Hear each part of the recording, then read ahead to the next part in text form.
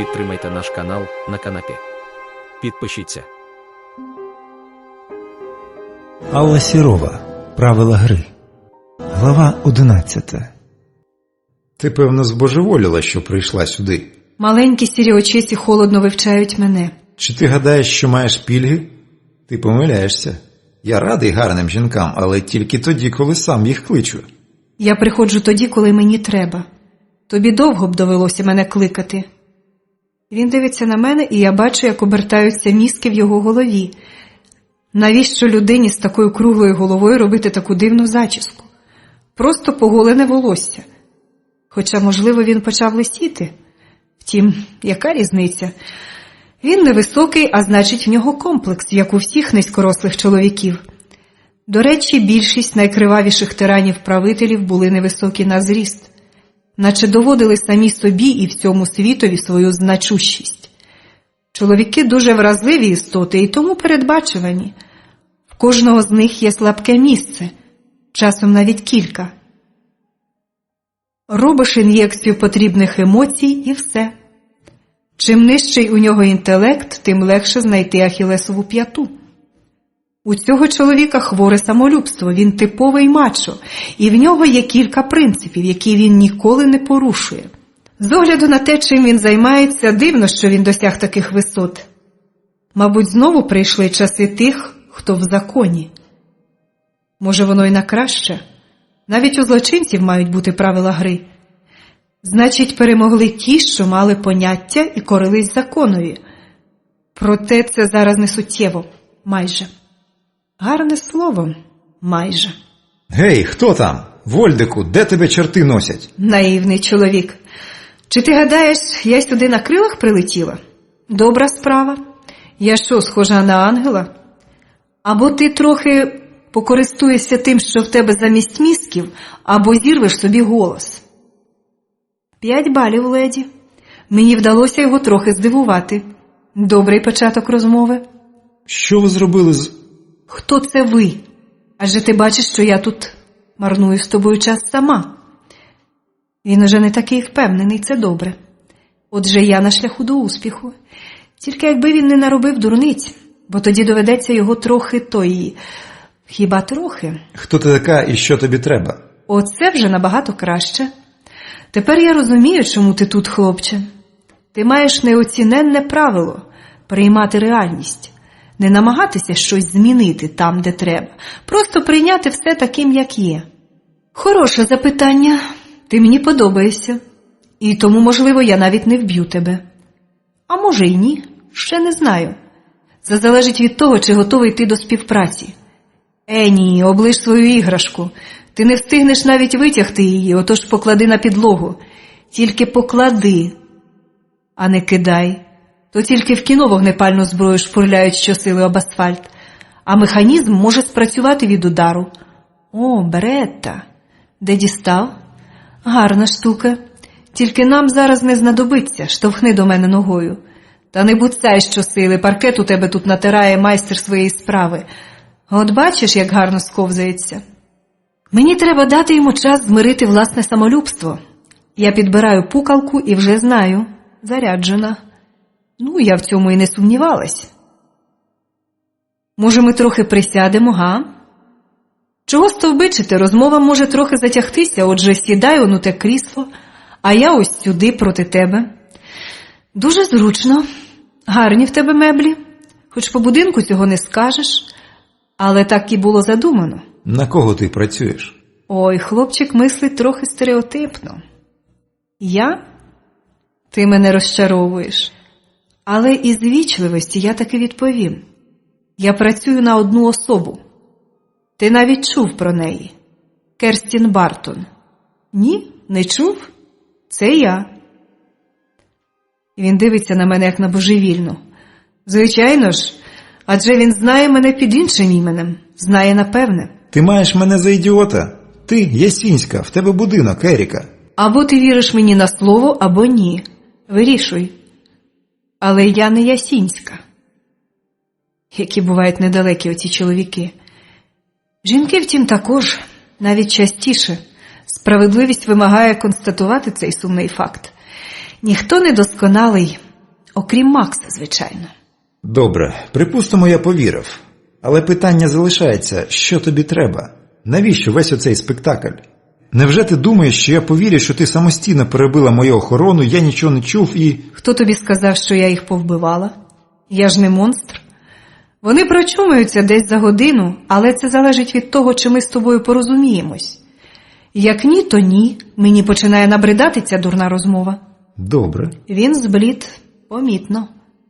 Ну, нарешті щось до нього дійшло. Кажи, що ти від мене хочеш? Я поставлю тобі кілька питань. Якщо будеш зі мною відвертим, все буде навіть непогано. Ніхто не дізнається про те, що тут сталося. Якщо ні, то ні. А як ти знатимеш, що я кажу правду? От дивак, таке питає. Якщо ти мені збрешеш, я повернуся, ти розумієш? Так, він не дурний. Дурні в його бізнесі помирають раніше. І він розуміє, що я дістану його так само, як і зараз. Тільки тоді розмова буде більш неприємна. Єдине, що не дасть йому спати, це те, що я жінка. Тобто, за його поняттями, істота незрівнянно нижча за нього самого. Я з цим категорично не згодна. Добре, став питання. Маю надію, ти знаєш, що робиш. Чи знаю я, що ти така персона, з тобою так не можна, і що ти мені зробиш, коли... Так, я здогадуюсь, але ти занадто поспішаєш з висновками. Отож не марнуймо часу на такі розмови. Ти про це подумаєш потім. Перше запитання. Твої хлопці взяли під дах Еріку на початку її відкриття? І так, і ні. Будь ласка, подробиці. Він мене починає втомлювати. Добре, хоч нічим від нього не тхне і в кімнаті чисто. Ми спробували, але був в мене чоловік з СБ. Сказав, що не варто загалом. Ні, я не знаю, що за тип. Просто показав посвідчення на ім'я якогось Вишневського. Вишневецького. Може й таке, я вже не пам'ятаю. Але зв'язуватись з хлопцями з СБ, я подумав і вирішив, що то ще не всі гроші. Якби комусь із своїх, то дідько лисого я б погодився, але... Та нащо ти питаєш? Це ж твій шматок. Я тобі вже казала, я не та, що ти думаєш. Ну, добре. Тоді як пояснити, що 6 цих хлопців отримували платню в Еріці? Ось, прошу, список. Всі вони на цей час вже мертві. Так хто про них потурбувався? Чи не ти? Він уважно читає список. Мабуть, якби хто подивився на нас збоку, то вирішив би, що розмовляють колеги по бізнесу. Так воно, мабуть, і є. Я пам'ятаю цих хлопців, але я вперше чую, що вони там отримували шматок. Шкода, що жодного з них я не можу попитати, але б запитав. О, він мені подобається. Я впевнена, що він теж вміє ставити питання. Я теж. Тепер таке. В тебе тут легальний бізнес, але ти заправляєш місцевим синдикатом. Наскільки я знаю, синдикат створили 3 роки тому, на зразок тих, що в кіно показують. Тобі дістався цей шматок. Згідно вашого статуту, тільки схід таких самих персон, як ти, може позбавити тебе повноважень, тобто спустити. Ні, не кидайся, я кажу не опустити, а спустити. Саме цей термін використовували гангстери за океаном. Дарую ідею. Та чи всі згодні з таким станом справ? Звісно, ні. Я бачу, ти добряче попрацювала. Тож немає чого напускати туману. Звичайно, не всі згодні, але їм доводиться коритися. Наприклад, азербайджанці. Вони мусульмани і ніякі докази на користь вигоди нашої домовленості не примусили б їх об'єднатися. Та їм довелося. Згадай, 3 роки тому хтось знищив кілька їх сімей. Ті, що лишились, розійшлись по різних групах. Але до чого це ти питаєш? Отож, без твого благословення на твоїй території нічого не робиться. Нічого значного. Ні, він має сидіти на своєму місці. Він розумний чоловік, хоча, звичайно, негідник рідкісний. Але одне іншому не заважає. Я все зараз поясню. Ось поглянь на ці фото. Це твої люди? Він вдивляється в знімки. Обличчя його спокійне, але я знаю, він здивований і вражений. Він також не любить збочинців. Ти знаєш, коли ти вдерлась сюди, я вирішив, що знайду тебе потім і вся твоя крутизна тобі не допоможе. Але тепер я вдячний тобі. Скільки ти хочеш за ці знімки? Ніскільки. Я тобі їх дарую. Мені вони ні до чого. Я прийшла запитати про інше. Чому твої люди намагаються мене вбити? Ось уже 4 рази я маю одну роботу – прибирати сміття. Отож, засіб, питання. Хто тобі за це платить? Питання ясне? Його відповідь яскраво проступила на його круглому пещеному обличчі. Ні, він нічого не знав. Шкода. Я вже думав, мене ніщо не дивує, але тобі це вдалося сьогодні. Ти одружена? А що, хлопче, схоже на те? До чого тут мій сімейний стан? Хочеш, давай спробуємо налагодити стосунки. Чорт, ти мені подобаєшся. Хто ти така? Ти працюєш на Інтерпол? Тут не ти питаєш. Але ти вже знаєш відповідь. Мою відповідь. А я можу допомогти тобі дізнатись. Він думає, що я не зможу сама. Можеш, то допоможи. Я пересплю з тобою, якщо це для тебе важливо, але якщо тільки відповідь буде в мене найближчими годинами. Він розкотисто регочеться. Що я сказала смішного? Не знаю навіть, що принизливіше для чоловіка. Твої дивовижні навички чи твої слова. Ти кинеш мені своє тіло, як собаці кістку, так? А потім вб'єш мене, тільки на тобі щось не сподобається. І це при тому, що я, м'яко кажучи, не якийсь там. Ну, ти розумієш. Але мені не треба платити, я не повія. Як ні, то ні, але нащо ж так? О, вразлива душа. За маскою бандита і вбивці таїться ніжний романтик? Неправдоподібно. Досить ламати комедію. Його очі знов холодно зблиснули. Він розуміє, що йому не вдалась його гра. А ти не дурна, Керстін Бартон. Але допомагати я тобі не буду. І знаєш чому? Я тобі скажу. Тому що ти шпигунка. Я зрозумів. Я багато що можу зробити. Я далеко не святий. Хлопче, це дуже м'яко сказано. Але допомагати шпигунці – ні. Можеш мене одразу вбити. Я тепер розумію, чому в нас не було шансів. Вас же там навчають цим речам. Ти дурень. Ніяка я не шпигунка. Господи, яка дурна розмова, а час же йде. Тоді як ти все поясниш? Ніяк, навіть не збираюсь. То ти допоможеш мені? Як ні, я й сама знайду потрібне. Хто оце на знімку? Оцей з довгим носом. Принаймні це ти можеш мені сказати? Це я тобі скажу, навіть із задоволенням. Цей покидьок, Омар, колись був у бригаді Рагіма. Зараз він займається дівчатами. Дивно, як це ніхто досі не помітив його уподобань. Я подбаю про нього, не переймайся. Скажи, він мав стосунок до оборудок Богулевського? Хто допоміг Юлії отримати кредит? Ти маєш на увазі оту історію з дівчатками? Ні, я не мав до цього стосунку. Тоді ж ще точилися розбірки, і кожен тяг все на себе. Я чув щось, але сам не був у справі. Під дах загнати не довелося, то я вже й не цікавився. Але ходили чутки, що до того було причетне СБ. Хтось там у них мав якийсь інтерес і в Ереці, і в Галатеї. Ну, звичайно, все сходиться. Операцію готували давно. Двійника для Керстін підбирали ще в першому році, ясно з фото. Ось чому Юлію витягли на світ. Дали кредит, дозволили працювати, оберігали, а коли її компаньйон загрузений приємних речах, прибрали і його, і всіх, хто мав до цього стосунок. Але це має бути хтось страшенно могутній. Аж настільки, що зміг провернути таке непомітно і безболісно. Чиста робота. Але навіщо? Хто така Керстін? Світом правлять гроші і кохання, це дає владу. Я з'ясую. Я знайду того, в кого є відповіді. Слухай, красуне, може ти розкажеш мені? Цього ще бракувало. Я ще не збожеволіла. Ні, справді, адже нам нема чого ділити. Я б міг тобі допомогти, чом би ні. Мені стало цікаво. З цікавості кішка здохла, знаєш? Історія надто небезпечна і абсолютно неймовірна, аби виставляти її на суд слухачів. Тому не питай. Що вирішив? Ти ж розумієш, що так справи не робляться. Але в мене давно вже зуб не тих неповноцінних чорних. Вони страшенно дурнуваті. І поняття в них дикі. Їм місто там, звідки вони поналазили. А якщо вже приїхали сюди, то... А вони сюди привезли свої правила і почали нас учити жити. Мені буде приємно трохи їх притиснути, а оці фото просто блиск. Вони ж скрізь кричать, що тільки серед них справжні мужики. Ну от, весело буде. Мені потрібен Омар. Зараз потрібен. Зараз не вийде. Увечері. Ну чого ти? Я даю тобі слово, гадом буду. Хочеш чогось з'їсти? Я планую дещо підготувати. Я на один чекав нагоди притиснути азиків. Знаєш, грузини нічого, пристойні люди, вірмени теж можна терпіти, домовитись, а ці мусульмани одним словом. Але ж вони Коран свій не знають, так, тільки аби назватись.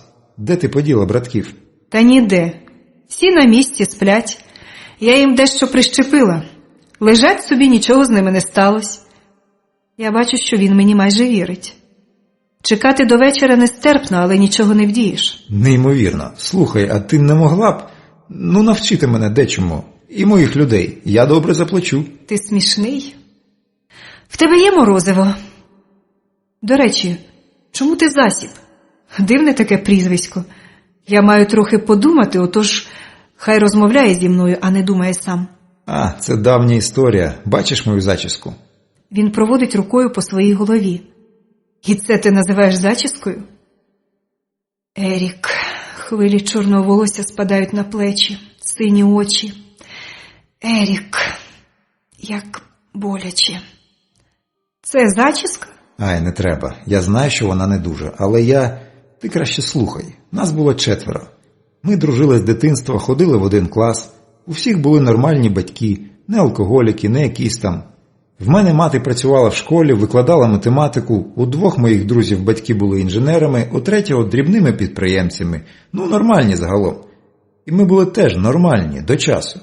Поки не стали розуміти, що те, про що нам кажуть батьки, добре, чесно жити, трудитися. Але в нашій державі це означало бути жебраками.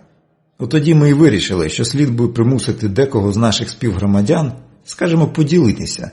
Ми були молоді, всього хотілося, а тягти з батьків совість не дозволяла. А стрижку таку зробили в той день, коли взяли першого клієнта. Потім більше. Правда, на цей час з нас 4 залишився один я. Шкода. Зачіска як пам'ять. І прізвисько. Я розробляв план, знаходив засіб. Стратегія там, тощо. От і нарекли так. Ніж розітнув повітря там, де щойно була моя голова. Дурень, хто ж кидає ніж у голову? Де гарантія, що попадеш в око? Я можу попасти, а ось ти ні. Пусти! Як голосок захрип. Що, не подобається, коли горло коліном тиснуть? Якби ти не був мені потрібен, то був би вже трупом. От йолоп. Я подумаю. Бачиш, засіб, ти мені не так уже й потрібен. От я й думаю, може краще перерізати тобі горлянку та й по всьому? Слово твоє нічого не варте, бачиш? Я буду тобі винен, розумієш? Якщо ти мене відпустиш, я буду тобі винен. А борги я віддаю завжди. Оце вже трохи схоже на правду, а то слово даю. Ні, я на голівудські штучки не ведусь. Я підводжуся і подаю йому руку. Він теж зводиться. Ми стоїмо і дивимося одне на одного. Лише тепер я знаю, що він зробить те, що мені треба. Я чомусь знаю це. Я давно помітила, що можу прогнозувати поведінку інших людей. І завжди знаю, коли мені їздять по вухах. Але про це не обов'язково знати іншим. Чим більшою нікчемою здаєшся ти супротивникам, тим простіше з ними впоратись. Від жінки тим більше досить невиразно і ніхто не чекає небезпеки. Дуже небезпечна ілюзія, багатьом життя коштувала. Чорт, якщо кому розкажу, мені не повірять. Він розтирає горло. Ти знаєш, мені навіть не соромно. Аж тепер до тебе почало доходити. Так, твоя правда. Ходімо, пригощу тебе морозивом. В холодильнику є. До речі, як ти зняла охорону? Я маю знати, де слабке місце. Резонно, але нереально. Бачиш оцю іграшку? Вона стріляє ампулками зі снодійним або з отрутою. Краще не питай, де я взяла. А взяла я цю корисну штуку. Вам теж не треба знати, професійна таємниця. Продаси мені. Він захоплено торкається до зброї. А хочеш, махнемося? Тобі ж берета сподобалась? І візьмеш так, але потім, пізніше. Я знову твій боржник. Твої манери значно покращились. Ти у в'язниці не сидів? Минули часи, коли авторитет треба було здобувати кількістю відсидок. Розумний той, хто робить справу і не попадається. Якщо попався, значить дурень і керувати не можеш. Так, це нове покоління злодіїв. Так було і в Америці 100 років тому. Еволюцію обдурити неможливо, як і закони розвитку суспільства. Природа не любить штучного. В тебе чисто. Мені подобається. Не люблю бруду. Ти теж? Так. Може, розповіси свою неймовірну історію? Час іще є. Так, час іще є. Чому б і не розповісти? Ми з ним одної крові. Він зрозуміє все швидше, ніж інші. І він не гнилий чоловік, щоб там не було. В нього є правила гри. Він їх дотримується. Просто він зробив свій вибір. Як на мій погляд, не дуже вдалий, але це був його вибір. Хай там як важко жити в цій країні, але якщо людина може зробити вибір, навіть такий, то все інше з часом налагодиться. Слід лише почитати історію. Розвиток суспільства йде теж по правилам. Можна штучно створити якісь інші умови, але все одно. Прийде час і закони розвитку візьмуть своє. І суспільство опиниться там, де перервали природний хід подій, а всі інші будуть далеко попереду. Але в цьому є й позитивний бік. Можна уникнути багатьох помилок, якщо вчитися на прикладі інших. То тільки дурні набивають синці на власних помилках. Розумні вчаться на помилках чужих. Правда, поки що непомітно розуму в цій розореній країні. Але є надія. Це найнеймовірніша історія, що я коли-небудь чув. Ти, звичайно, могла все вигадати, але я тобі чомусь вірю. І справді допоможу тобі. Сучі сини, треба ж таке вигадати. Жодна людина не заслуговує такого. Якщо це можна припинити, то я хочу докласти до цього рук. Адже таку річ можуть зробити тепер з ким завгодно. І все шито-крито. Мабуть, ти в них правила за дослідний зразок. У мене є зв'язки, я розпитаю, хто в СБ був до цього причетний. Отже ж, суки, зубами б таких рвав. Для них що люди, що ото пацюки, все одно. Ти так обурюєшся, наче для тебе інакше. Інакше. Він ображено набичився. Я розумію, я злочинець, негідник і таке подібне. Це в очах так званих чесних громадян. Але хто в нас зараз чесний? Хтось краде з заводу заліза, хтось тягне з чужих городів картоплю, хтось збуває отруту під виглядом горілки, хтось махлює з податками. Всі щось таке роблять, бо інакше в нас не виживеш. Нас держава всіх поробила злочинцями. Ти скажеш, не всі так. А ті, хто не так, сидять голодні. Але я не порпуюсь у людей в голові, не ставлю над людьми дослідів. Я можу покалічити, навіть вбити, але на душу я не засіхаю. Розумієш, про що я? В світ злочинності прийшла освічена монархія. Не іронізуй над цим. Уперше за довгі роки я говорю з кимось так. Сам не знаю, чому. Мабуть, кожному потрібно для душі мати когось. Я нікому не довіряю настільки. З тих самих пір, як закинув останній мій друг Карен. Я залишився сам. Останній з 4. А тепер ти.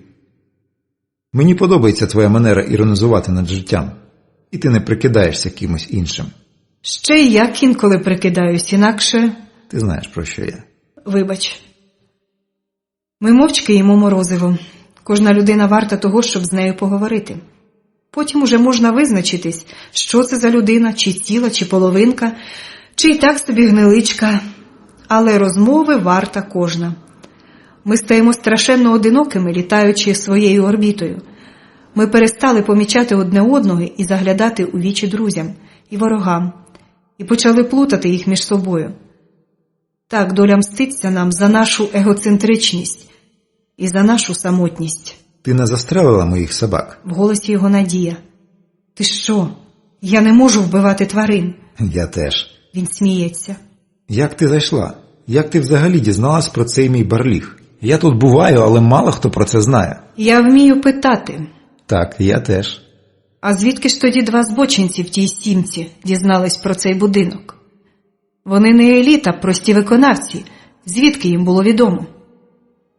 Мені здається, в тебе неприємності. Про що ти кажеш? Він добре реагує миттєво. Я викладаю йому свою версію. З кожним моїм словом він все більше похмурніє.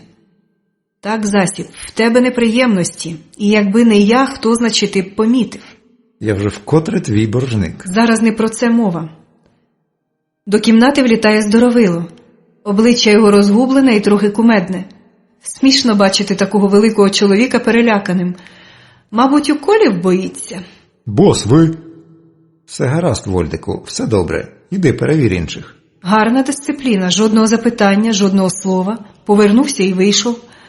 Може, їм вдасться уникнути неприємностей. Хто має інформацію, має світ у кишені. Слухай, Керстін, мені зараз треба трохи поспілкуватись з друзями. Ти можеш відпочити тут? До вечора ще є час.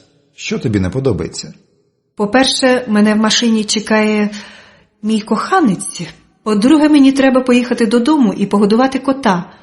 Або зателефонувати подрузі, аби вона про нього подбала. Чого зуби продаєш? Що я смішного сказала? Він регочеться, аж падає. Дивний чоловік. Я не сказала нічого смішного. Ні, це не перевершено. Тільки жінка може втнути отаке. Він витирає сльози.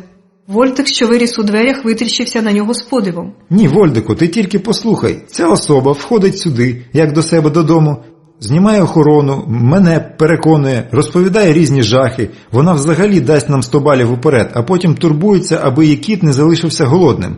Тільки жінка здатна на таке. Не розумію, бос. Може, кіт голодний. В мене теж є кіт. Так якщо його не погодувати вчасно, він страшенно ображається. Тут нема нічого такого. Ні, просто в тебе нема почуття гумору. Засіб вже пересміявся. Ще один котолюб. Що, хлопці? Нормально, тільки мінералку хлещуть. Хай будуть насторожі, бо комусь може прийти думка повторити трюк цієї кралі. Сьогодні будемо розважатися, хай всі налагодять зброю. Перевір сам. Добре, бос. А що робити з красунчиком, що тільки но спіймали, ошивався тут? Давай сюди. Я вже знаю, про кого мова. От не послухав мене, не сидів у машині. Тож і дістав прочуханки. До кімнати вводять Ігоря. Ні, за нього ще не встигли взятись як слід. Люба, з тобою все гаразд? Так, ти знов мене не послухав. Я просто потерпав, як ти тут. Я не витримав. Тепер уже сміються всі. Бідний Ігор, як це повинно ранити його самолюбство? Нічого, наступного разу, перш ніж щось зробити, подумає. Ти зараз їдь додому і нагодуй Макса. Потім збереш мої речі, зараз напишу список, і одвезеш на оцю адресу.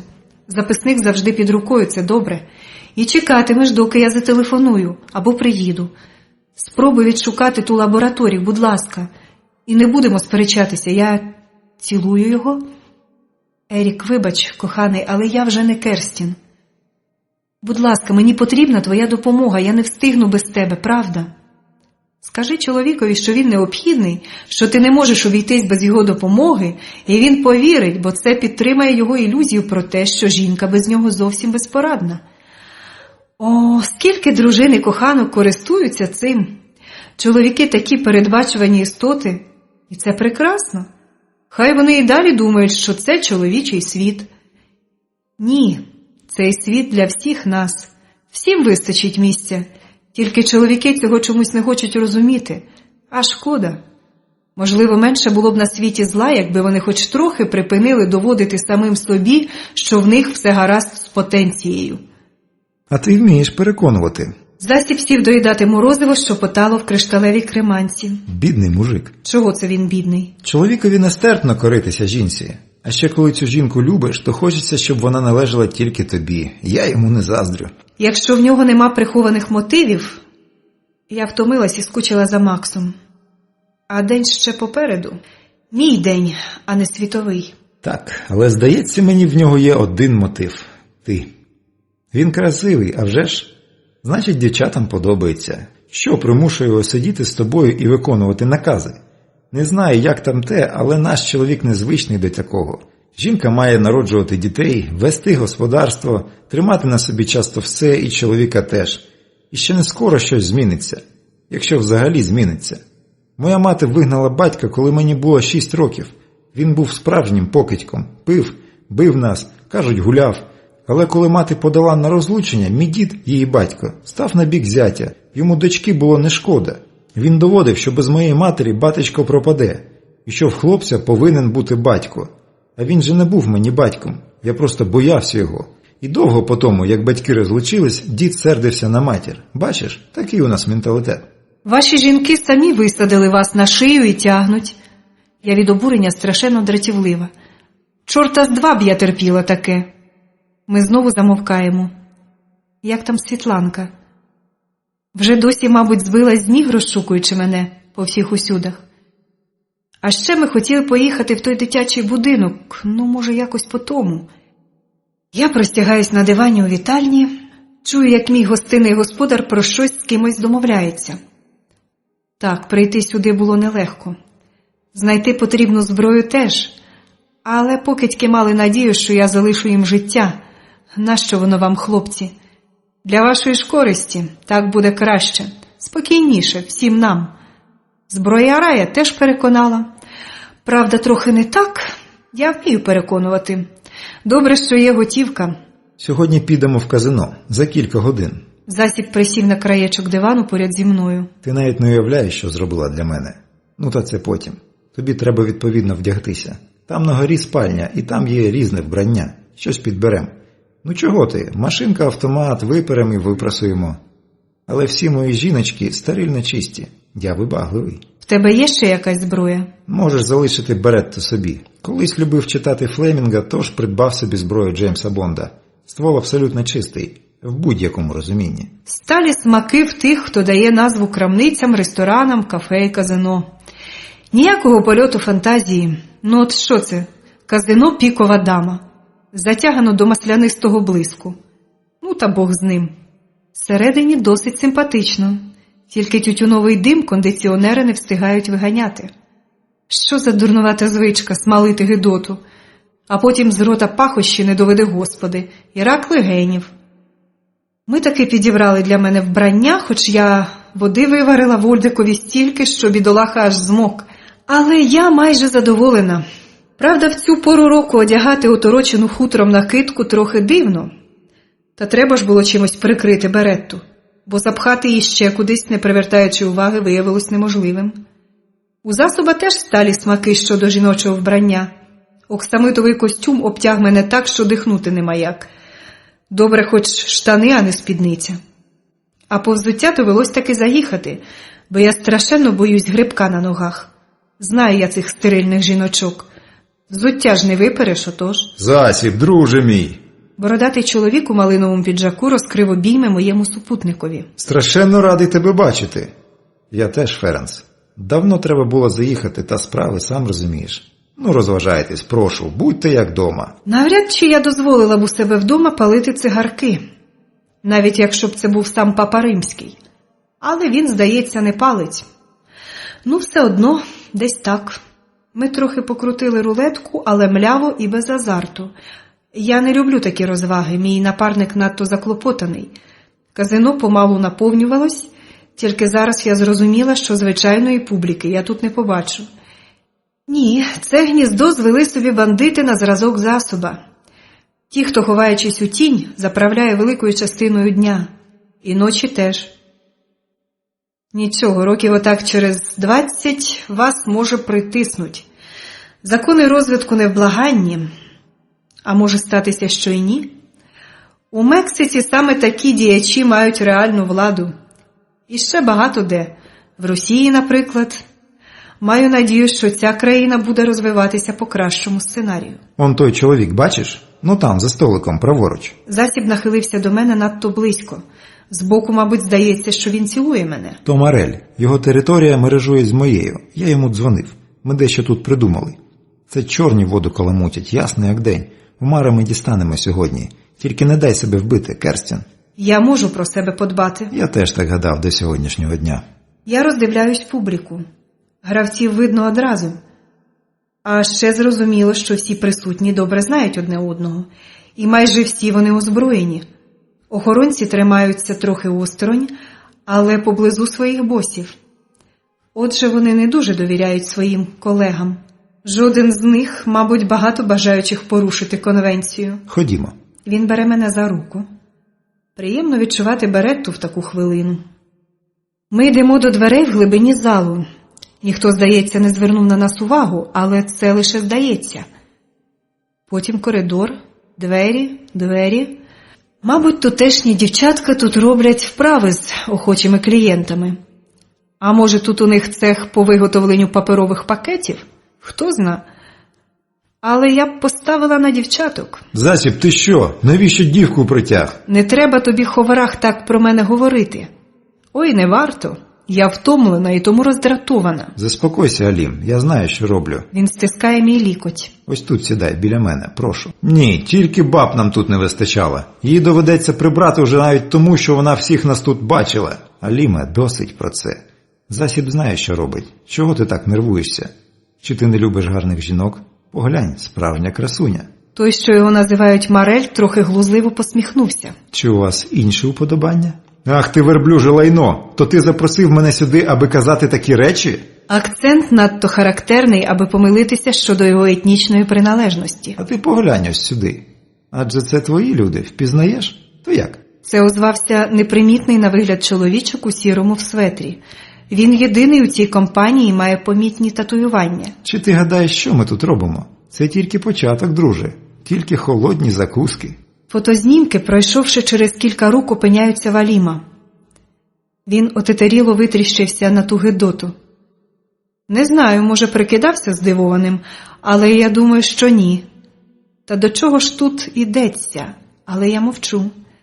Тут свої правила гри. Поки що я погляну, як справа повернеться. А взагалі я хочу додому. Лягти на ліжко, поверх пухнастого покривала, гладити Макса і ні про що не думати. Мене вже обтяжують мої пригоди, я втомилась. Це неможливо. Омар, і де хто ще? Омар, мій небіж, син моєї сестри. Де це взяли? Це справжній, не монтаж? Ні, Аліме, не монтаж. Ні, Аліме, не монтаж. Я перевіряв. Особисто. Чоловік у сірому светрі користується тут неабиякою повагою. Слід мати це на увазі. Але не тільки це. Гура, будь ласка, поясни йому. Дівчина трохи поспішає. Добре, друже Засіб. Перейдемо до справи. Маєш рацію. Невічливо примушувати чекати гостю. Бачиш, Аліме, ця дівчина моя гостя. А ти так на неї напусівся, що ми не встигли тобі нічого пояснити. Лагідний голос, приватний. Неправдоподібно. Це небезпечний чоловік. Його краще не робити своїм ворогом, корисніше для здоров'я. Отже, друже Аліме, ти підписав договір, як і всі ми. Нам набридло бути в стані війни. Нам це невигідно. І суспільна думка, і поліція. Ну, всі про це знають. І ти теж. До чого ти ведеш, Гура? Я дотримуюсь свого слова. Ой, я йому не вірю. Можливо. А як ти поясниш, що на чужій території твої люди брали замовлення на роботу? Як ти поясниш, що твої люди слідкували за всіма нами, збираючи інформацію про кожного? Поясни, друже. Інакше ми спробуємо самі знайти відповіді на свої запитання. Спокійна, доброзичлива манера говорити в цього чоловіка впливає надто сильно. Здається, було б краще, якби він кричав, обурювався, але ні. Допитуваний зблід. Звичайно, настільки, наскільки це дозволила йому його природна смаглявість. Так, вони жорстко карають відступників. Так і треба. Це жорстокий світ. Але без правил він перетвориться на хаос. Я не знав про це. Найгірша річ, яку ти міг дозволити собі сказати. Не знав? Аліме, ти доводив, що можеш тримати в руках той набрід, що в твоїй бригаді. А тепер ти кажеш, що не знав? І як таке могло статися? Гура, це все брехня. Хто вам розповів такі речі? Ні, хлопче, тобі кінець. Це не брехня. Все перевірено. Ви що ж, хлопці, думали, що можете непомітно прибрати всіх нас і забрати все собі? Ні. Тут ми встановлюємо правила. А ви тут просто гості. Стане тут сутужно, поїдете звідси, як поїхали зі своєї землі. Ви набрід. І тепер ми знаємо, що ви щури. Своїх продали. Хто вам заплатив за роботу? Ти скажеш зараз, чи мене доведеться покликати валета? Я правда не знаю. Мабуть, знають ті, хто робив ці речі. Треба в них запитати. Я й сам послухаю. Шакали. Питати будеш не ти. Чути, як б'є крилами нічний метелик. Але відповідь буде сьогодні. Вже за годину. Чоловік у светрі не бачить, що робить Алім. А я зі свого місця бачу. Ні, хлопче, я кидаю ніж краще за тебе. Його крик розітхнув тишу. Всі посхоплювались з місць. Якби я не проштрикнула його, він би не схибив. А зараз чоловік у сірому розглядає рукав, що швидко міняє колір. Ще трохи і в серце. Я твій боржник, дівчина. Нічого особливого. Я виймаю ножа з тіла Аліма. Він, до речі, живий. Можна привести до тями і допитати. Це буде зроблено. Ти зараз відпочивай. Тільки будь тут, нікуди не їдь. Не дуже безпечно для тебе. Тільки не кажи, що сама про себе подбаєш. Іноді про жінку має дбати чоловік. Якщо це якось вас потішить. Засіб, будь ласка, влаштуй дівчину зручніше. Вона моя гостя. Я встаю зі стільця, хочу додому, до Макса. Хочу в тишу своєї квартири, мені тут все чуже, Господи. Я зараз розплачусь. Прямо тут, перед усіма. Ні, не можна. Треба тримати себе в руках. От тільки голова болить нестерпно. Ти розслабся отут. Засіб привів мене у затишну кімнату. Це не з тих, що здаються з дівчатками. Ти погано почуваєшся? Я можу покликати лікаря, він, мабуть, вже скінчив латати гуру. А хто він, цей Гура? Він тут бос. Над нами усіма. Хтось же має бути на цьому місці. А Гура найкращий в цьому ділі. Його поважають скрізь, розумієш? Скрізь. Він вирішує і ніхто не скаржиться. То як, прислати лікаря? Ні, тут нічим він мені не зарадить. Я засну трохи. Принеси мені щось поїсти, бо я зранку нічого. Тільки не жабі слимаків, а якийсь салатик, суп або картопельки. Можна це тут? Я не встигаю договорити, як у двері в'їжджає офіціант.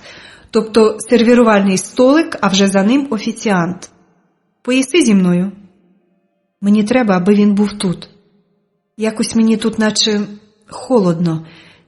Я так тужу за своїм гніздечком, за Максом, за всіма. Хоч хтось хай буде тут. Я так втомилась. Ти поплач, це нічого. Гура входить слідом за офіціантом. Я ж бачу, ти сльози ковтаєш. Сідайте, поїмо. Сідай, Засіб, нема чого церемонитись. Ми наливаємо собі супу. Смачно готують для короля. Так і треба. От тільки... чорт із ним. Не хочу думати про це. Їж, дівчинко, не отруєна. Мої очі зустрічаються з його. Ти стала нам у пригоді. А ще неймовірно, але я повірив твоїй історії. Отож перейдемо до справ. Умара найняв твій колишній менеджер, Вишневецький. Це тоді, у березні. Ти почала підозрювати, щось із тобою сталося. Ти почала питати, але не так, як зараз. А так, як спитала б кожна жінка. Ти почала цікавитись файлами, придбала комп'ютер. А от хто підіслав кулака іще двох, ти знаєш, про що я. Так от, їх прислав чоловік, якого вони не знали. Ніхто з нас його не знає. Все інше тебе не стосується. Можливо, якщо в тебе є підозрювані, ти можеш показати фото. Якщо Омару пізнає, то добре. Ми його ще тримаємо саме на цей випадок. В моїй сумці кілька знімків. Ось. Це він вбив стареньку, що свідчила про автопригоду? Так. Він бере знімки. Ти була страшенно гарна. Ні, ти і зараз гарна, але... І ти знайдеш їх. Я знаю, що знайдеш. Я знаю людей, бачив багато. Я, звичайно, не найкраща людина, але ти інша справа. Ти знайди їх, а вже потім можеш поплакати. Гей, хто там? Заберіть фото і покажіть тому шматку лайна. Хай гарненько подивиться збочинець. Ми їмо десерт. Я так хочу спати, що сил нема опиратися. У тебе є місце, де ти можеш сховатися на деякий час, в разі потреби? Так, мабуть, є. Чому він про це питає? Ось, візьми кілька адрес, прочитай і запам'ятай. А ще візьми оцю обручку, тільки не загуби. Це твоя перепустка. Розумієш, про що я? Всі наші знають цей знак. Звертайся до кожного, допоможуть, чим зможуть. Дякую. А в цього чоловіка є влада. Він впевнений у ній, на відміну від офіційних діячів. Шкода. Заходить офіціант, несе мої знімки. Бос, він нікого не впізнав. Тут нема того, хто замовив йому жінку. Але він бачив колись оцього типа, що в центрі. 5 років тому він приїздив до готелю «Київ» і саме Омар посилав йому дівчаток. І бачив, хто приходив до нього в номер. Це заступник Забуги, полковник Бойченко. Хто такий Забуга? Тодішній і теперішній голова СД в нашому районі. А це з біса великий район, ціла область. Отже, Бойченко. Той збочинець не плутає? Та ні, все сходиться. А саме 3-го року він і отримав свою теперішню посаду. Чи знає Забуга про таланти свого помічника? Я впевнений, що за тією давньою історією з вивезенням дівчат стояв саме Бойченко. А чому не Забуга? Дійсно, як можна стверджувати? Неможливо. Засіб, не буває такого, неможливо. Засіб має рацію. Гура пильно дивиться мені в очі. Бувають менти суки. Всі про це знаємо. Ми користуємося їх послугами, але не поважаємо. Такий в нас бізнес, що нам потрібні суки. Але Забуга ні. Він не продається, це знаю я. Це знає останній волоцюга. Повір, то чесний мент. Вредний, доскіпливий, але то його робота. Я його пам'ятаю, знав колись. Він вів мою справу. Ми обидва були тоді молоді. Я знаю, він і зараз такий самий принциповий. Живе на зарплату, їсть саму картоплю, але не продається. І не шкодує нікого, навіть своїх. Надто своїх, не дай Боже, щось дізнається. Тоді треба запитати того Бойченка. Я подбаю. Ні, дівчинко, ми подбаємо. В нас є на нього дещо. Він розколиться, я впевнений. Я б не була така впевнена. Як ви так швидко знайшли Омара? А, ось ти про що. Так засіб ще коли подзвонив. А це було просто. Офіційна процедура звільнення їх боса. Процедура проста, але треба було владнати формальності. Аби ніхто не сказав, що ми звели рахунки. А тепер все в ажурі. Ну чого тобі? Бос, Бойченка щойно застрелили. Снайпер зняв прямо перед його будинком. Розпитати встигли? Ні, тільки збирались, чекали вдома. Негайно хай забирається звідти. Вже зроблено. Суки, знати б, хто орудує, то... Я розумію, що було б то. Нічого, ми ще спробуємо. Я твій боржник. Ні, ти мені нічого не винен. Я десь так і передбачувала. Полечу до Франції, там закінчу роботу. Тобі потрібні гроші. В мене є у сейфі. І кілька кредитних карток. Навряд чи я зможу тут з усього цього скористатися, мабуть, мене пастимуть. Ти можеш не дістатись туди, і банкомати не скрізь є. Він знов кличе офіціанта. Він, мабуть, такий офіціант, як я, мати Тереза. Принеси мені з каси 30, ні, 40 штук, швидко. Гура, мені не треба стільки. Бери скільки треба. Скажеш, на коли тобі потрібен квиток, тобі привезуть. Обручку не загуби, там теж є кому її показати. Ну чого дивишся? Можу я раз в житті зробити щось хороше. Тільки не смійся так голосно, ти надто цинічна, мені трохи шкода тебе. Я напишу розписку і поверну. Або зробимо так. Я тобі випишу чек, подзвоню управляючому банком. Його долоня накрила мою. Ну що? Не треба, це дрібниці. До речі, це гроші з Алімової каси, отож бери. Не забудь, що я тобі сказав. І повертайся. Я пригощу тебе ще чимось. Я повернусь. У мене тут багато справ. Ерік, не знаю, коханий, чи потрібна я тобі така. Я ж не знаю, якою була з тобою. Я зводжуся з дивана, засіб теж. А куля вже летіла. Летіла до мене, аби я приголубила її власним серцем. Але впіймав її засіб. Снайпер не зробив поправку на товсте скло вікон, тому засіб ще живий. Ми мчимо темними вулицями, я тримаю його голову в себе на колінах. З неї струмком тече кров. Засіб ще нижчий за мене. Ось лікарня, знайомий коридор, здивовані очі Віталія і сполотніле світланчине личко. Дуже шкода, любонько, переривати ваші вправи, але швидше, лікарю, тут важко поранений. Він вибігає з кабінету. Засіб лежить на каталці. Гура і Вольдик поряд. Це ж через мене він помирає. Це мою кулю впіймав. Віталію, врятуй його, тільки врятуй. Так, як врятував мене. Він відстороняє мене і схиляється над пораненим. Що він каже? Що вже пізно? Ні-ні, це ж через мене, Господи. Ну чому так? Що я такого вчинила, аби мене так карати? Темна вода зімкнулась над моєю головою. Глава 12. Керстін, любонько, не торкай револьвер, він заряджений. Мамине обличчя трохи стурбоване. Не розумію, чому. Адже мені вже 9 років, і я розуміюся на зброї. Звичайно, револьвер заряджений, інакше на що б я його брала? Можливо, тато подарує мені нарешті власний на цей день народження. Але до нього майже півроку, отож... Мамо, я піду в тир. То скажи Пітерові, хай дасть тобі один з тамтешніх стволів. Ні, мама не розуміє. Це якби татко, але його зараз нема. В нього завдання. І він тепер рідко буває на завданнях. Хіба що стається щось надто страшне і майже непоправне. А вже вдвох із мамою вони ніколи не йдуть працювати. Хтось має подбати про мене, якщо... Я не хочу навіть думати про те, якщо... Цього не може статися. Мама і тато житимуть вічно. Вони повбивають всіх ворогів і зрадників і будуть зі мною завжди. Мамо, той Пітерів ствол спочатку треба буде пристріляти, а цей я вчора вже пристріляла. Ну, коли ти була в лікаря? Чорт, я таки вибовкала. Недарма казав мені Стен, що найліпший ворог жінки – її язик. А жінка-агент має стежити за собою вдвічі пильніше. Добре, візьми. Ти жахлива дитина, але спершу я хотіла б з тобою поговорити. О, знов починається, знов та сама байка про те, що я маю вчитися в звичайній школі разом з нормальними дітьми. Мамо, ну може потім, я поспішаю в тир. Ні, туди ти встигнеш, Пітер там цілодобово. Вона бере мене за руку і всаджує поряд із собою. Керстін, я турбуюсь. Зрозумій, тут не місце для дівчинки твого віку. Тобі потрібні подруги, ти маєш спілкуватися з дітьми, а не гасати з тиру до спортзалу, переймаючи все підряд від наших інструкторів. Це не дуже добре. Мамо, я ж була в школі цілих 2 дні, я туди більше не хочу. Вони там всі якісь схиблені. Мені з ними нудно, і на уроках нудно. Я вже давно знаю те, що вони там вчать. Я не хочу, я піду в тир.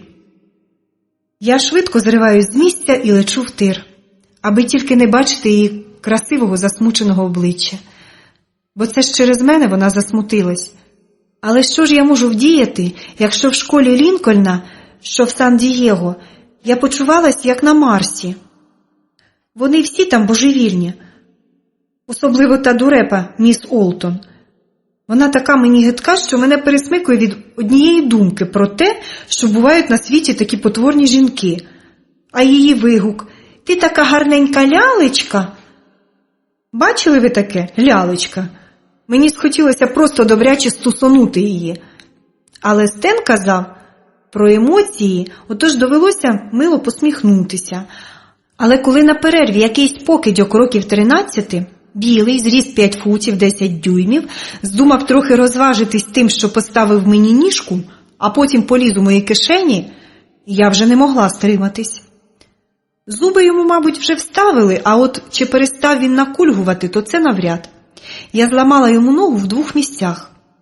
Ох, і репетував же він, а мене тягали до психолога, і цей йолоп доводив мені на повному серйозі, що я мала дозволити почистити свої кишені, а насильство недопустиме, навіть якщо б мене вбивали. Я б мала дочекатися поліції, ну і таке інше. Я зрозуміла, що з тими дикунами співіснувати не зможу, і більше не пішла в школу. Та мене й не примушували. За мене вступився дядько Макс. Ні, це для мене він був дядьком Максом. Всі інші називали його бос або шеф, як кому подобалось.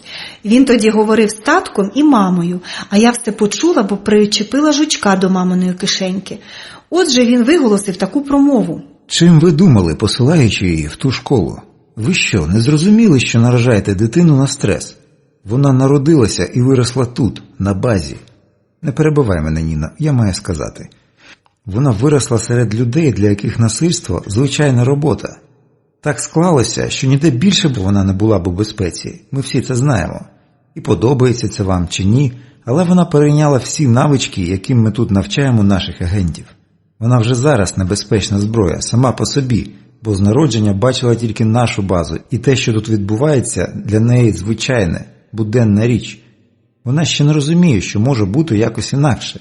Тільки коли вона стане старша, вона зможе зрозуміти. І в школі вона зреагувала так, як було для неї природньо. Вона перемогла ворога. І те, що їй там наговорили в школі, вона сприйняла як щось дивне і неприродне. Тож краще дайте їй спокій, з часом все стане на місця. А поки що вона надто мала, щоб розв'язувати такі питання. Але, бос, ви розумієте, ми хочемо, щоб в нашої дитини було нормальне життя. Бідна мама. А чому воно зараз ненормальне? Тут так цікаво, щоб вона жила серед звичайних людей. Ніно, ти говориш дурниці. Дядько Макс завжди мене захищає. Як ти це собі уявляєш? Вона ніколи не буде такою, як би ви хотіли. Середовище, в якому вона виросла, люди, з якими вона спілкується, все це зробило свою справу. В неї психологія досконалого агента, вже зараз. Також не треба забувати таку річ, як спадковість. Ти, Ніно, працювала на СБ в тій країні. Ти, Рон, 15 років працював на мене. Ви обоє одні з кращих. І коли ви зустрілися і вирішили об'єднати долі, то мали б подумати про ті нахили, що їх будуть мати ваші діти. І ви розумієте, що ніде, окрім цієї бази, ні ти, Ніно, ні ваша донька не були б у безпеці. Через вагомі причини. Не забувайте, кому ви наступили на хвіст в Єгипті під час вашого останнього спільного завдання. А дівчинка сама розбереться в усьому. Але пізніше. Але, бос, ми вже вирішили, що Ніна поїде звідси десь у невелике містечко, де ми... Рон, ти мелеш дурниці. Ніна не може поїхати звідси. По-перше, це небезпечно. По-друге, вона чудовий інструктор, нам ніким її замінити. По-третє, це засмутить Керстін. Невже ви не розумієте, що вона ніколи не стане гратися з ровесницями, бігати в кіно і на бейсбольні матчі? Вона надто інша, подобається це вам чи ні? Але... Рон, він має рацію. Звичайно, мам. Дядько Макс ніколи не помиляється. Інакше когось іншого тут називали б так от, бос або шеф, як кому до серця. І от тепер знову ця дурна розмова. Ні, я не хочу туди. Мені подобається ходити до Пітера в тир, до Стена на його курс диверсійної роботи, до Міцуко на її татамі. Міцуко гарна, страшенно гарна. Не так, як мама, але теж. І вона мене розуміє. І ще багато хто. Тільки мама з татком чомусь вирішили, що я будь-що маю жити там, де не можна самій захищатися. Там це злочин. Я цього не розумію. Мій світ зрозуміліший. Коли на тебе нападають, ти повинна захищатися. Адже іншого життя в тебе нема. Небезпека буває різна, отже не завжди треба вбивати противника. Іноді досить вивести його з ладу. Але це рідко. Агент має розумітися на таких тонкощах. А що тут розуміти? Якби на мене напав дорослий, я б його вбила. Підпустила б до себе поближче і... Є методи. Але то був просто хлопець. Він хотів нашкодити мені, але не вбити. І я його теж не вбила. Не було про що говорити. Це не дівчинка, а чудовисько. За такою янгольською зовнішністю така жорстокість. Це та потворна міс Олтон так верещала, дурепа. Ми живемо тут страшенно давно. Завжди. І оцей цегляний будинок з терасами по обидва боки, з галявинками перед вікнами, з гойдалкою і гіркою. Це єдиний будинок, що я називаю своїм домом. Тут в мене рожева спальня і кімната для занять, я вчу уроки. Але не дуже запопадливо. Тут мої ляльки і касети з фільмами. Тут готує борщ мама. Сюди повертаються з завдань вони з татом. Я не хочу іншого життя. Мені тут затишно. А револьвер мені таки подарували. Пітер приніс його саме в день народження, зранку. Невеличка іграшка 22-го калібру, крихітний кольт найновішої системи. Пітер замовив його для мене в свого приятеля, Ортіса. І на руків'ї сяють перламутрові черепашки. Гарно. В одної принцеси сьогодні день народження. Голос Пітера розбудив мене. Вставай приймати подарунки, бо мені вже треба бігти до тих косоруких дурнів, що тільки набої переводять. Ось поглянь, що для тебе приніс дядько Пітер. Я відкриваю коробку, і мій вереск почула мама знизу. Як я хотіла саме такий! Пітере, вона ще дитина. Невже мама не розуміє? Я не віддам свій ствол ні за що. Ат, Ніно, покинь. Вона добрий стрілець, набагато кращий, ніж більшість наших агентів. З днем народження, принцесо. Прийду до тебе ввечері. Пітер встиг першим. Мама бере до рук подарунок. Не заважкий? Ні, якраз. Пристріляю пізніше. З днем народження, доню. Мама цілує мене. Ось це від нас з татом. Я дивлюсь на столик в кутку кімнати. Мабуть, ні в кого не було стільки подарунків одразу. Тут і лялька в мій зріст, і купа книжок, і нові касети, і солодощі, і пакунки з одягом, і... Оце коробочка. Темно-синя оксамитова коробочка. А в ній золотий ланцюжок з медальйоном. Медальйон поблискує синіми камінцями. Гарна штучка. Подобається? Так. Страшенно красиво блискотить. Я виймаю прикрасу з коробочки. Це дуже давня річ. Вона належала ще моїй прапрабабусі. а потім передавалась в сім'ї старшій доньці в день її 10-ліття. Коли будеш виходити заміж, одягнеш його. Так заведено в нашій родині, там, де я колись жила. Я не хочу заміж. Серед квітів на лужку знайде перстень, наша люба Керстін, перстень на лужку. Мама завжди на ходу вигадує різні віршики, пісеньки і розважає мене, або дражнить, як от зараз. Я розумію мову, на якій вона співає. Я знаю цю мову так само давно, як і ту, на якій говорять тут всі інші. І тато теж. Знайде перстень. Дуже мені потрібно заміж. Сама куплю собі будь-який перстень, коли виросту. А тато не приїде? Ні, Люба, мама зітхає. Я знаю, що вона турбується. Я теж турбуюсь. Але десь там, в глибині душі. Мамо, чому дядько Макс сказав, що ти маєш жити тут? Тобі тут не подобається? Ти казала, що розповісти, коли я виросту. Ну от, я виросла. У мене вже є власна зброя і медальйон. Мама задумується. Я бачу, як думки спливають в її блакитні очі, і очі її трохи темніють. Вона в мене дуже гарна, це всі знають. Колись давно, ще до твого народження, я жила в великій країні. Ти знаєш, про що я. Там я працювала в такій самій організації, як наше ЦРУ. Але то було щось значно серйозніше. Невже КДБ? Мені Стен розповідав. Так, в одному з підрозділів, що займалися диверсіями, влаштовували фінансування терористів, навчання червоних бригад тощо. А з твоїм батьком ми зустрілися як супротивники. І я не змогла. Він не зміг. Ми покохали одне одного, і я вирішила порвати зі своїм минулим.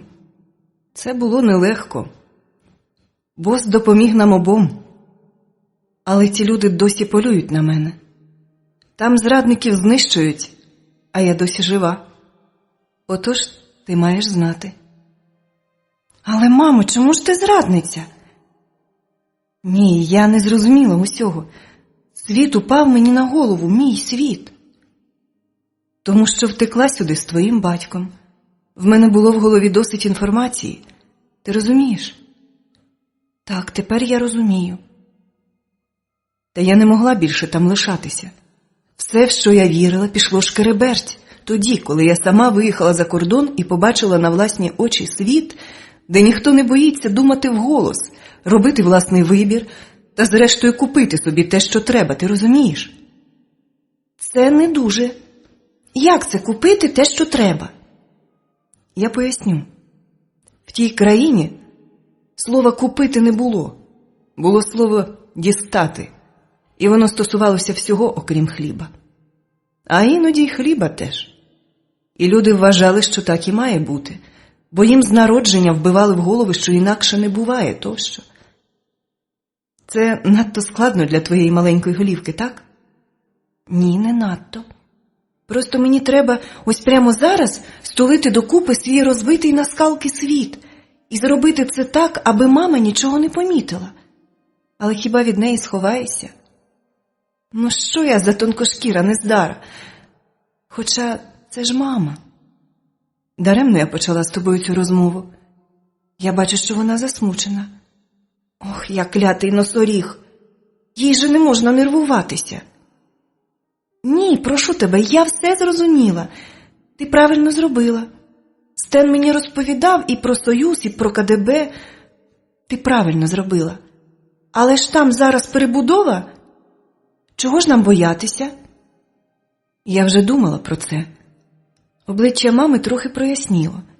І хоча в мене там нікого немає, але я б хотіла знову побачити село, куди мене возили до бабусі, хату під акацією, оточену калиною і буском, айстри. Там такі хмари, яких ніде нема більше. Білі-білі, як сніг, величезні пухкі замки. А небо там влітку яскраво блакитне і тремтить в мареві.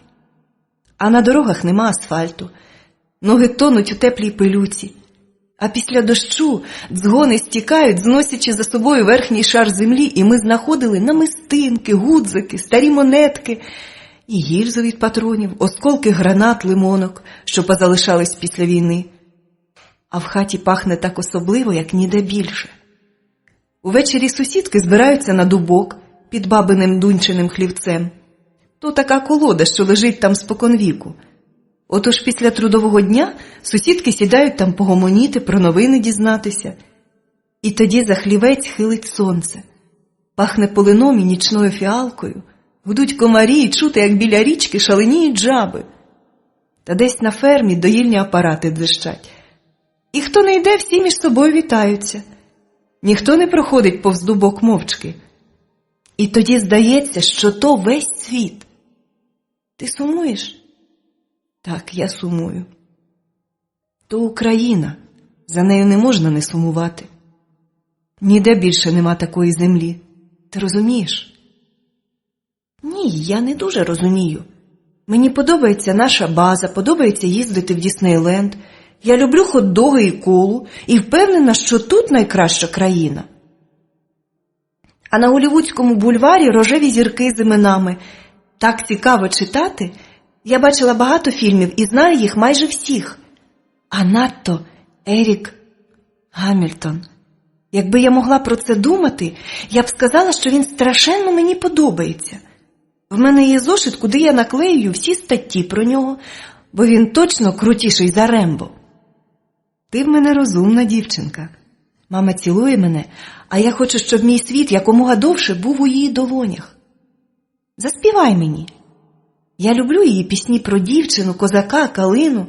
Вони якось дивно хвилюють мене, наче я вже десь чула їх. Наче сама бачила і тополю, і дівчину в червоному намисті. Козака несуть і коня ведуть. І мені робиться так тужно, наче я чую якусь біду.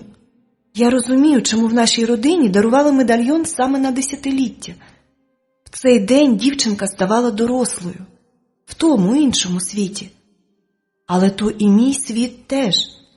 Через мамині розповіді і пісні, а більше по її смутку. Не знаю, чи сумуватиму я так за Голлівудським бульваром. Хто зна. А потім я стала зовсім доросла. Керстін, ти поїдеш зі мною? Допоможеш мені, потримаєш Стівена. Потім заїдемо до кафе, з'їмо тістечок, морозива. Це класно поїхати до міста, бо їхати від нашого дому далеченько, а там сходити в кафе, похизуватися перед дівчатками вбранням і власною персоною, хоч я її зовсім не знаю, але зате я знаю, що гарненька. А вони всі потвори, і мама в мене красива. І Стівен, хоч йому трохи більше року. Народився він за тиждень після того, як мені подарували медальйон.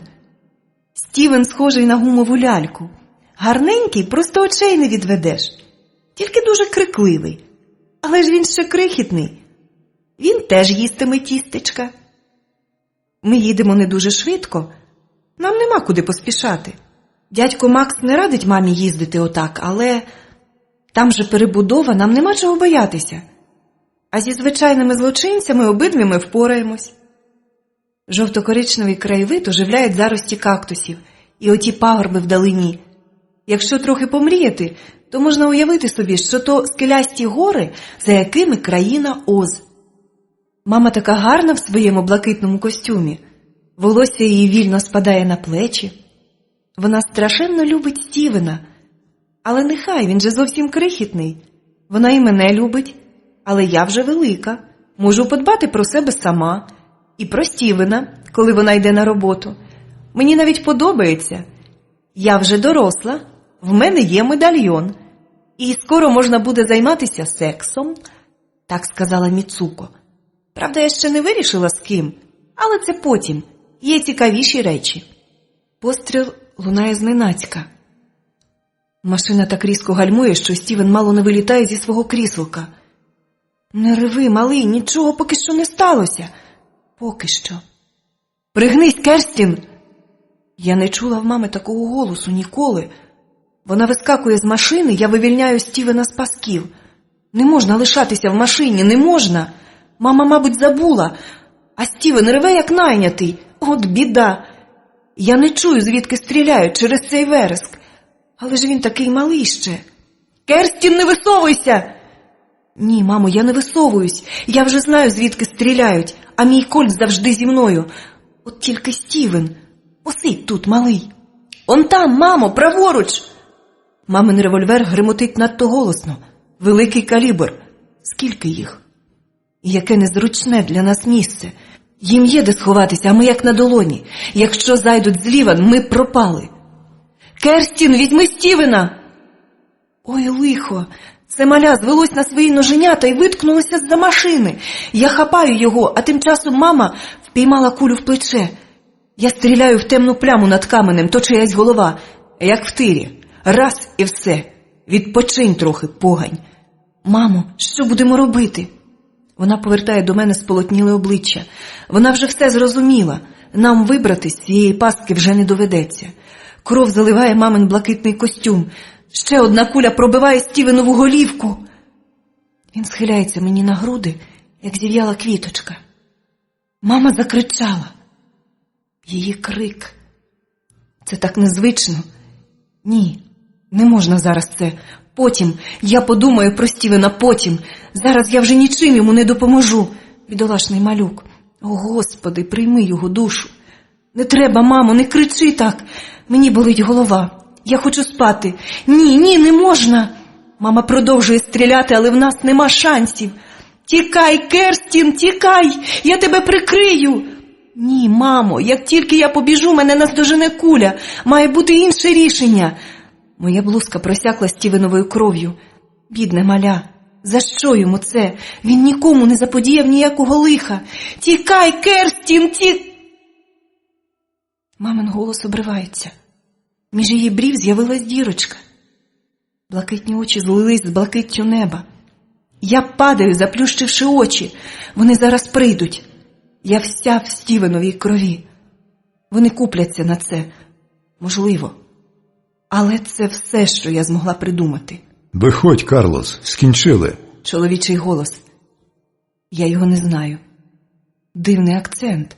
Схожий на мамин, коли вона говорила, хвилюючись або сердячись. Скількох вона вклала? Інший голос.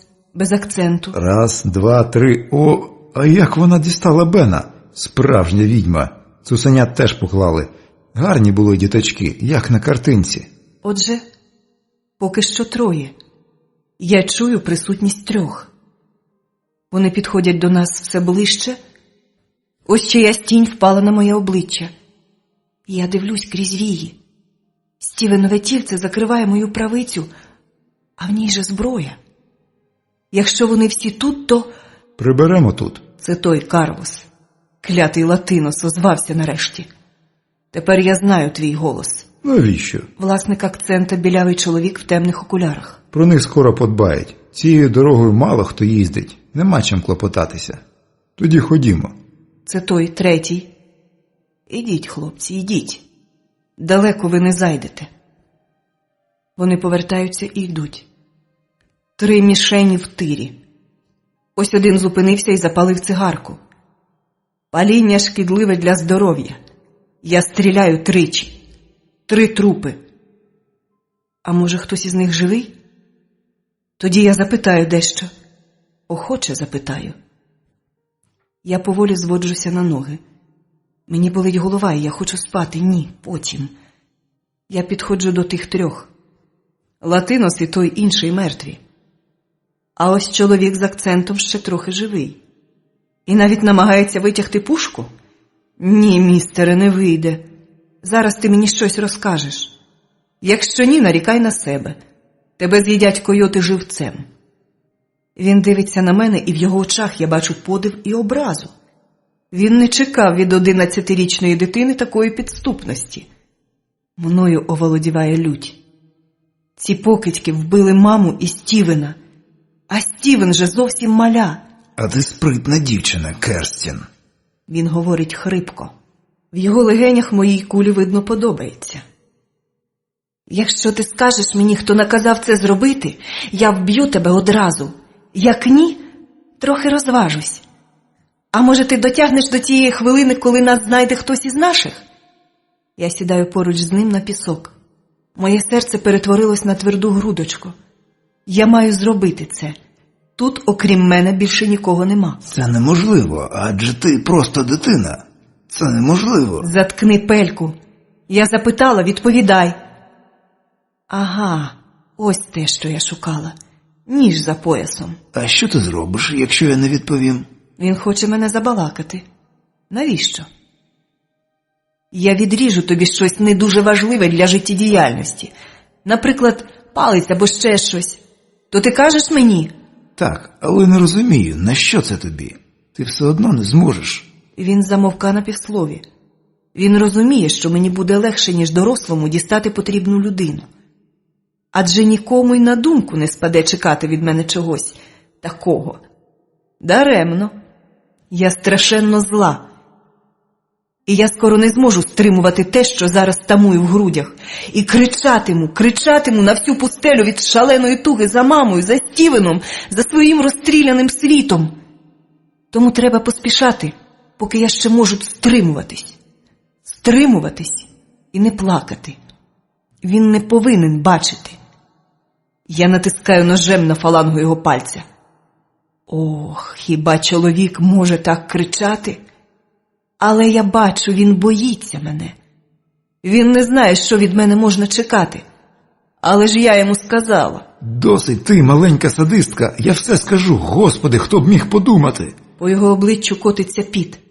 Невже так жарко? А мені чомусь трохи холодно. Треба прикрити Стівена, бо він застудиться. Ти почав щось казати. Так, твоя мати була нам винна, знаєш? Вона втекла сюди, до твого батечка. Її просто занесли в список і все.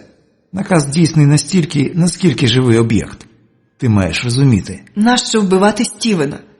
Він нічого б не розповів, він же ще не говорить, він мовчить.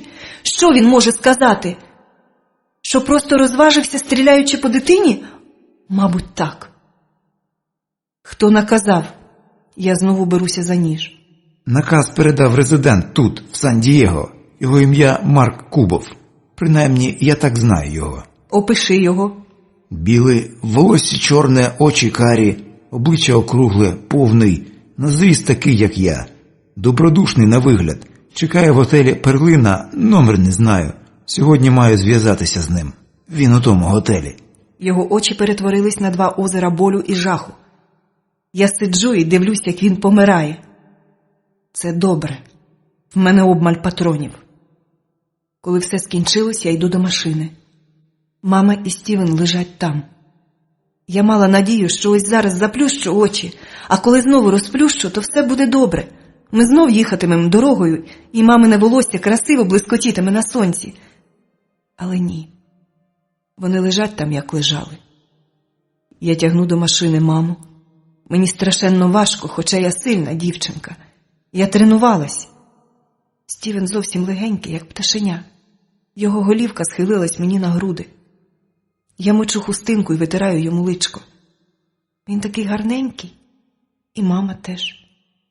Ось вони прокинуться, і буде все по-старому. Або я прокинусь. Бо це не може бути правдою. Так не можна. Я розвертаю машину і їду назад. Колеса пробиті, перші кулі вцілили по колесах. Я поспішаю. Може, ще можна щось зробити. Але я знаю, ні. Вони мертві. Мені хочеться спати, та я не повинна. Ось наш поворот. Це дорога на базу. Їх скоро знайдуть. А я маю йти. Я дістаю із сумки майку, що мама поклала про всяк випадок, і перевдягаю себе. Я бачу себе якось збоку. Чорт, спідниця теж укроє. Добре, що є шорти. Я змиваю з себе кров і бруд. Нічого, не пропаду. Тепер мамин пістолет. Надто великий калібр, але нічого не вдієш. В сумочці гроші, хустинка, пляшечка з водою. Потім віддам, малий, не бійся. Я йду дорогою. Зараз треба тільки дістатися до Сан-Дієго. Тоді побачу, що робити. Я виходжу на шосе. Скільки я йшла? За годинником 2 години. Сонце вже зовсім високо. 12:00. Ми рано сьогодні встали. Он їде вантажівка. Я піднімаю руку. Куди тобі, мала? Водій широко посміхається. На його чорному обличчі сяють білі зуби. У Сан-Дієго. Підкинеш? Сідай. Що таке дівчисько робить на дорозі? З тобою ж може трапитись лихо. Багато їздить різної наволочі. Він запитливо дивиться на мене, але я не хочу розмовляти. Я розумію, що це необережно, але не можу. Оте, що в грудях рветься з мене. Я зараз почну кричати. Ні, ні! Мені просто треба до міста. Ти якась дивна. З тобою трапилось щось погане? Ти втекла з дому? Ні, я не втекла з дому. Я просто пішла у справах. Може, тебе зґвалтували? Ти страшенно гарненька. Зґвалтували? А, так, Господи, звичайно, ні. Просто хтось перестріляв мою родину. Я знайду цього хтось, а тоді я залізу кудись і поплачу. Ні, мені просто дуже треба до міста. Коли вдалині показались будівлі, він спитав. Може, тобі потрібні гроші? Ось, візьми. Кілька баксів я тобі можу дати. Дякую. Не варто. У мене є гроші. Він, мабуть, ще довго думатиме про красиву білу дівчинку, що підвіз сьогодні. І картатиме себе, що не покликав полісмена, що не заопікувався мною, а дав піти. Я знаю цей тип людей. Я знаюсь на фізіогноміці. І навіть не тому. Я чомусь знаю, що відбудеться. Сан-Дієго мене не приголомшив. Я бувала тут, і мені більше подобається Лос-Анджелес, бо там Голлівуд. А в Голлівуді живе Ерік Гамільтон. Він крутіший за всіх. Але зараз я сама, і я знаю, що маю знайти. Готель «Перлина» в центрі, серед таких самих готелів. Зараз саме сезон. Серед пальм біліють стіни готелю, величезний басейн, прозора вода. Десь тут сидить містер Кубов і чекає мене. Треба щось поїсти, бо так не можна. Я йду до лотка з хот-догами. Смак картону. Кола не краще. Чи їх уже знайшли? Напевне. Тоді, мабуть, вже взялися шукати мене. Ти тут з батьками? Це якась надто цікава жінка. А тож. Не вистачало, аби вона перейнялася мною настільки, щоб покликати копів. Мама сказала чекати її тут. Я не люблю магазини. А в якому ти готелі? От потороча стара. Мені не можна розмовляти з незнайомими людьми. Якщо ви не відчепитесь, я скажу поліцейському. Вона відходить. Мабуть, вирішила, що виконала свій громадський обов'язок. Надто дороге на мені вбрання, аби я викликала підозру. Я заходжу до телефонної будки. Ага, ось телефон «Перлини». Скажіть, будь ласка, в якому номері містер Кубов? Він чекає дзвінка. Хвилиночку. Містер Кубов у 36-му. Вас з'єднати? Ні, я зараз йому зателефоную на мобільний, дякую.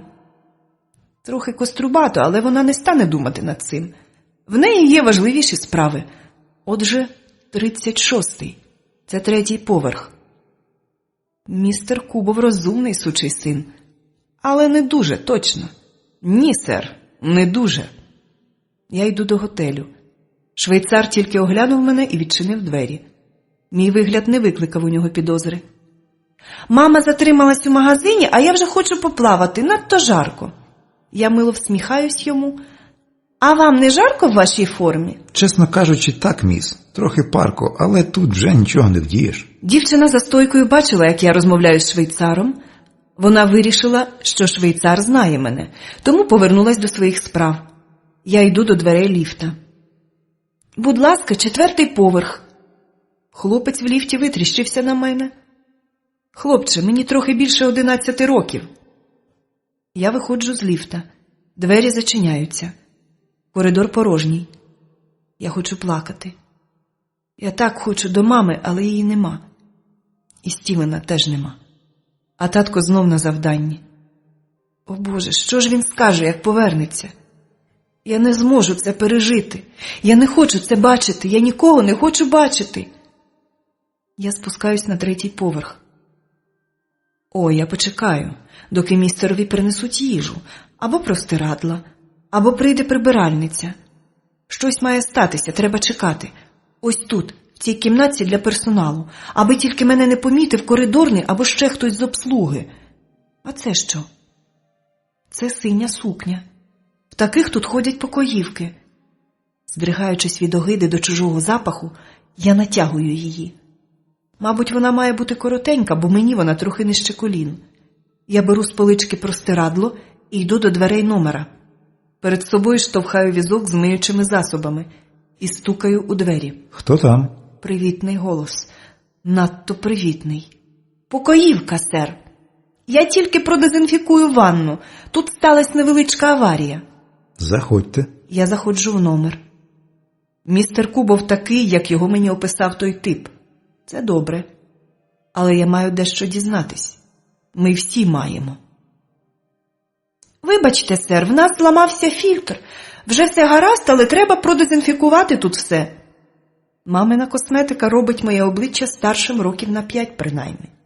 Ну, звичайно. Робіть свою справу, юна леді. Ви, мабуть, студентка? Так, сер. Вибачте. Я тягну вузика до ванної, бо в двері знову хтось стукає. Якщо це справжня обслуга, я маю діяти негайно. Двері ванної зачинились за мною. Я чую, що це прийшла не обслуга. Це якась жінка. Вони розмовляють мовою, яку я розумію. Це не та, якою розмовляла мама, але схожа, не російська. Ну, звичайно ж. Ці фотокартки ти взяла з його кишені? Це чоловік. Так. Отже, завдання вони виконали. Тут всі троє. Але хто вбив групу? Спитай щось легше, містере. Я приїхала туди, то вже нікого не застала. Трупи лежали тільки наших. Ті кудись зникли. Їх надто швидко підібрали. Але сліди крові залишились.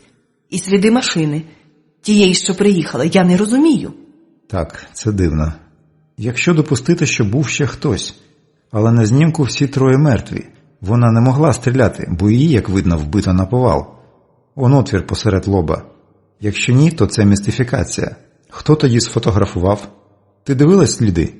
Там не було нікого іншого. Так, леді, не було. Ну що ж, будемо вважати, що вони перебили одне одного. Ні, Юрія хтось допитував. У нього відрізано фалангу мізинця. Жінка встала. Я чую її кроки. Там хтось був, але з усього, видно, не встиг вчасно. Вони всі вже були мертві. Тоді треба негайно тікати звідси. Ні, містере, не варто. Так, саме це я й хотіла запропонувати. Я викочую з ванної кімнати свій візок. В мене в руці мій кольт. Їм вистачить. Хай хоч і почують десь постріл. А вони не звертають на мене уваги. Пакують речі. Все, я продезінфікувала. О, то ви їдете? Мені сказати портьє, щоб він викликав таксі? Ні, дякую, не треба. Я сам. Він дає мені папірець в 5 баксів. А я стріляю в нього, а потім в жінку. Не дуже голосно, бо невеликий калібр. Та тут більшого і не треба. Я швидко скидаю з себе чуже шмаття і біжу до ванної змивати фарбу. Туш пече мені очі, хай ти чорт. Він живий. Я не хотіла йому легкої смерті. Він живий. Я берусь за телефон. Голос дядька Макса питає. Ти де, Керстін? Але я не можу йому сказати. Я плачу. Я знаю, що мами вже нема. І Стівена. Господи, що скаже мені тато? Через якийсь час двері відчиняються і входить Міцуко. Вона пригортає мене до себе, і я вже не можу стримуватись. Я починаю кричати. Те, що сиділо, стиснувшись в грудях, вирвалось на волю. Міцуко коле мені щось, але я кричу так, що ліки, мабуть, не подіють. Але подіяли. Коли я прокинулась, все вже скінчилось. Приїхав татко, поховали маму і Стівена, допитали Кубова. Мабуть, його смерть не була легкою. Але що мені до цього? Ти діяла бездоганно. Дядько Макс тримає мене за руку. Але тепер все. Завдання буде інше. Ти будеш вчитися жити там. Ти маєш бути там своєю, тому переїдеш до Лос-Анджелеса і будеш ходити до школи, до найкращої школи. Ніна мала б цього хотіти. А тут, на базі, тебе вже нема чому вчити. Ти це довела. Я мовчу. Я тепер завжди мовчу. Мені все одно тепер. Мій світ знищено. То чи не все одно тепер де жити? І чи жити взагалі? Керстін, Дядько Макс трохи розгублений. скажи, любонько, щось. Не мовчи отак. Я не знаю, що казати.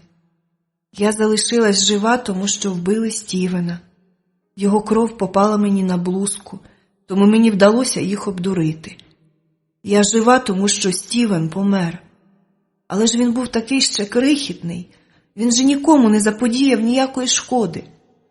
Не те, що я. То чому? Дядько Макс має розгублений вигляд. Я його таким бачив вперше, бо завжди він все знав краще за Господа Бога. А тепер він просто немолодий розгублений чоловік, що не може дати ради дитині. Але я вже не дитина.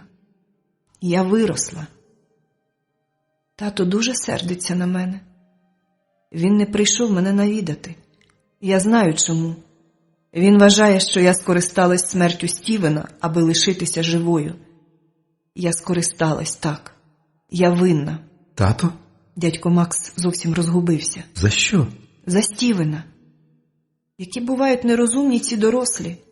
За те, що я зробила. Що ти, дитино? Він був страшенно радий, що ти жива. Але він зараз... Йому треба побути самому. Трохи побути самому. Коли мені їхати? Нема куди поспішати. Потім вирішимо. Відпочивай. Він іде, а я знов дивлюсь в стелю. Татко сердиться на мене. Він все зрозумів. Дні були якісь однакові. Якби Міцуко не опікувалась мною, було б трохи краще. Я не хочу ні з ким розмовляти, мені все одно. Адже мій світ залишився в маминих долонях і в Стівенових рученятах. А я ще сердилась на нього інколи, бо він капризував і ревнувала його до мами і татка. А він був просто крихітний, і я не захистила його. Я, старша сестра, не захистила його. Він захистив мене. Тим, що помер. То чому я не померла теж? Я не можу. Татків голос я впізнала б з тисячі. Розумієте, бос, я не можу. Я боюсь глянути їй в очі. Я навіть не уявляю, що вона пережила, бо вона ж дитина, надто мала для такого. Але ти їй потрібен. Вона вважає, що ти сердишся на неї за те, що вона вижила. Ти розумієш, як їй жити з думкою, що ти ненавидиш її за те, що вона скористалась кров'ю брата, аби вижити? Рон, подумай, вона ж твоя дочка, їй нелегко. Вона повелася як справжній професіонал. Ти уявляєш, яких сил їй це коштувало? А тепер батько не хоче її бачити. Для дітей характерно звинувачувати себе в тому, в чому немає їх вини. А Керстін надто чутлива. Надто багато ви з Ніною і Стівеном для неї важили. Ти маєш прийти додому і втішити ту нещасну дитину. Твою дитину. Ти повинен. Ти дорослий чоловік, а вона маленька дівчинка, не дивлячись на її безсумнівні таланти. Їй важче, ніж тобі, бо вона бачила той жах. Вона там була. І я чую, як татко плаче. Я ніколи не думала, що він здатен плакати. Я боялась, що так буде. Він ненавидить мене, бо я... Отже, я маю зробити щось, аби виправити помилку. Я теж маю померти. Це буде правильно. Я винна. Пробач, тату, я винна. Не серця на мене. Кольт не підвів мене. Куля пробила мені груди там, де має бути серце. Мені навіть не боляче. Я лечу в темряву і тільки чую, як хтось мене кличе. Там, позаду. Але мене там нема кому кликати. Мами нема, а татко тепер нарешті задоволений. Хіба дядько Макс? Або Пітер? А, все одно тепер. Слава Богу, отямилась. Це дядечко Макс. Я що, ще тут? Чому? Керстін, донечко. Це тато. Він тут? Він не сердиться більше? Я дивлюсь на них обох. На стільці поряд сидить Міцуко. Очі її почервоніли від сліз. Вона плакала. Чому? Пробач мене, Люба. Татова долоня така тепла. Ніколи більше не роби такого. Цим нічого не вирішиш. Нема про що говорити. Якщо я жива, значить так треба. Що можна сказати про Лос-Анджелес? Сюди їдуть з усіх усюд. За успіхом і славою. Славою кінозірок. Та мало хто отримує те, що хоче. Мені це не цікаво. Ця клята школа, що мені треба відвідувати, діє на нерви. Правда, ніхто мене тут не зачіпа. Народ тут швидко все розуміє. Але і дружби я ні з ким не завела. Тому ми розлучились без суму в серці. Я і школа. Університет теж нічого не додав у моєму світовідчутті. Хіба що секс. Але є цікавіші речі. Ті, якими я займаюсь іноді на прохання дядька Макса. Він такий самий, як раніше. Але тепер у нього є заступник. Мабуть, готує собі зміну. Але, на мій погляд, даремно. Кен Вілмер не годиться. Для цього кишка в нього тонкувата. І забагато шакалячих замолоток. І надто небайдужий він до жінок. Мені у всякому разі проходу не дає при кожній зустрічі. А мені якраз не до нього. Я маю використати свої навички в одній глибоко особистій справі. Тож Кен Вілмер хай іде взад. Вибачте, я вас не помітив. Чорнявий високий чоловік в темних окулярах піднімає з підлоги мою сумочку. Я не дуже штовхнув вас. Ні, звичайно, нічого страшного, просто мені трохи зле. Я сама винна. Я просто хотіла десь посидіти. О, який голос. Я мрію про цей голос з дитинства. І ось тепер... Тоді, може, вам допомогти? Я тут машиною відвезу вас додому, якщо не заперечуєте. Чи, може, вам таксі викликати? Але ні, давайте краще відвезу. В мене тепер багато часу. Звичайно, коханий. В тебе тепер багато часу. Бо через твої вибрики і негарні історії, в які ти щоразу влипаєш, тебе зовсім перестали запрошувати на зйомки. А ти ж навіть від наркотиків вилікувався. Але тут, в Голлівуді, жорсткі правила. Зробиш перерву, глядач тебе забуде, і все, вийшов у тираж. Якщо вам не важко, бо в мене трохи в голові паморочиться. Він впевнено веде машину. Я бачу його руки, такі гарні чоловічі руки. Я мріяла про нього. Він ніколи не дізнається, що я сама все влаштувала. Гарний будинок. Ви тут живете? Чи приїхали до когось в гості? Я живу тут віднедавна. Може, вип'єте щось? Ох, вибачте, мені трохи зле. Може, іншим разом. Ходімо, я проведу вас. Якщо вам стане зле в ліфті, то ви можете стати жертвою злочинців. Навіть в таких будинках це подекуди трапляється. В мене волосся сторч стає, коли я слухаю кримінальну хроніку. Я відчуваю його руки, запах його тіла. В мене паморочиться в голові. Нарешті я зможу скласти про нього власну думку. Та вона ніяк не вплине на мої почуття, хіба що він виявиться гнилою поганню. Але я знаю, що він не такий. Просто надто запальний, надто швидко захоплюється. Можу викликати лікаря? Ми їдемо ліфтом нагору в пентхаус. Він так близько, що я майже щаслива. Не знаю, зі мною таке часом трапляється. І я ще не повністю одужала після хвороби. Вірніше, травми. Страшенно побилися в машині. Він теж кілька разів потрапляв у автокатастрофи. Остання з них поклала край його кар'єрі героя-коханця. І, як на мій погляд, його зовнішність тільки виграла. Та продюсери так не думали. Він став виконавцем ролей негідників і психопатів. Темний ангел. Мій темний ангел. Так, це погано. Але я з досвіду знаю, що скоро все владнається. Вам теж доводилось потрапляти в аварії? На жаль, це ваша квартира. Ми стоїмо перед дверима. Час. Я похитуюсь. Мабуть, маю кепський вигляд. Боже, вам знову погано. Я можу якось допомогти. Він трохи зляканий. Якщо вам не важко, ось тут, у сумочці, ключі. Я хочу трохи прилягти, та не можу. Я сідаю на підлогу. Все, він відчиняє двері. Я зараз встану. Вибачте, це так неприємно. Ви можете йти. І я вже якось сама. Ви і так надто добрі до мене, а у вас же, мабуть, справи. Я пробую звестися і падаю. Він схиляється наді мною і піднімає на руки. Ого, хлопче, сила ще є. Важу я не так уже й мало. Він несе мене до вітальні і кладе на тахту. Знімає з мене взуття, потім зачиняє двері і йде кудись. Мабуть, шукати кухню чи ванну, де є вода. Але це вже буде трохи занадто. Хоча, чом би й ні. Холодна вода лється мені на щоки. Ні, це його долоні. Господи, невже? Я дурна, я не можу так. Але я не вмію інакше. Пробачте мені, будь ласка. Тут немає вашої вини. Його очі такі неймовірні. Просто вам ще не можна вибиратися в магазини і перевтомлюватись. Так, але страшенно хотілося. Я просто не змогла встояти. Я можу залишитися з вами, доки вам не стане краще. Може, викликати лікаря? Ні, я не хочу. Мені набридли лікарі і лікарні. Якщо хочете кави, то на кухні є. Також сік у пакетах. Спиртного не тримаю. Якось не йде на душу, то й не купую. Та й пригощати нема кого. Він дивиться на мене, не відриваючись. Оце тільки зараз він таки помітив, що я не просто собі якась жінка, а вродлива жінка.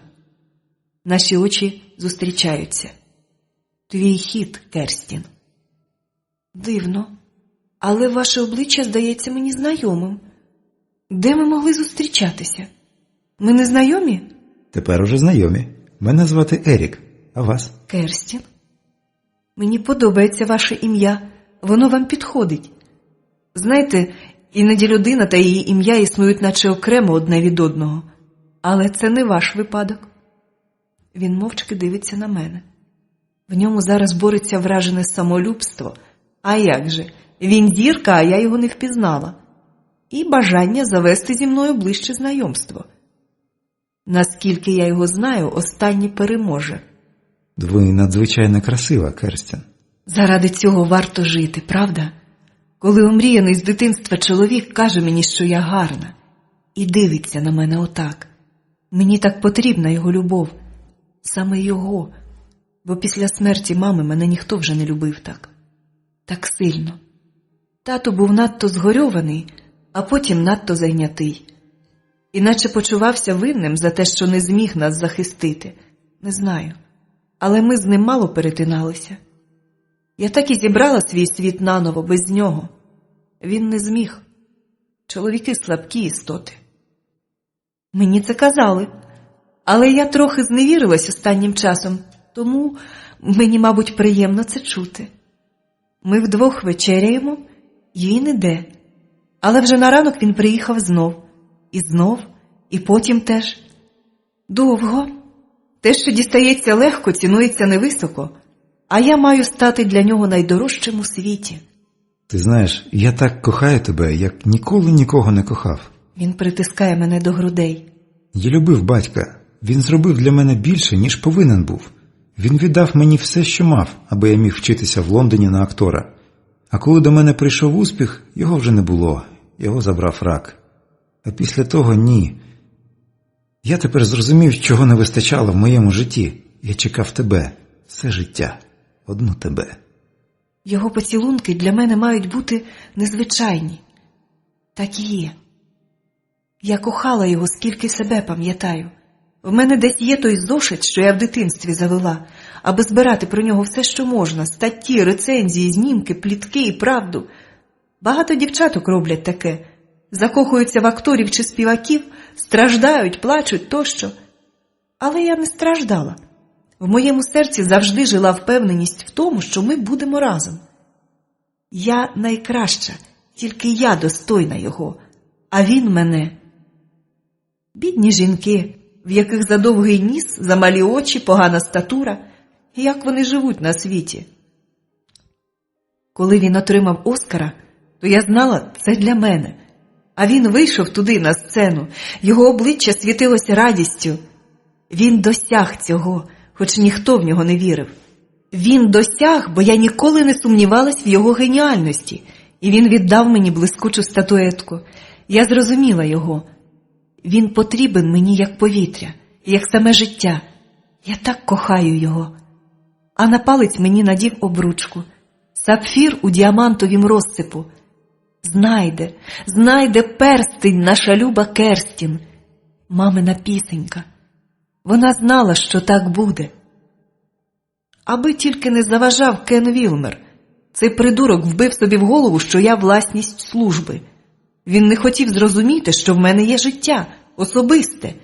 Я кілька разів пояснювала йому, але до нього не доходило. Довелось втрутитись дядькові Максу і татові. Я взяла і поскаржилась. Кен зник. Я думала назавжди. Але я була надто щаслива, щоб скласти двічі по два. Я не хотіла думати ні про що, окрім Еріка. Я помилилась. Вперше в житті я помилилась. І ця помилка коштувала мені життя. Життя Керстін. Бо Керстін зникла. Холодна вода у Темзі навіть влітку. Занадто холодна. І вмілі кати в доктора Хольта. Я померла, бо Кен Вілмер чекав моєї помилки. Хоча сам помилився. Йому треба було вбити одразу. А він хотів знати, що я жива і що мене нема. Він помилився. До речі, вже не вперше. Глава 13. Макс вмостився на моїх ногах, тому в мене затекло все тіло. Він так солодко дрімав, що мені шкода було його будити. Тому я пролежала нерухомо кілька годин перед ранком. Та вже все одно не спалося. З тої хвилини, як я стала сама собою, мені погано спиться. Якась туга увійшла в моє серце, наче гостра колючка. Вона постійно там, і я не в силі бодай на хвилину стишити той біль. Я переживаю все знову. Мама, Стівен, Ерік. Я не можу бути з тобою більше, отака потворна. Я зараз, мабуть, схожа на міс Олтон. Я згадала все сама. В ту хвилину, як ноші з тілом засоба зникли в дверях операційної, я згадала. І не витримала тих спогадів. Мабуть, лікар правий. Деякі речі варто забувати назавжди. Я була, мабуть, щасливіша, коли не пам'ятала. Або ні. Не знаю. Ти поснідаєш зі мною? Ігор заглядає в двері. Я не хочу його бачити. Чи хочу? Не знаю. Щось додалось до тієї колишньої Керстін. Щось таке, що вже ніколи не покине мене. Так, милий, я зараз встану. Я повинна керувати своїми емоціями. Так мене вчили від народження. І я знаю з досвіду, що саме так маю поводитись, якщо хочу вціліти. А я хочу? Не знаю. Я втомилась. Золотко, я чекатиму тебе в барі. Ерік страшенно гарний в смокінгу, наче моя мрія. Він і є для мене мрія. Так, любий, ще трохи. Я зараз спущусь. Клятий макіяж сьогодні вирішив довести мене до точки кипіння. Зараз перевдягнусь і вийду. Двері номера закрилися за ним. Я така щаслива. Його запросили в Лондон. Його вітають колеги і урядовці, бо роль Діка Стоуна в його останньому фільмі виконана не просто талановито. Він геніальний. Але окрім мене цього до часу ніхто не знав, а тепер знають всі. І його вітають. Та Оскар стоїть на моєму туалетному столику в будинку, що я купила собі в Лос-Анджелесі. Моє останнє завдання принесло мені досить грошей. Я закінчила з макіяжем і оглянулась. На ліжку лежить моє вечірнє плаття. Куди там тій засушеній королеві рівнятися до мене? Дзузьки, я найкраща. Зараз вилізу з шортів і майки і одягну оце. Страшенно гарна штука. Ерік наполіг і заплатив за нього сам. Мені приємна його турбота, хоча скрізь і за все я бажаю платити сама за себе. Рипнули двері. Мабуть, обслуга. Та в моїй голові ввімкнувся сигнал тривоги. Обслуга не приходить в цей час, якщо не викликати. І обслуга стукає в двері. Моя рука вхопила сумочку. Там у мене дещо є для непроханих гостей. Привіт, Керстін. Він заходить в кімнату і зупиняється. Я знаю, він боїться. Моє досьє він знає, мабуть, на пам'ять. Привіт, Кен. Що ти тут робиш? Шукаєш неприємностей? Ні, неприємності більше не буде. Принаймні у мене. А тобі доведеться поміняти плани. Ти маєш поїхати зі мною. Його дурість завжди дратувала мене. Та мені й на думку не спадало, що він дурний аж настільки. Кен, іди взад, геть звідси, придурок. Я навмисне принижую його. Він не відрізняється витримкою. Його обличчя починає бліднути.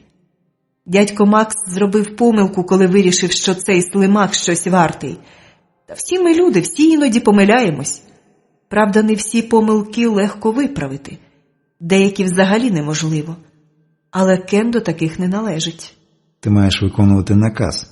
Ти повинна. Та нічого я тобі не повинна. Я виконую тільки накази, сам знаєш кого. А ти ніхто. Ніж просвистів у повітрі і ввігнався в горло надто пруткого парубчака. Ні, хлопці, це моя гра. Даремно ви так. Потім все закрутилося, як в каруселі. Їх надто багато. Хоч би Ерік не почав мене розшукувати і не піднявся сюди. Я вже якось сама. Нащо я їм знадобилась? Не схоже на те, що мене хотять убити. Але що ж тоді? Я вгамую свою цікавість потім, коли знайду кого запитати. А зараз мені треба вибратись звідси живою. Я стрибаю з балкона в басейн. Чорт, холодна вода. Але принаймні чиста. Он чиєсь авто. Я б могла повернутися в готель, але я не можу. Хто, значить, ті божевільні не здіймуть стрілянину і не покладуть кілька ні в чому не повинних людей? А поліція тут мені взагалі ні до чого. Кен, мабуть, має купу переконливих папірців і мене видадуть йому на блюдечкові. Ні, це моя гра. Темний ровер мчить досить прудко. Не зрівняти з моїм джипом, але я не вибаглива.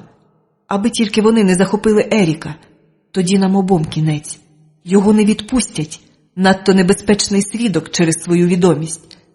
О, чорт, вони заганяють мене. Я мчу поблизу гайд-парку. Треба вилазити з машини і спробувати втекти. Тут досить темно. Темзу я перепливу, тільки противно буде в нехлорованій воді. Я біжу в темряві. Та що це? І тут мене вже чекають. Не може бути, але я відчуваю запах тютюнового диму. Хто ж палить в засаді, ідіоти? Мої ножі знаходять мішені. З деякого часу я не дуже люблю, коли стріляють. Ножі працюють краще. Результат той самий, але тихо. І не залежиш від боєзапасу. Ножі з тілу висмикуються з противним чмоканням, наче тіло не хоче віддавати свою останню здобич. Мені нема часу поглянути, чи живі вони. Все одно вже не нас доженуть, принаймні ці. Світло фар прорізало темряву. Я біжу до річки. Тут є кущі і каміння. Я сховаюсь у темряві, і вони мене не знайдуть. От тільки... Так і є. Прожектори освітили берег. Чорт. Он вона! Гей, Бенні, он вона! Стріляй! Клятий Кен, покидьок. Я тобі відріжу твої дорогоцінні яйця, тільки попадись мені. Я пливу крізь стрілянину, але куля все одно знайшла мене. А вода така холодна і брудна. Вона затулила від мене темряву лондонського неба. Люба, ти зовсім нічого не їси. Тепла рука гладить мене по щоці. Куди ти пропадаєш? Що з тобою? Ні, нічого. Я посміхаюсь. Я повинна посміхатися. Ніхто не повинен навіть запідозрити, що я щось пригадала. Що будемо робити сьогодні? Я візьму квиток і полечу до Франції. Так я й вчиню. Я знаю, що мені там шукати. Напевне знаю. Я полечу з тобою. Нащо? Що там тобі робити? Чи в тебе є якісь мотиви? Це займе час. В тебе нема закордонного паспорта. Це по-перше. По-друге, ти нічим там мені не зарадиш. А ось перешкодити можеш. Тебе можуть використати як заручника. А я не визнаю такого поняття. Ти загинеш. Навіщо це тобі? Тому що я кохаю тебе. Він хвилюється. Я знаю чому. Може, я помиляюсь? Ти знаєш, в мене були жінки, досить багато раніше. Але коли я зустрів тебе, всі інші... Я не хочу так, але всі інші перестали для мене існувати. І це сильніше за мене. Мабуть, в житті кожного чоловіка буває та єдина, яку чекаєш все життя, яку не хочеш втратити і не можеш відпустити. Я ніколи не думав, що здатен на це. Я навіть сміявся раніше над стражданнями моїх знайомих, а сам вважав, що... Ну, та це не суттєво. А тепер мене доля покарала саме таким коханням. Я не можу без тебе. Я розумію, що ти відрізняєшся від усіх, що ти небезпечна, але мене вабить до тебе. В тобі є якийсь глибокий смуток, що я хотів би розвіяти. В тобі є тайна, і я навіть не намагаюсь проникнути в неї. Я просто хочу бути поряд. Але якщо тобі це неприємно, ти просто скажи. Він дивиться мені в очі, і я не можу йому збрехати. Мені це не неприємно. Просто ми нічого не знаємо одне про одного. І ми надто різні. Аж надто. В нас буде ще час. Ой, не знаю, чи буде. І чи зможу я, бо мені страшно. Я втомилась втрачати дорогих мені людей. Я боюсь цього болю. Дзвонить телефон. Я хапаю трубку. Це лейтенант Войтенко. Впізнали? Доброго ранку, лейтенанте. Щось сталося? Не вистачало мені ще проблем з поліцією. Юленько, швидше збирайтеся і тікайте. Ви мене чуєте? Швидше, часу немає. Дороги перекрито, в аеропорт теж не зможете попасти. Тікайте, за вами вже поїхали. Зателефонуйте мені увечері по цьому номеру. Я метнулась до кімнати. В мене є, може, хвилин 10, може, менше. Ось папери, добре, що все при місці. Деякі речі, факсові документи. Ти поклав мої речі туди, куди я сказала? Якщо ні, я тобі, коханий, буду не вельми вдячна. Так, а що сталося? Треба тікати. Просто зараз. Якщо маєш охоту, збирайся швидше. Як ні, то прощавай. Ти маєш охоту, я знаю. Тільки чому? Я майже впевнена, що знаю. Швидко саджаю Макса в клітку, і ми виходимо з квартири. Затишне було гніздечко. Може, я ще повернуся сюди? В мене багато справ у цій дивній країні. Я маю зрозуміти, чому так сумувала за нею мама. Куди ти, навіжений? От дивак, спускається сходами. Якщо навіть нас не схоплять одразу, хтось побачить, як ми виходимо. Одначе ти наївний чоловік. Швидко лізь на драбину. Ми ліземо на горище. Отвір просто над головою, ляда не важка. Добре жити на горішньому поверсі. З багатьох причин добре, якщо у вас, звичайно, нема ревматизму. Горище темнувате і задушливе, пахне пилом, старим деревом, сміттям. Я й не знала, що дах такий дірявий. Ми біжимо в інший кінець горища. Ось, передостанній люк. Хвала тутешній байдужості, ляда також не замкнена. Швидше, швидше. Якщо за мною ідуть ті, що я думаю, то вони не баритимуться. Просто я мала надію, що в мене ще є трохи часу. Я втомлена. Я страшенно втомлена і мені сумно. Ерік, моя дитяча мрія. Керстін більше немає. Вона б не переймалась так усім. Я не вона. Не знаю хто. І перстень на пальці вже трохи аж недоречний. Аби лиш на хвилину побачити тебе, коханий, торкнутися твоєї щоки кінчиками пальців. Проклята колючка у грудях. Не можна, ще не час. Ми виходимо з під'їзду. Зарості буску ховають нас від занадто цікавих. Треба йти. Машина хай стоїть, дістанемо іншу. Або поїдемо на метро. Хоча іноді метро може стати справжньою пасткою. Чому ми тікаємо? Невчасно, любий, ти лізеш з питаннями. Щоб не померти від серцевої недостатності. Думай, що хочеш, але це єдина відповідь, що в мене є. Принаймні для тебе. Але це точно частина правди. Я не розумію. Я так не думаю. Потім. Ми спокійно простуємо вулицею. Потім завертаємо за ріг будинку і пірнаємо в зарості буску. Гарне місто. Багато зелені. Хоч і не пальми, як в Лос-Анджелесі. Та ну їх к бісу, ті пальми. Бузок і клени цвітуть краще. А ще ж каштани, я про каштани забула. І взагалі Бог з ними, з зірками, та все ж... Я вже не знаю. Чому вони полюють на тебе? Очі Ігоря артистично розгублені. Адже це спецслужби, це ж не злочинці. Повір мені, оце і є справжні злочинці. Ті, що своїми вчинками плямують репутацію своїх сумлінних колег, підривають довіру людей в справедливість. Оце найстрашніші злочинці в цій країні на даному етапі. Страшний навіть не сам факт злочину. Страшні його наслідки. Народу дають зрозуміти, що не закон головний, а той, в кого є влада. його бажання і вигоди, розуміння того, що закон захищає тих, що винні. Вашого колишнього прем'єра так і не видали? Отож. А якби він украв теля з ферми, дали б 5 років тюрми. Ось найстрашніший злочин.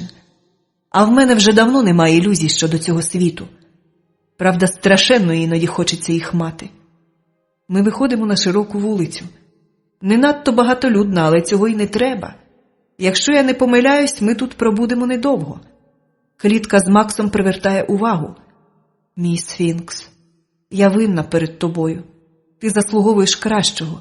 Я погана опікунка. Я визнаю. Маю надію, Осіріс і Баст зглянуться на мене. Вірніше на тебе, а вже потім на мене. О, священні, не залиште нас. Швидше сідайте. З машини, що під'їхала, визирає чоловік. Та не витріщайтеся, сідайте. Осіріс почув мою молитву. Дякую тобі, Сонцеликий. Ти хто? Чому ти вирішив, що ми ті, хто тобі потрібен? Червона п'ятірка впевнено вплітається в потік машин. Цього чоловіка я ніколи не зустрічала. Ви можете мені довіряти. Я трохи забарився, бо не чекав, що ви вийдете саме сюди. Але це було розумно. Хто тебе прислав? Мені віддає накази генерал Забуга. Особисто. В голосі чоловіка я чую гордість. Прийшов час зробити хід. Досить діяти методом наукового тику. Ми їдемо містом, де цвітуть каштани. Ігор притискає мене до себе, наче боїться, що я ось зараз десь від нього дінусь. Не знаю, милий, як нам тепер з тобою. Я кохаю його.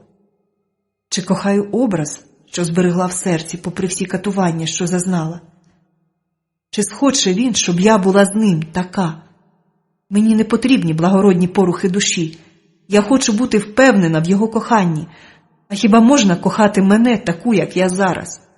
Можливо. Але Ерік не заслуговує цього. Біля нього має бути лише найкраща. А я вже не така. Не хочу нового болю, коли на його обличчі побачу розчарування. Я не зможу витримати ще й це. Виходьте, приїхали. Жовтий невеличкий будиночок. Це не установа, не приміщення СБ. Дерев'яні двері з вирізьбленим кленовим листям. Жалюзі на вікнах. Добре, хоч беретта в мене під рукою, бо в голові надривається вереском сигнал небезпеки. Міс Бартон, зброя вам не знадобиться. Ми по один бік. Побачимо. Ще маю час. Але... Високий міцний чоловік років 60. Сиве волосся, непроникні карі очі на смаглявому обличчі. Ще й тепер гарний. Якщо це не підробка, звичайно. Заходьте в будинок. Вам тут нічого не загрожує. Це ще вилами по воді писано. Вітальня порожня й прохолодна. Я ставлю клітку з Максом на підлогу. Кого мені нагадує цей чоловік? Ні. Так, звісно ж. Він схожий на дядька Макса. Чимось невловимим, страшенно схожий. Отут ви можете трохи розслабитись. Випустіть бідолашного кота, хай побігає. Він тут нікуди не дінеться. Що ж, нема куди поспішати. Можна поки що прийняти цей сценарій. Навіщо вам це, пане Забуга? Микола Іванович, називайте мене так. А щодо того, навіщо мені це? Ну, скажімо, мені не подобається, коли ставлять досліди над людьми, мені не подобається, коли мої підлеглі займаються речами діаметрально протилежними їх службовим обов'язкам. Сідайте, прошу. І ви теж, пан Потоцький. Мушу сказати, він гарний агент, генерале. Відзначте його в наказі. Ігор зривається з місця. Що ти, любий? Невже справді думав, що я не зрозумію? Це добре. Значить, я не справляю враження надто розумної. Ідеально. Дуже небезпечно мати такі ілюзії. А все завдяки місцевій традиції вважати жінок розумово відсталими. Хоча, якщо вдуматись, де інакше. Буває набагато гірше. Давно ви здогадались? Досить давно. Просто сумнівалась щодо того, на кого він працює. Генерал пройшовся по кімнаті, зупинився біля вікна. На підвіконні роздратовано постукує хвостом Макс. Не треба його чіпати. Він не полюбляє фамільярності. Ну, так і є. Ах, ти клята тварина! На чоловіковій руці скипають кров'ю подряпини. То ти такий злий? Макс не любить, коли його торкаються незнайомці. Мені трохи смішно. Така дрібниця і такі рушійні наслідки. Тепер я вже знаю. Вам Керстін собака ні до чого. Але який красень. Це англієць? Так. Гарний. Ну та добре, потім про це. Як ви здогадалися, що Ігор агент? Чисто професійна цікавість. Нам обом буде корисно послухати про допущені помилки. Ви ж агент найвищого класу. Прошу вас. У Ігоря такий знічений вигляд, що мені має бути його шкода. Але мені не шкода, принаймні його. Поки що. Це було неважко. Просто склала двічі по два. По-перше, він досить спокійно реагував на деякі особливості моєї роботи. Середньостатистичний чоловік би блід, блював, потім би втік. Ніяке кохання не втримало б його. Таку жінку важко любити середньому чоловікові. Потім, знов же, він був дуже слухняним хлопчиком. А в ваших чоловіків інший менталітет. Підкорятися жінці ніхто б не став, хіба що абсолютний тюхтій. А Ігор Потоцький не такий. Висновок очевидний. Звичайно, це не Америка, де неприйняття насильства піднято до аксіоми, що часто призводить до трагедій. Тут, в Україні, до цього далеко. Насильство є річчю звичною. В родині, на роботі, на вулиці, скрізь. Причина, на мій погляд, в низькому рівні культури спілкування. Звідси пияцтво, а потім насильство. Але Ігор був занадто байдужим. Навіть коли намагався обурюватись, це в нього не виходило. Ну і останнє. Я не вірю пристрасним монологам про кохання, хоча це, можливо, індивідуальна реакція. Я казав тобі правду. Можеш не вірити, але я кохаю тебе. Ігор зблід. Бідолаха отак переживає. Цікаві тут чоловіки. Ну нічого, якось воно буде. Я схильна вірити йому, всупереч здоровому глуздові і всьому попередньому досвідові. Що ж, цього досить, визнаю. Наш господар знову простяг руку до Макса, потім, згадавши, відсмикнув. Чудово. Боже, така дрібниця. Йолоп. Правду сказати, мене трохи вразила та холоднокровність, з якою ви долали перешкоди. І в вигляді людей теж. Хоча, звичайно, у вас були для цього вагомі причини. До речі, ваш приятель Всеволод Зіньків або Засіб вижив, і з ним тепер буде все гаразд. Вашу подругу і її приятеля тримають в полі зору. Час до справи. Так, я слухаю. Отже, свого часу в нашому полі зору перебувала Юлія Ясінська та її партнер Олександр Богулевський. Підозріло швидко просувалися нагору люди нізвідки. Будинок моди Галатея. Потім стало відомо про причетність Богулевського до торгівлі людьми, жінками. І тут сплило кілька цікавих фактів. До цієї справи мають стосунок люди з мого відомства, а також кілька дуже високопоставлених чиновників. Я застосовую найнещадніші заходи до перевертнів. Але тоді, 3-го року, справа зірвалась.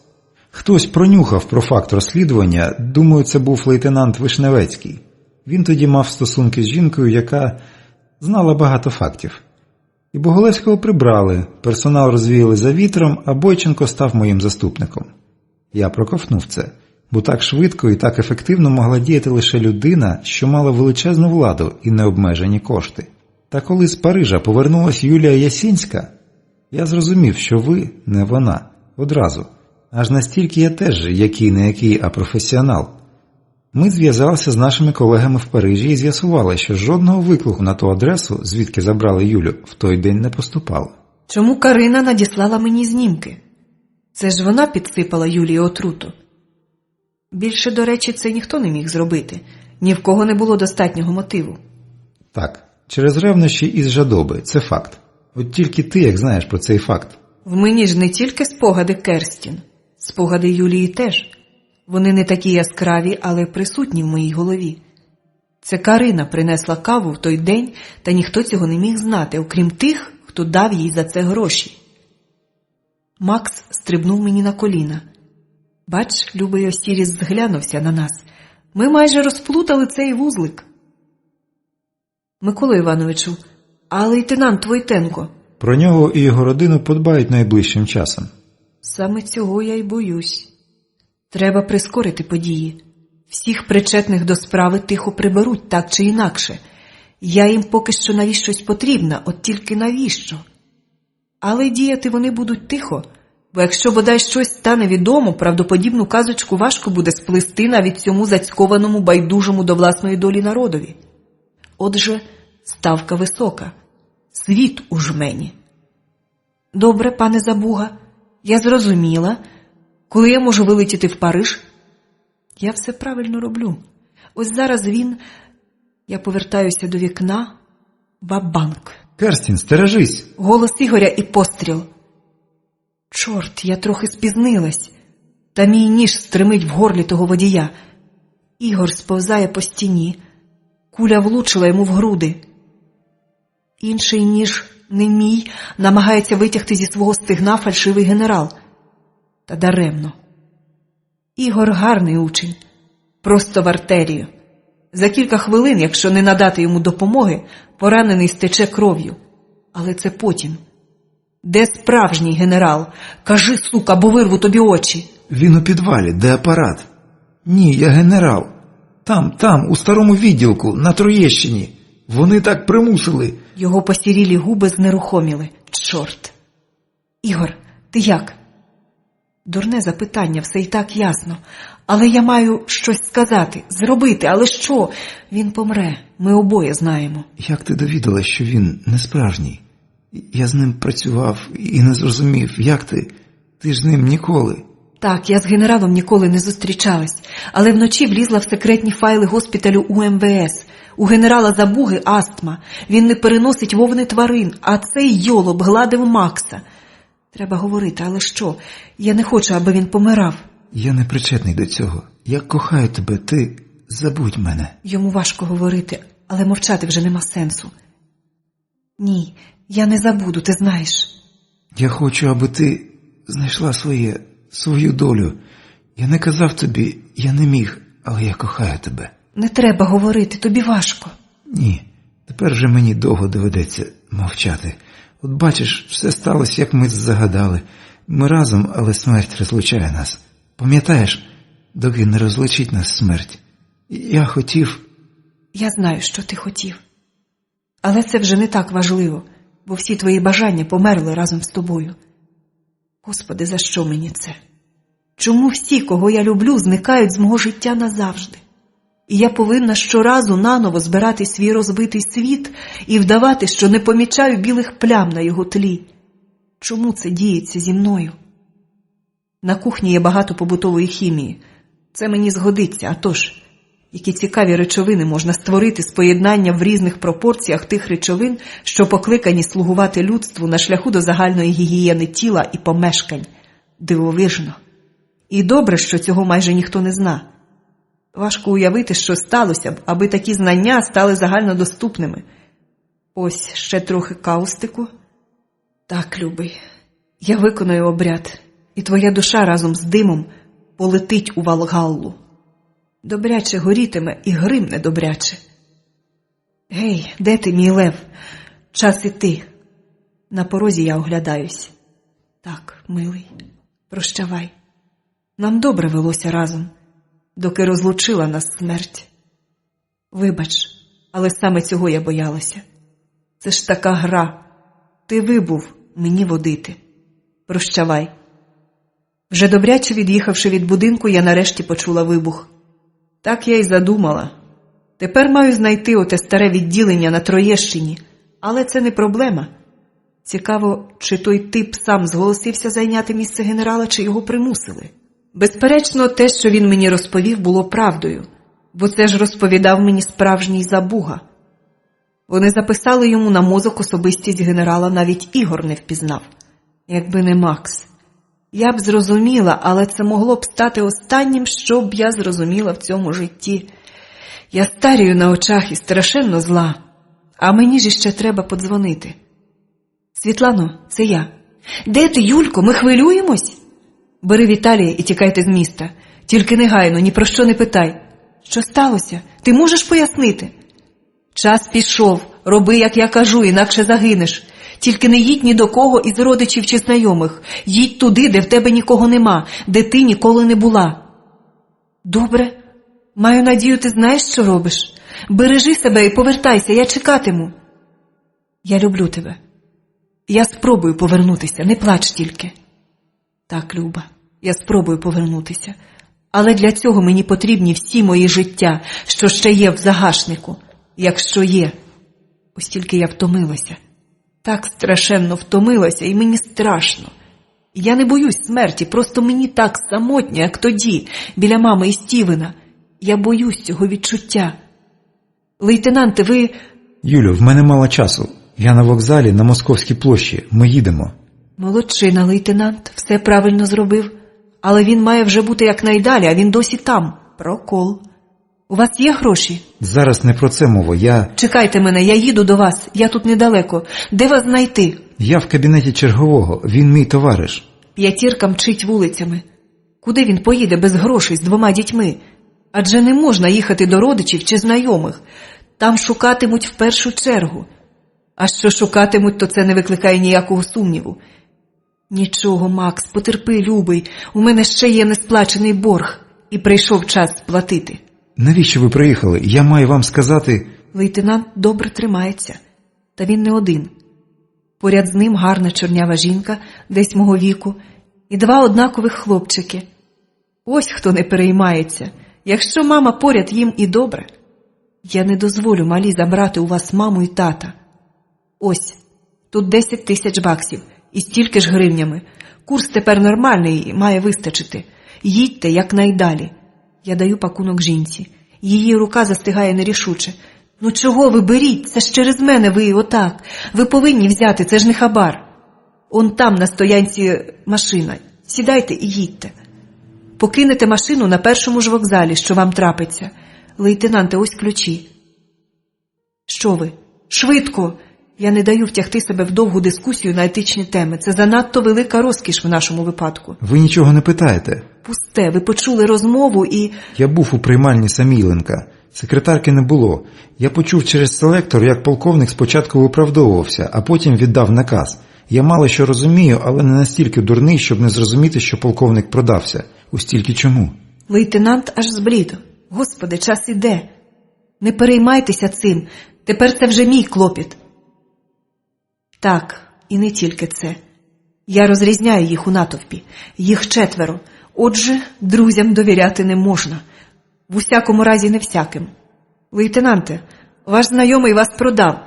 Сидіть тут, по вас прийшли. Я подбаю про них. Ні, ви або зробите, що я скажу, або загинете. Сидіть тут. Ось вам наказ, виконуйте. І заопікуйтесь моїм котом. Натовп не дуже рясний, аніж добре робить свою справу. Ось так, хлопче, нема куди поспішати. В натовпі верещить жінка. Люди оточили тіло. Ось тут ми зараз і проскочимо. Доки увага всіх і тих теж спрямована в інший бік. Швидше за мною. Я хапаю Макса, і ми вибігаємо з кімнати. Хоч би ніхто не нагодився. Та ні. Десь Іуда черговий тремтячими руками підраховує виторг. Чужі життя завжди мало коштують. Ось і стоянка. Лейтенанте, якнайшвидше вибирайтесь за місто. Не скупіться, обов'язково покиньте машину, бо її будуть шукати. Та ви ж самі все розумієте. Куди ви зібрались? До моєї матері, у Бишів. Їдьте туди, де ніколи не були, де у вас нікого нема. Це моя вам порада. І не спиняйтесь в готелях. Я розумію, що у вас діти, але саме про них я й думаю, радячи вам таке. Кіця! Один з малих загляда до Макса. Тьотю, киця! Куди вам з ним? Жінка дивиться на мене. Якщо хочете, залиште його з нами.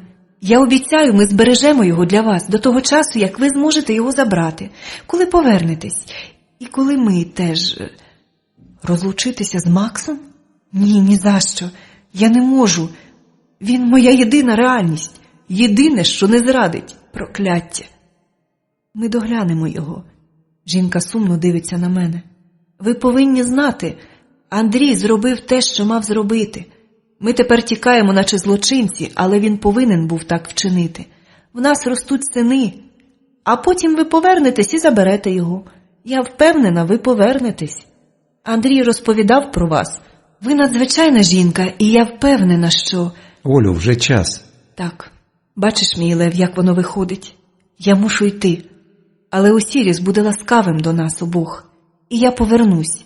І ми знов будемо вдвох. Ти і я. Тільки ти і я. Поки не розлучить нас смерть. Мені потрібна адреса когось, хто знатиме, де ви.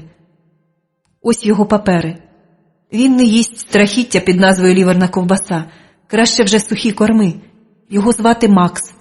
Не намагайтесь його приручити, він буде сам по собі. І ще, він все розуміє. Слова, інтонацію, ставлення, все. Ви потім переконаєтесь у цьому самі. Я кажу не для того, аби ви чимось не образили його через незнання.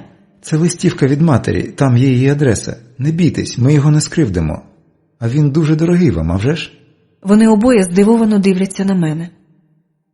Окрім нього, в мене більше нікого нема. Ні, у вас є ми. Жінка потискає мою руку. Повертайтесь. Машина рушає з місця, а я йду. Тепер мені треба дістатися туди якось інакше. Я знаю як. Я поїду на метро. А що? Непогана ідея. Глава 14. Ви його загубили, телепні! А де чобіт? Голос чоловіка зривається на вереск. Чоловік не повинен отак верещати. Хтось порізав чобота, якась дівка, просто в серце. Так, хлопці, мляво працюєте, а мої ножі, слухняні дітки, летять туди, куди мені треба. Ви хоча б завважили, де подівся Войтенко, і де його родина. Він мов в воду впав, а був вже там. Ваць сказав, що всі вони сиділи там, у кабінеті. Та через чобота зчинився гвалт, ми шукали. Погано шукали, хлопці. А тепер здорово боїтесь. Он голос як тремтить. Шеф, я не розумію, як змогла та дівка? Вона ж ніхто, просто так. Ти, ідіоти, краще мовчи вже. Чи ти гадаєш, що ножі вона кидає теж просто так? Вона прикрила Войтенкові відхід. Тепер не знайдемо. Чи просто так вона вміє робити бомби з побутової хімії? Хотів би я мати когось, хто хоч половину вміє з того, що вміє вона. Ви її бачили там? Вона мені потрібна жива. Підіть і знайдіть. Вона потрібна мені. Гей, хлопці, нема про що говорити. Я ж уже тут. Цей старий відділок хтось майстерно перетворив на міні-фортецю, та я знаю такі штуки. Даремно було так витрачатися. Може, вона поїхала з міста? Ні, вона тут. Їй потрібен аеропорт, будь-що. А подружку її встигли схопити? Ні, шеф, вона десь зникла разом зі своїм приятелем. Бачите, які ви йолопи? Дівка обставила вас, як останніх салах. Ну чого ви стовбичите? Шукайте її, перетрусіть всіх інформаторів. Чоловік сів. Я чую, як розпачливо зойкнули пружини. Треба менше їсти. Щоправда, це вже все одно. Всі вимерли. Тут не обійшлось без когось з синдикату. Що ти мені верзеш? Наче у воду впали, наче вимерли. Немає ніякого синдикату, ясно? Це моє місто. Якщо не приведете мені дівку, начувайтесь. Я чую, як вони виходять. Ось зараз вони пройдуть повз мене, і кожному в шию встромиться голка. Не бійтесь, хлопці, боляче не буде. От гарні дітки, навіть не плачуть. Хоча падати могли б тихіше. Що ви там звалили? Що за гуркіт? Роздратований старіючий чоловік. В нього, на відміну від інших, гарантій на життя немає. Доброго вечора, шановний Анатолій Панасович. Полковник Саміленко здригнувся. Він думає, мабуть, що зреагував миттєво, рука його тягнеться до зброї. Так ні. Не так уже й швидко, як на мене. О, Макаров. Стара модель, непогана штука, звичайно, але кольт кращий. Я більше люблю револьвери. Навіть оця Беретта М92 серед пістолетів не найкраща, все ж мені більше імпонує. Ну, та смак у кожного свій. Ви не встигнете натиснути на курок. А охорона ваша прилягла відпочити там, на дворі, і у вітальні. Але вас я не пожалію, тому кажіть, де генерал. Якщо будете відвертим, уб'ю легко. Як ні, трохи розважусь. Я сьогодні роздратована. Довелось доручити мого кота на чужі руки. Жахливо, правда? Ти клята садистка, вбивця. Нічого я тобі не скажу. Ти не посмієш. Та ти знаєш, що я з тобою зроблю, коли... Полковнику, заткніть пельку. Я вже зовсім роздратована. Зараз щось йому відріжу, заспокою нерви і собі, і йому. Ніби я просто так задля розваги ходжу вулицями і вбиваю ні в чому не повинних людей. Ви ж знаєте, якщо вміло натиснути, розколиться кожен. Ви це знаєте навіть краще за мене. Ти порахуй, скількох вбила. Тобі не страшно спати вночі? Не страшно жити з цим? О, почалась душевна розмова. Нічого не міняється. Тільки не треба моралізувати. Мені що, слід було зобразити з себе мішень? Так ви це уявляєте? Це самогубство, гріх непростимий. І не треба мені зараз казати, ти вбивця, а я ні. Ви хіба ніколи нікого не вбивали? То було інше. Дивний чоловік, їй право. А як ви розрізняєте вбивство і вбивство? Яка різниця? Результат один, погодьтесь. Я захищала своє життя від вас, до речі. І не треба мені говорити, яка ви велика шишка і що ви зі мною вчините, коли. Зрозуміло? Не буде у вас ніякого коли. І я вважаю ваше подальше існування надто обтяжливим для себе і для суспільства. Ти не маєш права, я офіцер поліції. Ну чому вони вважають цю обставину індульгенцією? Не бачу тут логіки. Тоді поясніть мені, нащо офіцерові поліції сидіти отут і полювати за мирними громадянами, за лейтенантом Войтенком і його родиною, за Світланою Яценко і лікарем Соловйовим, за мною нарешті. Чи це входить в ваш службовий обов'язок? Нема чого сказати? Отож, ви зрадник. Ви зрадили своїх колег, що гинуть на вулицях від рук бандитів. Ви мали б бути з ними, а замість того ви отут. Отож відповідайте на питання. Я не настроєна дискутувати, і моє роздратування посилюється. Де генерал? Його рух такий повільний? Ні, ну не дурень. Знаш, чванливий сучий син, що я в цю гру граю краще, а туди ж. На, отримуй. Гримнула Беретта. Думаю, кістка перебита і дуже жахливо болить. Вам боляче, полковнику? Маю надію, що так. Сучка, я з тобою ще... От дурень. Добре, переведемо нашу розмову в іншу площину і поговоримо про вас. Розкажіть мені, навіщо ви в це полізли? Чого вам не вистачало в житті? Я бачила вашу особисту справу. Ви були чесною людиною до 3 вересня 2000 року. А тоді вирішили, що можете грати в вищій лізі? Скажіть мені, бо я не розумію. Він дивиться на мене з такою злістю, наче я сіла на його бутерброд з маслом. Боже, скільки то в людині неприємних емоцій. Жив би собі тихо-мирно, тим більше, що реалізувався в житті. А на одне реалізоване життя, на одну вдалу долю приходиться 1000 невдалих. Що це, знову потяг старіючого самця довести всім і собі теж, що в нього все гаразд у штанях? Мабуть, так. Він мені скаже. Він хоче мені сказати. Він давно хоче сказати всім. Та ніхто не питав. Лише я. Бо мені цікаво. І він це відчуває. Ти ж усе бачиш, розумниця, так? Він морщиться від болю. Бачиш, але не розумієш. Де тобі, звісно? Я тобі скажу. Ти не з тих порожньооких, яким все одно. Може, тому тобі вдалося всіх обставити, бо ти цікавишся світом навколо тебе. Я тобі скажу. Бачиш, мій світ знищили. Колись був порядок, а потім все пішло шкереберть, і на мене навішали всіх собак, на таких, як я. А ми ж, власне, були тільки виконавцями. І я тоді вирішив, якщо я не підходжу як виконавець, то буду тим, хто наказує. І поверну свій світ назад. А ті люди зробили геніальне відкриття. Потримав злочинця під струмом, зробив щеплення, і все, він же інша людина. Іде правильним шляхом. Всі. А хто встановлюватиме правила? Як визначити правильність шляху? Встановлюватимуть ті, хто має на це право. Господи, як я боюсь фанатиків. Може статися, що ви не потрапите в ряди тих, хто буде мати право. Що тоді, ви не думали? Туповатий чоловік. Аж дивно, що дослужився до такого звання. А може, саме такі й були потрібні? І нащо ж посилати вбивць до людей, які мають інформацію? Якщо ваша мета така благородна, то... Так, заради світлої мети варто пожертвувати малим, аби потім... Все, я не слухаю. Це стара пісня. Тут це вже проходили. Пожертвувати моїм життям, життям близнюків, ще кількома, аби купка маньяків могла диктувати свої правила. Чого ж? Це ж чужі життя. Полковнику, а власним життям ви згодні поступитися? Він блідне. Так завжди. Коли заходить мова про власне їх життя, то виявляється, що вони ще не готові. Що в них є справи. Навіть перед лицем смерті вони не скажуть правди. Так, я боюсь.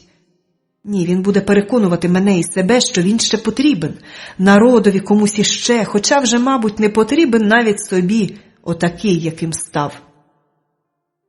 Вам було боляче, коли я прострелила вам руку? Так, прошу, не треба. Він просто жалюгідний. Чомусь такі чваньки ламаються швидше за інших. Войтенка я б такою дрібницею не розколола. Але він звик жити, і жити добре. Йому шкода. Бачите, полковнику, ви боїтесь, а я ні. Знаєте чому? Мій страх колись вбили такі, як ви. Мій страх поховали колись з моєю матір'ю і однорічним братом Стівеном. Тепер я не боюсь. А ви боїтесь. Отже, чиї накази ви виконуєте тут? Ви в цій справі теж виконавець, отож кажіть. Мій спокійний тон лякає його більше, ніж якби я кричала. І маю надію, добряче таки болить поранена рука. Він скаже. Ви не дістанете його. Він дуже могутній урядовець, важлива фігура. Я це знаю без вас. А президент знає? Ні, він і не повинен нічого. Он як. Хлопці вирішили зробити Україну своїм дослідним полігоном. А чого ж? Найбільш підходяща країна для таких діячів. Судіть так. Глибока економічна криза, що вимотала населення за 20 років так, що ніхто вже не думає ні про що, окрім шматка хліба. Звідси абсолютна інертність. Навіть якщо якась інформація просочиться в пресу, на газету можна подати мільйонний позов, а народ і не почешеться, всім на все начхати, бо стільки йде негативної інформації щодня, що психіка в людей вже ставить захисний бар'єр. З іншого боку, корумпована влада. Правильно казав Засіб. Нужда всіх поробила злочинцями. Звідси кругова порука. Ну і психологія. Після нас хоч потоп. І відносно висока культура. Країни Азії не підходять через перенаселеність і низький інтелектуальний рівень більшості населення. Також там сильні релігійні традиції. А Україна – ідеальні умови. Нащо вам знадобився генерал? Він почав копати. Знаєте, уже багато, але... Звичайно ж. Він відмовився взяти гроші. Не всі ж прогнили в цій країні. І таких, мабуть, багато. От покидьки. Чесні люди мають ховатися, як злочинці. Він у підвалі. Ключ у мене в кишені, там апарат. Хто робив досліди? Хто переписував свідомість тому підставному любителю котів? І чому він погодився на це? Його ніхто не питав. Він підходив за основними параметрами. Отже, така сама історія, як і зі мною. От бідолаха. А з апаратом працював професор, що приїхав. Більше ніхто не знає, як... Значить, вони пробували працювати на ньому без Хольта, але нічого не вийшло. Це значить, що кілька людей мертві лише тому, що цим гадам хотілося попрактикуватись. Дуже добре. Ось бачите, полковнику, завжди можна знайти спільну мову. Як ви здогадались про підміну? Мені цікаво. Так, ще б не цікаво. 2 останніх роки генерал Забуга хворіє на астму. В нього алергія на вовну тварин. А той ваш бідолаха гладив мого кота. І нічого. Така дрібниця. Ця дрібниця коштувала життя йому, шоферові і моєму другові. А тепер і вам, полковнику. Не треба, я вам ще стану в пригоді, не... Гримнула Беретта. Його тіло заплямувало килим. Не знаю, друже, чим би ти міг мені зарадити. А от нашкодити дуже міг би. Ти ж не залишив життя старій вчительці, там на дорозі. І ще кільком бідолахам, що мали нещастя підходити по параметрам. Отож, я спускаюсь у підвал, переступаючи через тіла охоронців. Спіть, хлопці, а як прокинетесь, тікайте звідси чимдуж. Але щось мені говорить, що вони не послухають моєї поради. Ну що ж, у людини повинен бути вибір, навіть такий. Ніхто не повинен встановлювати власні правила у світовому масштабі. Так буде краще для всіх. Для мене, в усякому разі, точно. Генерале, ви тут? Ви живі? Прекрасно влаштовані камери. Ось те, що треба. Він десь тут, бо стоїть знайомий стіл і апарат, приєднаний до нього. Довгий коридор. Мене везуть довгим коридором повз двері. Щось вкололи, бо в очах двоїться. Морфій? Дуже схоже, але ні. То що, Керстін, бачиш, від мене важко втекти. Я ненавиджу його обличчя. Він вважає себе неперевершеним красенем. А як же? Високий, білявий, з великими блакитними очима, та нижня щелепа слабкувата. Слабак і покидьок. Коли я дошкребусь до тебе, Кенні, пошкодуєш. Що тобі треба, Адоніс недороблений? Ну, Керстін, навіщо ти так? Тобі ж буде краще, якщо ти не опиратимешся. Ти нам потрібна. Професор ставить дослід. Ти ідеальний кандидат. Покидьок. Кинь, Керстін, нема чого лаяти мене. Він посміхається. І мені хочеться вибити йому його фарфорові коронки по $600 за штуку. Ти власність секретної служби, річ. Мій колишній шеф погано тебе використовував, та я знайшов гарне застосування для такої зарозумілої сучки, як ти, і довів це. А ти мало не зламала мій план своїм дурним опором. Іди взад, ти просто огидний. Досить балачок. Ти сама цього хотіла. Його можна швидко роздратувати, він тоді втрачає обережність. Скоро ти станеш іншою. Навіть уявити не можеш, наскільки іншою. І забудеш свого кіношного психопата. Він, до речі, не такий вже й крутий. Просто розпусник, наркоман і придурок. Не знаєш, що ти в ньому знайшла? Моя нога вцідила йому просто в зуби, потім в пах. Слабко прив'язали дилетанти. Ой, коронки поковтав, бідолаха. Так мені й хотілося. На моє обличчя накидають плівку, і мені нема чим дихати. Свідомість пливе від мене, темна вода наринула. Може, я помру? Тож Кен пострибає. Ось зараз. А Ерік? Що ж, про це я вже, мабуть, подумати не встигну. Генерале, ви тут? Шкода, якщо все це марно. Ні, я знаю, що ні. Ти забарилась, Керстін. Я вже тут попліснявів. Я чую, що йому важко говорити. Якщо вони робили з ним те, що колись зі мною, то мене не дивує його стан. Він вже не молодий чоловік. Я підходжу до ліжка.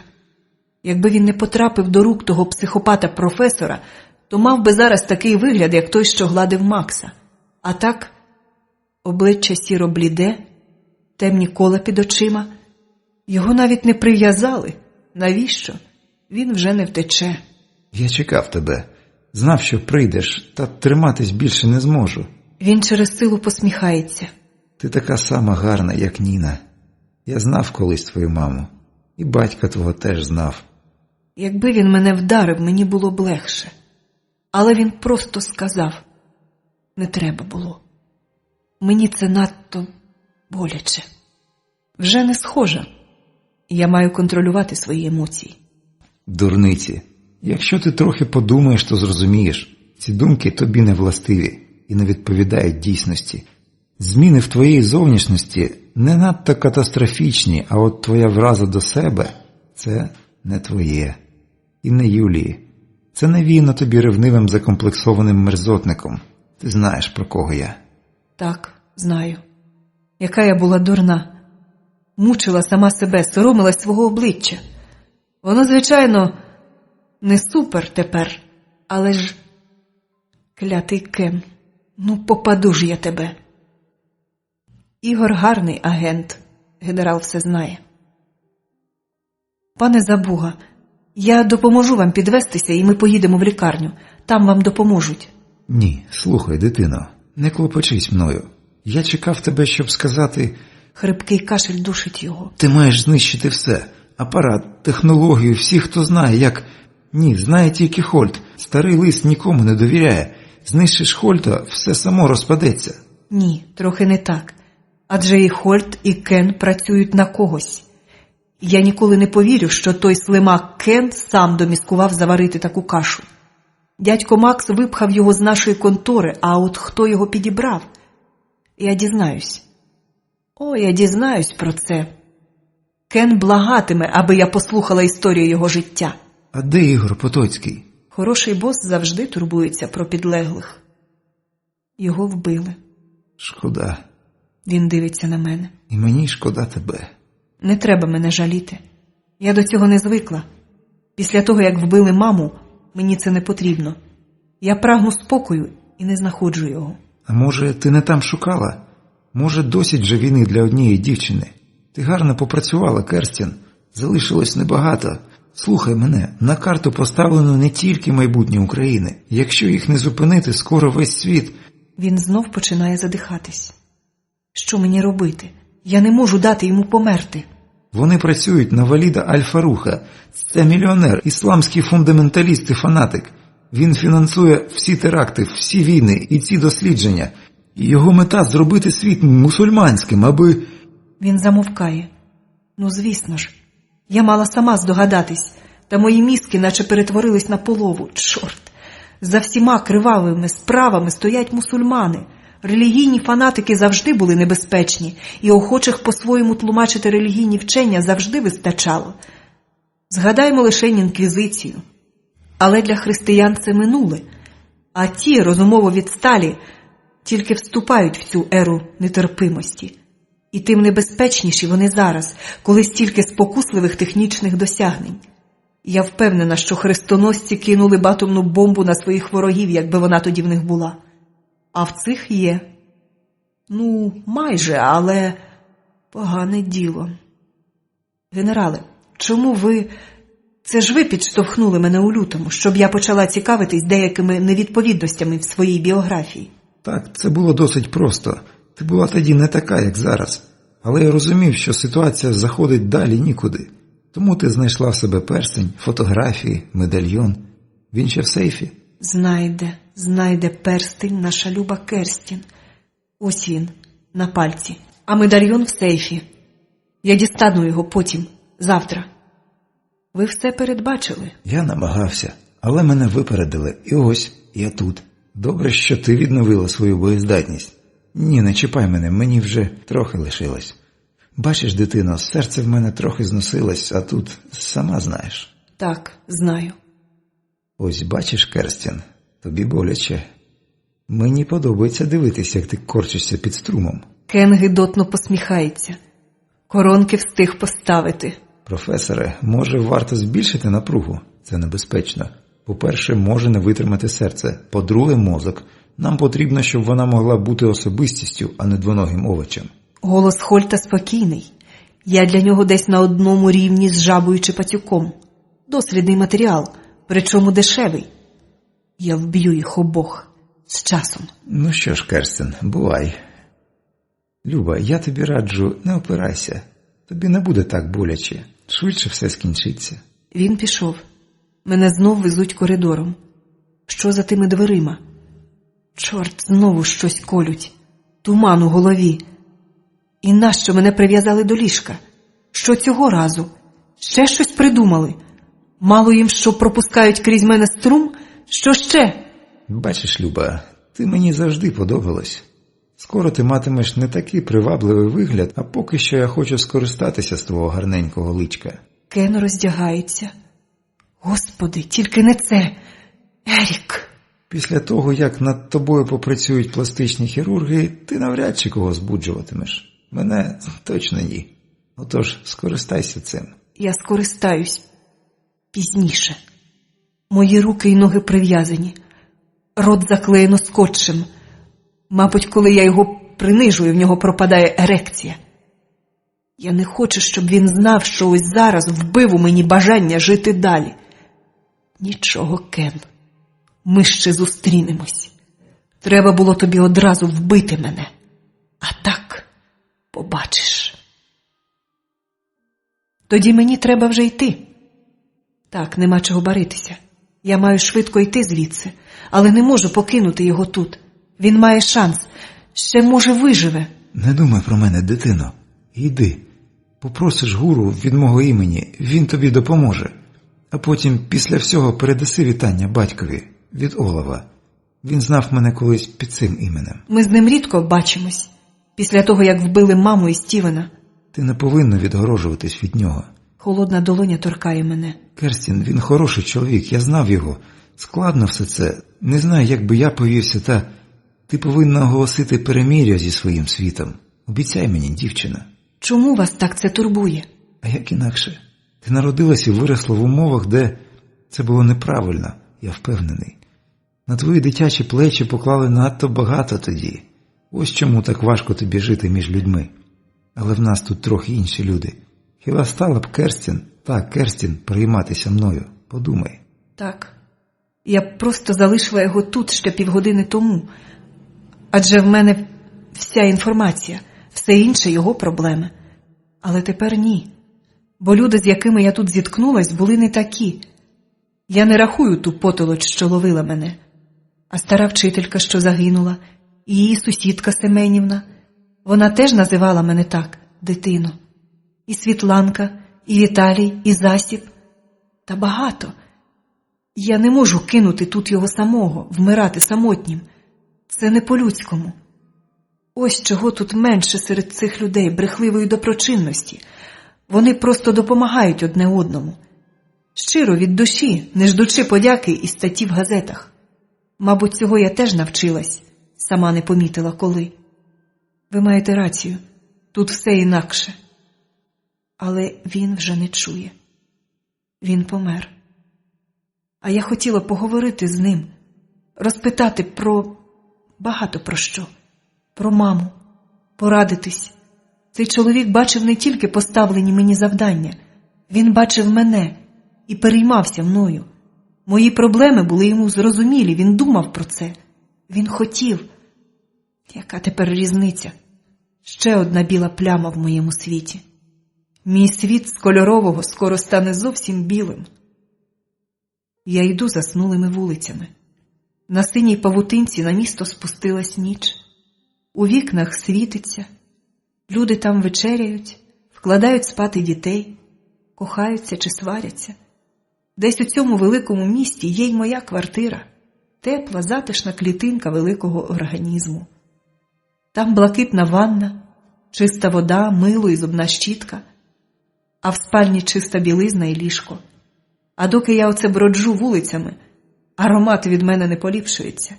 І мій настрій теж. Терпіти не можу бруду, а я вже зранку не перевдягалась. І білизну б десь поміняти. В цих джинсах зручно, але трохи парко. Господи, душу продам за теплий душ. Що я тепер маю робити? Певно, треба забрати речі з вокзалу, гроші з сейфу і спробувати виїхати хоча б до Польщі, а вже звідти в Париж. Чомусь я впевнена, що ідіот Кен і гадки не має, що я все пригадала. А їх мусульманському спонсорові таке й на думку не спаде. Для нього жінки не просто нижча раса. Для нього це щось на кшталт речі. Але річ бережеш, а жінку берегти нема потреби. І поняття честі для нього. Не буду про це думати. Мені не потрібні негативні емоції. Я вже маю їх на сьогодні доволі. Отже, хтось тут в Україні спокусився великими грошима. І це сталося не вчора і не сьогодні, а десь отак років із 5 тому. Саме тоді Хольта витурили з Штатів за його досліди. Тільки-но преса рознюхала ту справу, як спалахнув такий скандал, що президент змушений був вийти у відставку. Звичайно, для Америки це нормально. Там громадська думка має вбивчу силу. Природно, що тут в Україні таке не загрожує нікому з причетних до справи урядовців. Вони очей у сірка позичать і щось збрешуть. Це якби теля на фермі вкрали, то... А так, ясно. Отож, пан Хольт отаборився у Франції. Країна більш-менш стабільна, закони мають силу, а досліди проводив над українським матеріалом. Тепер не викликає сумніву, що тих дівчат Богулевський продавав саме йому. Вони готували собі полігон загодя. Ось чому витягли на світ Юлію. Вона, безперечно, мала б щось підозрювати, але не знала, напевне. Значить, тутешні діячі хотять забрати технологію собі. Ось чому підсилали до мене вбивць, але боялись, аби спонсори не пронюхали і намагались обставити все як банальний нещасний випадок. Досить розумно для дурнів. Вони не чекали опору, а потім дібрали, що з мене з живої буде більше користі. От і викрали генерала і вбили Бойченка. І, мабуть, Засіб упіймав тоді свою власну кулю. Чи насміляться вони торкнути гуру? Чого я питаю? Та що для них якийсь там злочинець, навіть якщо він і стримує бандитські розбірки, якщо пахне такою владою? Мені треба поспішати. Я знаю, хто за цим стоїть. Тут, в Україні. Дійсно, фігури помітні. Але в більшу мішені легше попасти. До речі, треба спитати, чому він гура. Наскільки я знаю, це польською означає гора. Спитаю потім. Але якщо вони не стануть його вбивати, а запропонують гроші?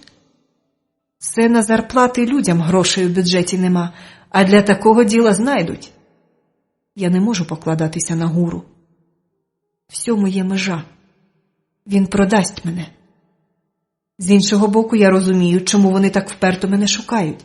Або хотять спокусити грошима, щоб працювала на них, або віддадуть колегам професора Хольта, щоб ті розклали мій мозок на молекули, аби зрозуміти суть процесу. Обидва варіанти мені не підходять з відомих причин.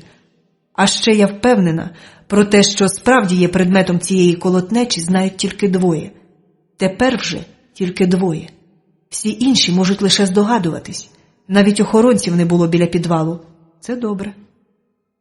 Напевне, банк пасуть. Мені не можна там з'являтись. А якщо перевдягтись, як тоді? Мене може не впізнати управляючий. Десь була в мене картка того хлопця, що приходив до мене з паперами. Майшер. Цікаве прізвище. І хлопчина симпатичний. Отже, завтра зателефоную йому. Якщо, звичайно, він... Ні, так можна збожеволіти. А я тут сама. Нема Світланки, аби мене трохи втішити. Нема Ігоря, аби підтримати мене. Нема Віталія, щоб нагадати мені про стан мого здоров'я. Мені нема з ким... Стоп. Адже раніше, тоді, мені було на це начхати. Я працювала сама і була досить нещасна, чесно кажучи. Бо робота закінчувалась, і я знову зоставалась сама. Просто тоді я цього не розуміла. Що ж змінилось? Змінилось середовище. І змінилась я сама. Тепер я точно не та Керстін. Але це ім'я любила мама. Тому я не буду називатися якось інакше. Принаймні офіційно. А тут це ім'я надто привертає увагу. Господи, як я втомилась. Цікаво, де зараз родина Войтенка? Сини в нього виростуть справжніми мужчинами, з таким батьком. Тільки от чи вдалося їм десь влаштуватися до цього часу? Бо діти вже, мабуть, хотять спати. І я хочу, та нема де. Велике місто, а для мене місця тут нема. А якщо вийти з міста пішки? Ось тут біля парковки видно стежку. Вона веде в темряву чагарників. Ні, нереально. Надто велика відстань. І в мене ще є тут справи. Сейф у банку і речі в камері схову. Гей, хлопці, дивіться, яка тут дівчинка. Так, цього мені тільки бракувало. Якісь хулігани. Іди сюди, красуне, ми саме тебе чекали. Світло ліхтаря вихопило з темряви постаті. Фу, ну й сморід. На дегенератів схожі. Що ж, спробую вплинути по-доброму. Не хочеться здіймати стрілянину, надто тихо навкруги. Вам краще дати мені спокій. Мабуть, мій голос звучить надто байдуже. Вони страшенно дивуються. Я зламала правила гри. Я маю тікати, верещати, впасти, а вони тоді накинуться на мене і зроблять, що їм заманеться.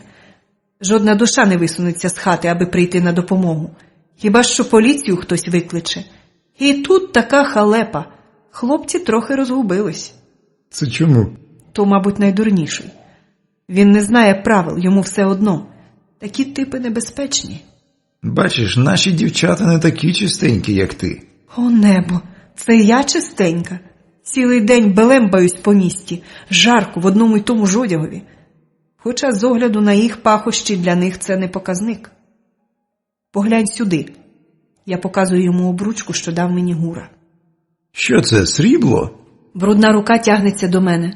Фу, гидота, ну і сморід. Чайник, ти здурів. Світло падає на другого шукача сексуальних пригод. Ти поглянь на печатку, сонце за гратами. Ти що, хочеш, щоб нам усім голови поодрізали за цю птаху?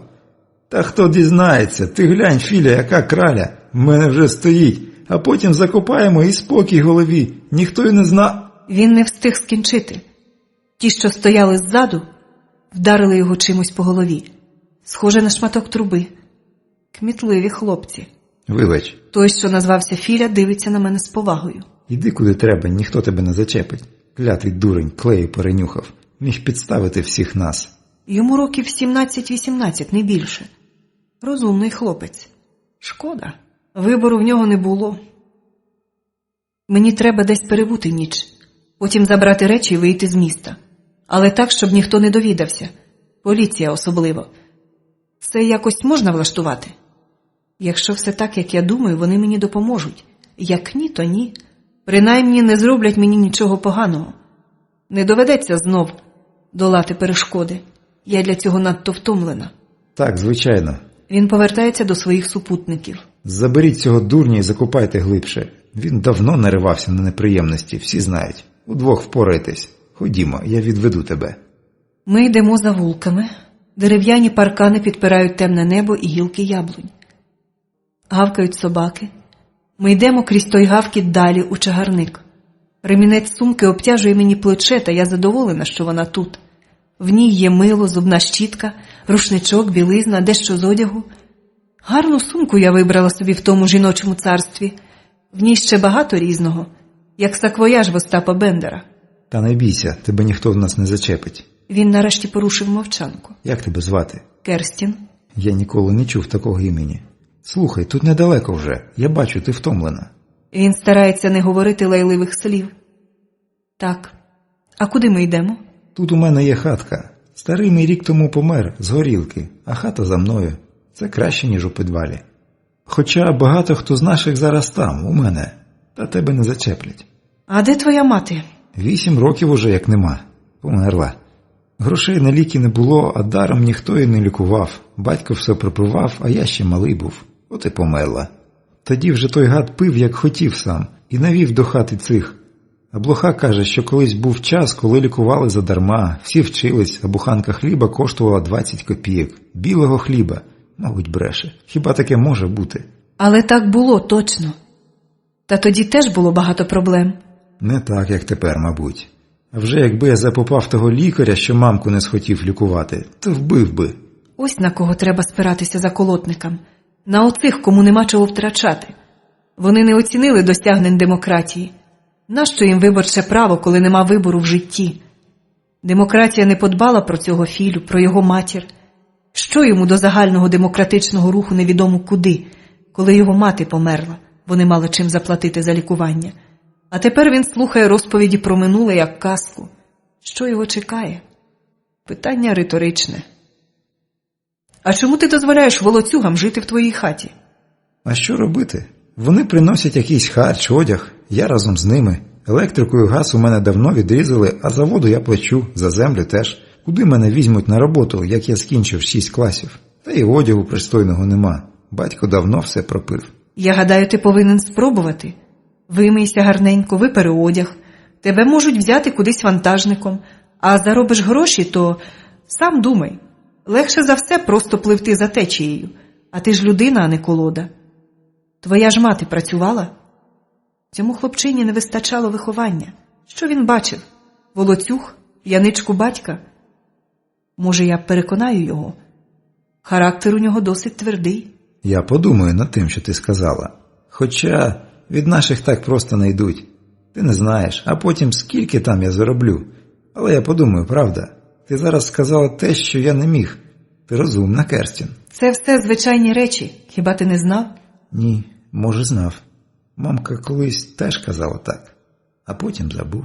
Він зараз плакатиме. Коли б дитина не втратила матір, це все одно болітиме до смерті, я знаю. Може, образ матері сколихне в його пам'яті інше життя? Може. Ми прийшли, заходь. Мабуть, ця хата колись була охайна, але дуже давно. А зараз це смердюча темрява з облізлими стінами, ліжком у кутку.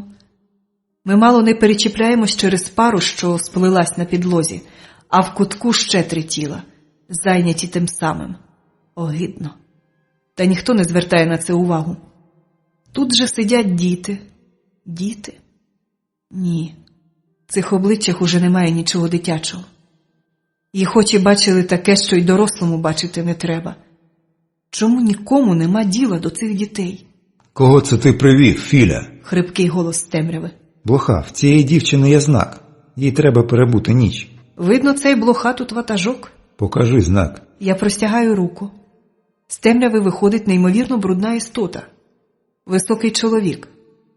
Скільки йому може бути років? Хто зна? Обличчя вкрите струпами, одяг. Це не одяг. Ні, я ніколи не повірю, що не можна інакше. все-таки вибір є. Мабуть, просто є люди, яким байдуже, як жити. Вони хворіють на невигойні лінощі душевні. Дай такому роботу, житло, і через тиждень він знов буде на смітнику колупатися. Бо це не вимагає від нього ніяких моральних зусиль. Мабуть, якась хромосома заблукала, і вони помилково народилися людьми. Але діти, ось цей Філя, інша річ, тільки нема кому про них подбати.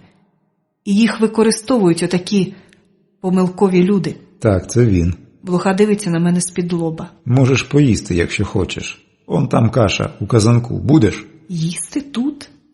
Та я волію померти з голоду, та не їстиму отут, в цьому, не знаю навіть як сказати, свинарником назвати, свиней образити.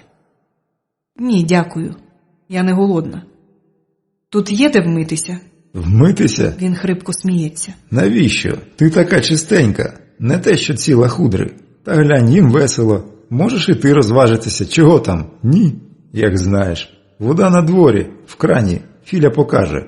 Спатимеш у повітці, там Філя спить. Він же господар, ми поважаємо його право. Не бійся, тебе ніхто не зачепить. І можеш не чіплятись так за свою сумку. Я особисто руку відріжу тому, хто навіть подумає про таке. Що, не чекала? Час змінився. Ми повинні коритися нашому законові. От і все. То йди, не стовбич. Філя, проведи. Ми виходимо на двір. Вода в крані не дуже холодна і майже чиста. Мені треба помитися, бо я збожеволію. Але як? Тут я буду надто вразлива, чи ні? Чорт, чом би мені не вродитися нетіпахою, якої світ не бачив? О ні, ні за що. Мені треба викупатися і випрати одяг. Постережеш? Сторож з нього, та нема нічого кращого. Якщо тобі треба, звичайно. Та ніхто до ранку не виповзе. А якщо хто і виповзе, все одно, купайся. Сумка туго набита. Але я знаю, де пакетик з милом та іншими такими штучками. А оцю сукню я надіну. Вона темна і зовсім не мнеться. Тому вона тут. Мені треба роздягтися, відвернись. От іще, як же я буду стерегти? Він сміється. Цього мені ще бракувало. Він зовсім дитина. Безсоромний хлопчисько, я з тобою не граю в ігри, так що сховай посмішку. Ти боїшся щось підчепити? Даремно, я чистий. От дурень. Хоча, звичайно, і це теж. З огляду на те, що я тут застала. Я боюсь, що ти надто малий. Я годжусь тобі в матері. Отож негайно припини оцю дурню і відвернись. Він ображено надув губи. Не завадило б і йому помитися. І, мабуть, в нього сила комах. Боже, куди мене занесло? Я роздягаюсь і намилююсь. Яке блаженство змити з себе мікробів. Фу, гидота. Нічого, протикс усе подолає. І шампунь гарно пахне. Проти комах, щоправда, безсилий. Ти така гарна. Клятий хлопчисько витріщився на мене. Ну, звісно ж. Чого він тут тільки не бачив? Найшла кого виховувати. Та його тут вже так обробили, що... Ні, він славний, просто занедбаний. Та Бог з ним, нема чого соромитись. Хоча, якщо ти не перестанеш витріщатися, я відірву тобі причандали. Не буду. З лихом навпіл перуть джинси. Нічого, аби чисті. Майка і білизна перуться легше. У мене є мотузка. Ось, зараз, ходімо. Тут і прищепки, зараз винесу. А тепер майже зовсім добре. Стелю на підлогу повітки поліетиленову плівку і лягаю. Нічого, нормально. Підлога глиняна, сонце за день нагріло її, сумку чіпляю на себе. У мене же тапчан, лягай туди. Вибач, але мені тут буде спокійніше. Якось воно тут у вас з гігієною проблеми. Не хочу сказати нічого поганого про ваше миле братство, але я гадаю, все ж варто іноді митися. Мабуть, ти маєш рацію. Ти справді не хочеш розважитись? Я чистий. Блоха сам за цим стежить. Розумієш, є жінки, які платять за різні речі зі мною. Мені дещо перепадає. Блоха тільки гомиків не любить, моє щастя. А тобі можу дещо. Ти мені подобаєшся. Ні, я вдячна за пропозицію, але мені це не потрібно. І взагалі, що це за розмови? Збочення якесь. Краще скажи, чому ви не дозволили вашому приятелю спробувати розважитись?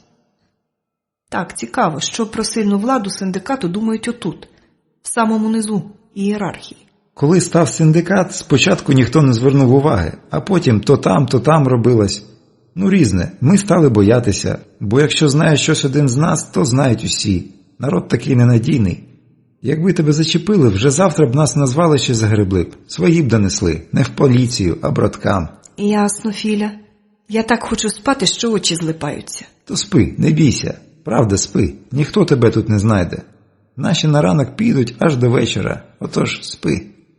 А хвилі несуть мене. Несуть кудись. Так, я сплю. Але якщо така моя доля загинути, то не буду я опиратися. Як ні, то ні. Я буду спати. По-справжньому, а не краєчком мозку. Глава 15. Якщо ти зараз не прокинешся, я тебе обілью водою. Десь я вже чула цей голос. Я розплющую очі. Двері повітки розчинені, видно полуденне марево в небі, зарості буску і свічки тополь. Гарно. Я виспалась, але їсти хочу неймовірно. Хто мене будив? А, звісно ж. Вольтику, що ти тут робиш? Він похмуро дивиться на мене. Мабуть, я цьому здорованню не дуже подобаюсь. Ну що ж, хто любить попа, хто попову жінку. Але чому він тут? Саме він. Чи вже почалась нова гонитва за Керстін? О, тільки не зараз, я така голодна. Мене прислав засіб. Його зеленкуваті невеликі очі вивчають мене. Через тебе він упіймав кулю, а тепер прислав мене, аби я допоміг тобі. Не розумію. Ось, візьми. Він кладе мені на коліна пакунок з Макдональдсу.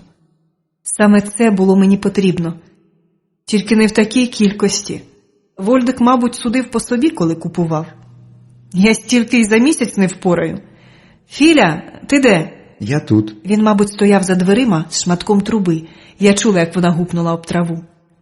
Ходи сюди, поїси зі мною. Тільки руки помий, он мило. О, то ти купався навіть? Молодчина. Ходи снідати, бо сама не подужаю. Сідай, чого там? Я розкриваю пакет, і ми нарешті їмо більш-менш пристойну їжу. Як мені тут вчора пропонували? Каша в казанку? Господи, нема межі людському падінню.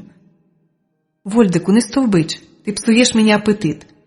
Він тут недоречний в сорочці від Валентино, в дорогих черевиках і добре пошитих штанях. Я тут теж недоречна, але моє чорне плаття так не обурюється навколишнім пейзажем. Їж швидше, їдьмо. Нема часу на балачки. Куди ж ми поїдемо? Дай здогадаюсь. Або до Гури в казино, де мене вже чекають, або до найближчого звалища, де вже викопали глибоку яму. А можливо, засіб діє сам? Або думає, що Вольдик йому коритиметься будь-що. Ти візьмеш мене з собою. Філя дивиться благально. Я не буду тебе обтяжувати. Візьми. Ой, малий, якби я могла знати, куди їду. Зовсім нема сенсу наражати тебе на небезпеку. Всі, хто був до мене близький, або ховаються невідомо де, або вже на отій дорозі, з якої не повертаються. Я сама не знаю, що зі мною буде. Ти ще надто малий, щоб волочитися дорогами. Я не малий, мені вже 17 років, і краще з тобою, ніж тут. Візьми мене, Керстін, я допомагатиму тобі. Якщо розібратися, то тут його чекає надто погана доля. Поки що він обслуговує різних збочинок, стане старший, зіп'ється. Якщо доживе до того часу, якщо десь не пригостять його уламком труби, якщо не замерзне десь під парканом, якщо не... Так, зі мною йому буде краще. Можливо, я встигну прожити стільки, щоб якось зарадити тому страшному бузовірству, яке вчинило з ним життя. Кажуть, всім не допоможеш, а я й не намагаюся всім. Якщо кожен з нас допоможе навіть одному отакому хлопчині, це вже буде добре. Тільки в тому випадку, якщо ти обіцяєш щодня митися і міняти білизну і шкарпетки, а також чиститимеш зуби. Ні. Ожив Вольдик. Ти не можеш забрати хлопця. Можу. Зроблю, як сама хочу, ти мені вказувати не будеш. От іще, гадюка. Він належить до групи блохи. Так не можна. Він належить сам собі. І цей будинок його. Я перестріляю цих покидьків, якщо доведеться. Хлопець піде зі мною. Піде, Філя, познімай мою білизну зі шворки. Либонь, висохло вже. Я занурююсь в сумку. Десь тут має бути... Ага, ось. Записник. Ось візитка. Майшев Вадим Романович. Я маю якось забрати свої речі з того сейфу і валізу з камери схову. Ну, та це вже простіше. Куди ми поїдемо? Куди скажеш? От тобі квитки. За 2 тижні все вляжеться і ти вилетиш до Тель-Авіва. А вже звідти куди тобі треба? Це Засіб придумав. До Гури краще не звертайся. Він передає тобі вітання і просить пробачення. У нього зв'язані руки. А Засіб, за офіційними даними, ще непритомний. І опритомніє тільки тоді, коли ти будеш вже далеко. Наказуй, куди поїдемо? Треба десь перебути 2 тижні. Вилетиш не з Києва, а з Дніпропетровська. Ти маєш куди податися. Так, але в мене ще є тут 2 справи. Чому ти допомагаєш мені? Адже я тобі не подобаюсь. Він трохи червоніє. Цікава реакція. Ні, чому ж? Просто ти... я не люблю таких спритних жіночок. Я трохи боюсь. Але не тому, що ти мені якось не подобаєшся. Я б насмілився провести з тобою ніч, бо ти красуня. Але тільки якщо б ти підписала кілька документів про те, що не прибереш мене на ранок. Ти вважаєш, що я монстр? Ні, адже ти не вбила мене тоді, хоч і могла. І собак не вбила. І хлопцем так переймаєшся. Про лейтенанта я теж знаю, ти йому всю готівку віддала. Але це не робить тебе менш небезпечною. Людське життя для тебе – ніщо. Ні, неправда. Я поважаю життя. І смерть теж. Але якщо людина пробує підняти на мене зброю, будь-хто, чоловік чи жінка, все одно, це для мене сигнал до атаки. І супостат мій, якщо я зможу з ним впоратись. Моє життя відібрати важче, ніж життя більшості громадян, от і все. Хай так, я подумаю над цим. Швидше збирайся, поїдемо. Не бери хлопця, він тільки завадить тобі. Ні. Якщо я не подбаю про нього, він пропаде отут. Ти вперта. Ти не перший, хто це завважує. Філя заносить мої речі. Джинси нагадують рогожу, та це нічого, аби чисті. Гарно пахнуть, і мені це подобається. Закрийте двері і сидіть обидва тут. Я маю скупатися. Коли ще мені вдасться купатися сьогодні?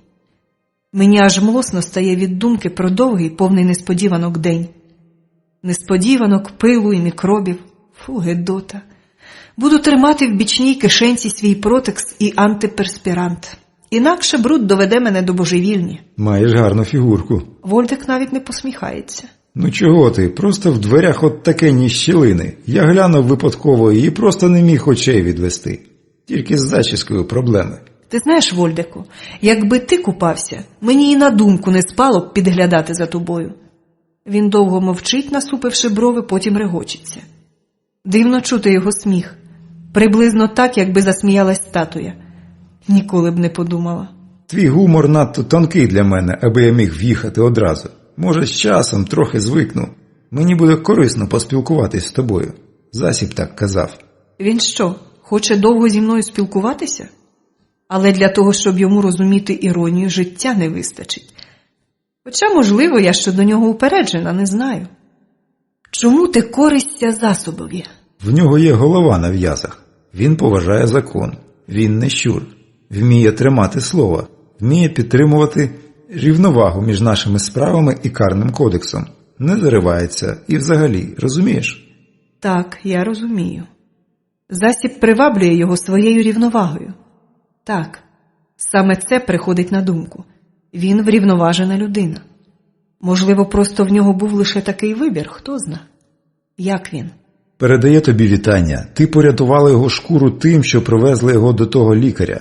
Навіть я визнаю, ми б не знали, що чинити, і втратили б час. З ним буде все гаразд. До речі, якщо тобі цікаво, твій лейтенант знайшов собі притулок. З котом теж все гаразд. Тільки не питай нічого. Куди ми їдемо, ти можеш сказати? Так. Спочатку на центральний автовокзал, потім в якийсь магазин купимо одяг у цьому неповнолітньому ловеласу. Він теж учора випадково глянув. Скоро братиму з вас грубі гроші за сеанси індивідуального стриптизу. Філя сидить на задньому сидінні, не голий, а загорнутий в мою поліетиленову плівку. Я не ризикнула залишитись в невеликому приміщенні машини наодинці з якоюсь деталлю його туалету. А волосся просто збрила. Удвох із Вольдиком мені вдалося його відшкребти. Нічого, звикне. Тоді давай спочатку його одягнемо, бо якщо хтось загляне до машини... Так, твоя правда. Ось тут зупини, я сходжу в крамницю. Ви обидва сидітимете тут. За півгодини Філя красувався в майці і шортах, у нових кросівках, з спортивній сумці знайшлось місце для іншого одягу і особливо для предметів особистої гігієни. Я не дозволю йому перетворитись на свиню. Собі я теж купила непоганий костюм і одразу ж перевдяглась. Просто на душі легше стало. А Вольдик сам про себе потурбується. Філя, тобі подобається? Так, дуже гарно пахне. Його обличчя ще зовсім хлоп'яче. В мене ніколи такого не було. Як я зможу тобі віддячити? Хочеш, я зроблю... Ні, давай домовимось. Як сексуальний партнер ти мене не цікавиш. Я кохаю іншого чоловіка. А потім я не схильна до збочень. Ти ж зовсім дитина. Я не дитина. Та звісно, що ні. Але так мені буде простіше, якщо між нами встановиться така модель стосунків. Ти, друже мій, надто рано подорослішав. Отож, повернемось трохи назад. Ти шмаркач. Вольдик похмуро всміхається. Але ми з тебе зробимо людину, якщо вже взяли з собою. Ми? Це цікаво. Він настроєний на довгу співпрацю? Я не готова до цього. Але не знаю, чи справді я цього не хочу. Мені надто самотньо жити. Принаймні останнім часом. Центральний автовокзал на Московській площі приваблює мене тим, що тут завжди натовп. Ми звертаємо з Червонозоряного проспекту, дивна якась назва, і потрапляємо в світ зовсім відмінний. Тут ніхто ні на кого не звертає уваги. Хтось вивчає розклад, хтось стоїть в черзі біля кас, якщо є черга, хтось жує хот-доги чи жарені пиріжки, що продають тут таки, хтось читає газети, і всі кудись ідуть, всі страшенно заклопотані, щоб звертати увагу на інші речі. Я відчиняю дверцята камери схову і бачу свою дорожню сумку. На душі стає сумно, адже я знаю, хто її сюди для мене поклав. Бідолашний Ігор. Доки не розлучить нас смерть. Він теж хотів бути зі мною довго, все життя. Але його життя виявилось надто коротким. Пробач мені, любий. Я не хотіла, аби так сталося, правда? Тепер куди? Наказуй, бос. Мабуть, нам не зайве буде десь поїсти гарячої страви. Коли ще нам доведеться поїсти? В мене вже шлунок болить від сухих харчів. Тим більше, що ось він, ресторан, просто навпроти вокзалу. Це правда. А ще там можна замовити щось із собою. Треба купити термоси. Вольдик настроєний господарювати. Скарбаний чоловік. І регулярно миється до всього з огляду на те, що від нього нічим не смердить. Тоді ходімо. Філя, вилазь. Ти що, заснув там? Минула майже година, доки нам вдалося реалізувати наші плани. Добре, що ми взяли окремий кабінет, бо Філя, м'яко кажучи, ігнорував столовий етикет. Нам з Вольдиком довелось озброїтись терпінням, не реготати і пояснювати малому дикунові, що до чого. Бідолаха, мабуть, не раз прокляв своє божевільне рішення приєднатися до нас. Сидів би зараз на смітнику, коперстався б у харчових відходах, так ні, мийся, стеж за манерами, тепер іще тортури за столом. Пригоди Геккельбері Фіна і сміх, і гріх. Коли ми знов потрапили до машини, обважнілі від їжі, я була настроєна майже добродушно. Справді, чого перейматися? Все не так вже й погано. Почекай мене ще трохи, коханий, на тому своєму острові. Я тільки віддам кілька боргів, і ми будемо разом. Якщо зможемо після всього. Якщо ми обоє зможемо почати все знов. Пригальмую тут. Мені треба подзвонити. Вольдик протягує мені мобільник. Ти що, здурів? Номер одразу засічуть. Тоді спіймати нас тільки справа часу. Телефон-автомат, мабуть, страшенно брудний. Хто хочеш, береться за слухавку. Може, навіть з коростою і ушними захворюваннями. Гріх тяжкий з гігієною. От у Японії мені подобалось. Там у них навіть стоять автомати, аби дезінфікувати гроші. А в Мексиці я так само потерпала, як і тут. Тільки там мені ще й спека дошкуляла. Мені, будь ласка, Вадима Романовича. Але чим швидше, якомога. Я вас слухаю. Так, це його голос. Доброго дня, Вадиме Романовичу. Це Ясінська вас турбує. Ви мені приносили документи додому і з ксероксом допомагали. Так, я впізнав вас. Якісь проблеми, Юлія Павлівна? Це ім'я мені чуже, вже зовсім чуже. Ні, проблем жодних. Просто мені треба зараз заїхати дещо забрати з сейфа. Це можна зробити одразу? Так, я чекатиму вас в холі. То я за хвилину буду. Це добре. Туди й назад. Якщо... Ні, навряд чи його телефон прослуховують. А втім, Це можна з'ясувати. Почекаю трохи. Чи ні? Ні, нема чого ризикувати. Якщо помітиш щось підозріле, їдь на сусідню вулицю. Станеш біля жіночого царства. Там забагато машин у цей час, аби тебе помітили. А ти? Давай я піду з тобою. Вольдикові очі стурбовані. Він не любить ситуацій, які не може контролювати. Я теж. Але це не той випадок. Я подбаю про себе, не турбуйся. Він чекає на мене біля стойки. Гарний хлопець, навіть трохи занадто. Треба сходити до перукаря. Волосся вже відросло, але безладно. Вольдик мав рацію. Щоправда, костюм за $200 не дасть йому розслабитись. Ходімо. Я так розумію, ви поспішаєте. Я взяв на себе сміливість і замовив сейф. Принесу за хвилину, почекайте. Ось, прошу. Нарешті цей металевий ящик в мене.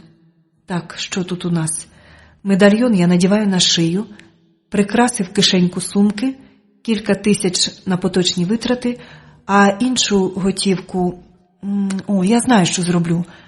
Кольт залишиться тепер зі мною, він мені потрібен, а оці папери вже ні. Дуже вам вдячна. О, доброго дня, Вікторе Васильовичу. Управляючий має стурбований вигляд. Щось сталося? Що з вами? Юлія Павлівно, нам треба поговорити. Так, звичайно, але хвилинку ще. Мені треба відкрити рахунок у Європі.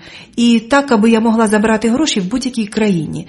Тільки я. Це можливо? Так, ходімо швидше. Ми заходимо в просторий зал. Боже, яка техніка. І досить грошей всяких. Давайте сюди готівку. Він сам сідає за комп'ютер. Пальці його натискають клавіші. Подивіться ось сюди. Потрібен малюнок сітківки ока. Навіть якщо око виколоти, система не спрацює. Комп'ютер запам'ятав індивідуальну реакцію. Тепер відбиток правої долоні. Добре. Ось, маєте кілька карток. За будь-якою в будь-якому місці цивілізованого світу ви зможете отримати свої гроші. Також ростимуть відсотки. Це нова система, але дуже зручно. Не потрібно ніяких документів, тільки ви самі і оця картка. Запам'ятайте свій код. Якщо не буде картки, у вас залишаться руки і очі. Вибачте за такі подробиці, але всяке трапляється. Юлія Павлівно, вам доведеться виходити з приміщення банку іншою дорогою. Вас дехто чекає. Ходімо, я виведу вас. Ми йдемо порожнім коридором. Великий будинок, можна заблукати. Управляючий веде мене так, наче для нього це звична справа – виводити з приміщення клієнтів потай. Вікторе Васильовичу, хто? Вам краще знати, хто на вас чекає. Але я не дозволю, аби клієнтів нашого банку заарештовували. Принаймні тут. У нас є репутація, і мені не подобається, коли на мене тиснуть. Різні чинуші погрожують карами, які вони не мають права застосовувати. Хотів би я знати, як вони зараз довідались, що ви тут. Невже прослуховують телефони? Це незаконно?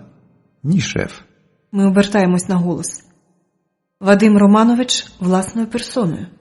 Так я й думала. Просто я їм сказав. А тепер відійдіть від неї. Вона нам потрібна. Я її впіймав. Він не встиг договорити. Дужі хлопці вискочили з сусідніх дверей. Молодчина, Віктор Васильович. Тонко сплановано. Тепер вже не відкрутися, покидьок. А ставати на заваді цьому лагідному на вигляд чоловікові я б не хотіла. Не ризикнула б.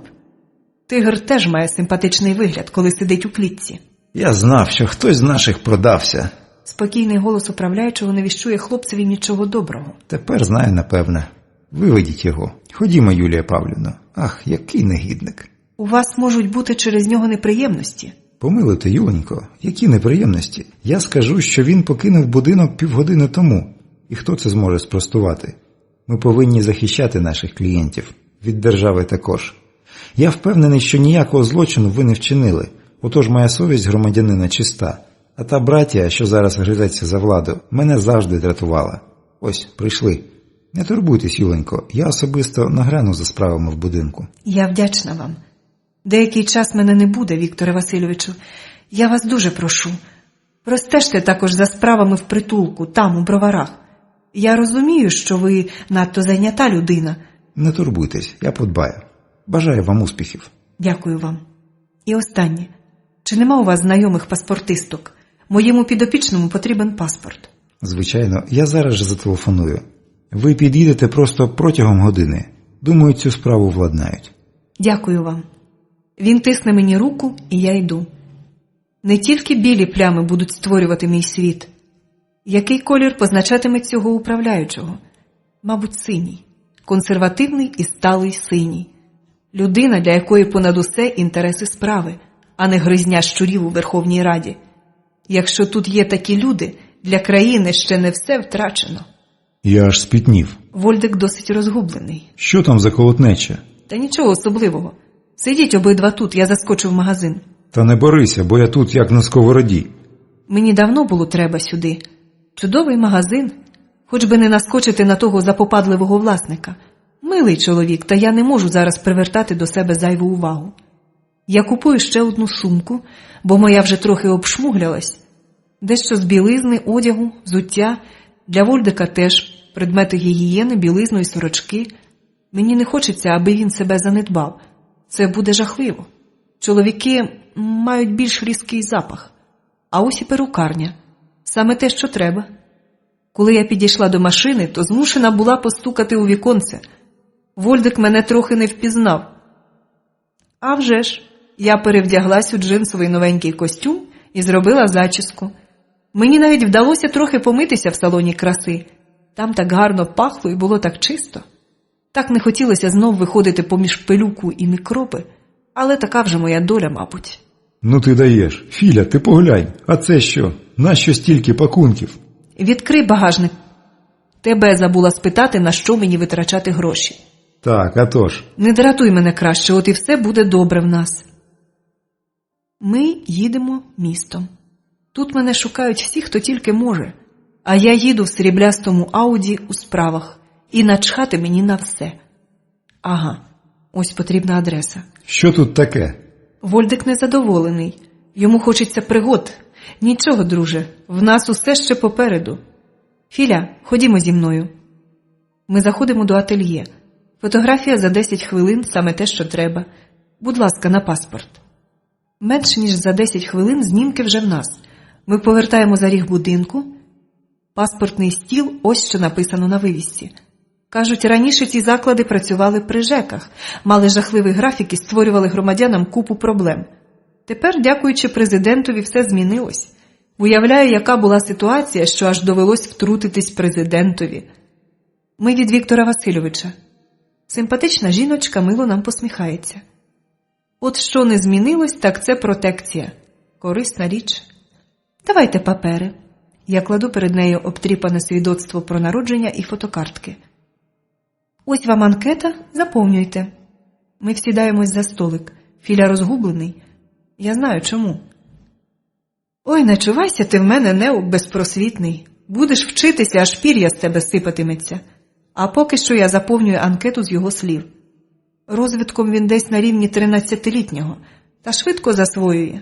Маю надію, що недаремно оце витрачаю час. Ви можете трохи почекати? Тільки трохи, любонько, зовсім трішки. Вона виходить в іншу кімнату, там стоять комп'ютери, працюють дівчата.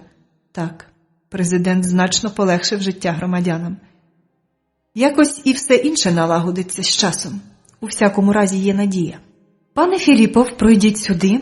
Будь ласка, відбиток пальця. Ось сюди. Дякую. Ще за кільканадцять хвилин вона виносить синю книжечку для внутрішнього користування і пластикову картку. От і став Філя повноправним громадянином. Філіпов Андрій Сергійович, розпишіться, будь ласка, отут. Ні, не треба, навіщо ж? Вона відводить мою руку з 100-доларовою банкнотою. На знак подяки. Ви задля нас порушили деякі правила. Нічого особливого, щоб... Але гроші бере. Це добре. Я не люблю залишатися в боргу. Тепер їдемо по-справжньому. Магістральне шосе починається просто за проспектом академіка Глушкова. Ця дорога до Василькова, та нам треба трохи ближче, на Хотів. Можливо, сестра Марії Семенівни прихистить нас на деякий час. Мені є чим заплатити. Як ні, то ні. Поїдемо далі. Куди ми їдемо? Вольдик совається на місці. Йому муляє його пасивна роль. Нічого, голубе, переживеш. У Хотів. Ти там бував? Ні, але знаю, де це. До кого ми їдемо?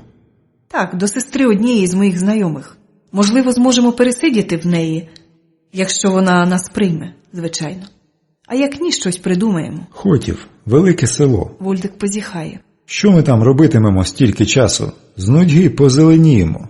От іще столична штучка. Помовч краще. Ми їдемо дорогою, обабіч якої ростуть тополі. Тут надзвичайно багато тополь.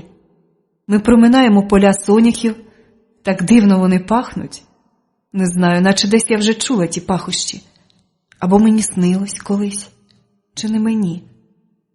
Не знаю. Але мене зачаровують оці поля, розбиті на квадрати лісосмуги, оця дорога крізь шеренгу тополь, марево вдалині. І сонце, що хилиться на захід, мабуть, десь за бабиним дунчиним хлівцем. Не знаю. Давайте зупинимось трохи і перекусимо. Вольдик не настроєний на поезію. Що ж, кожному своє.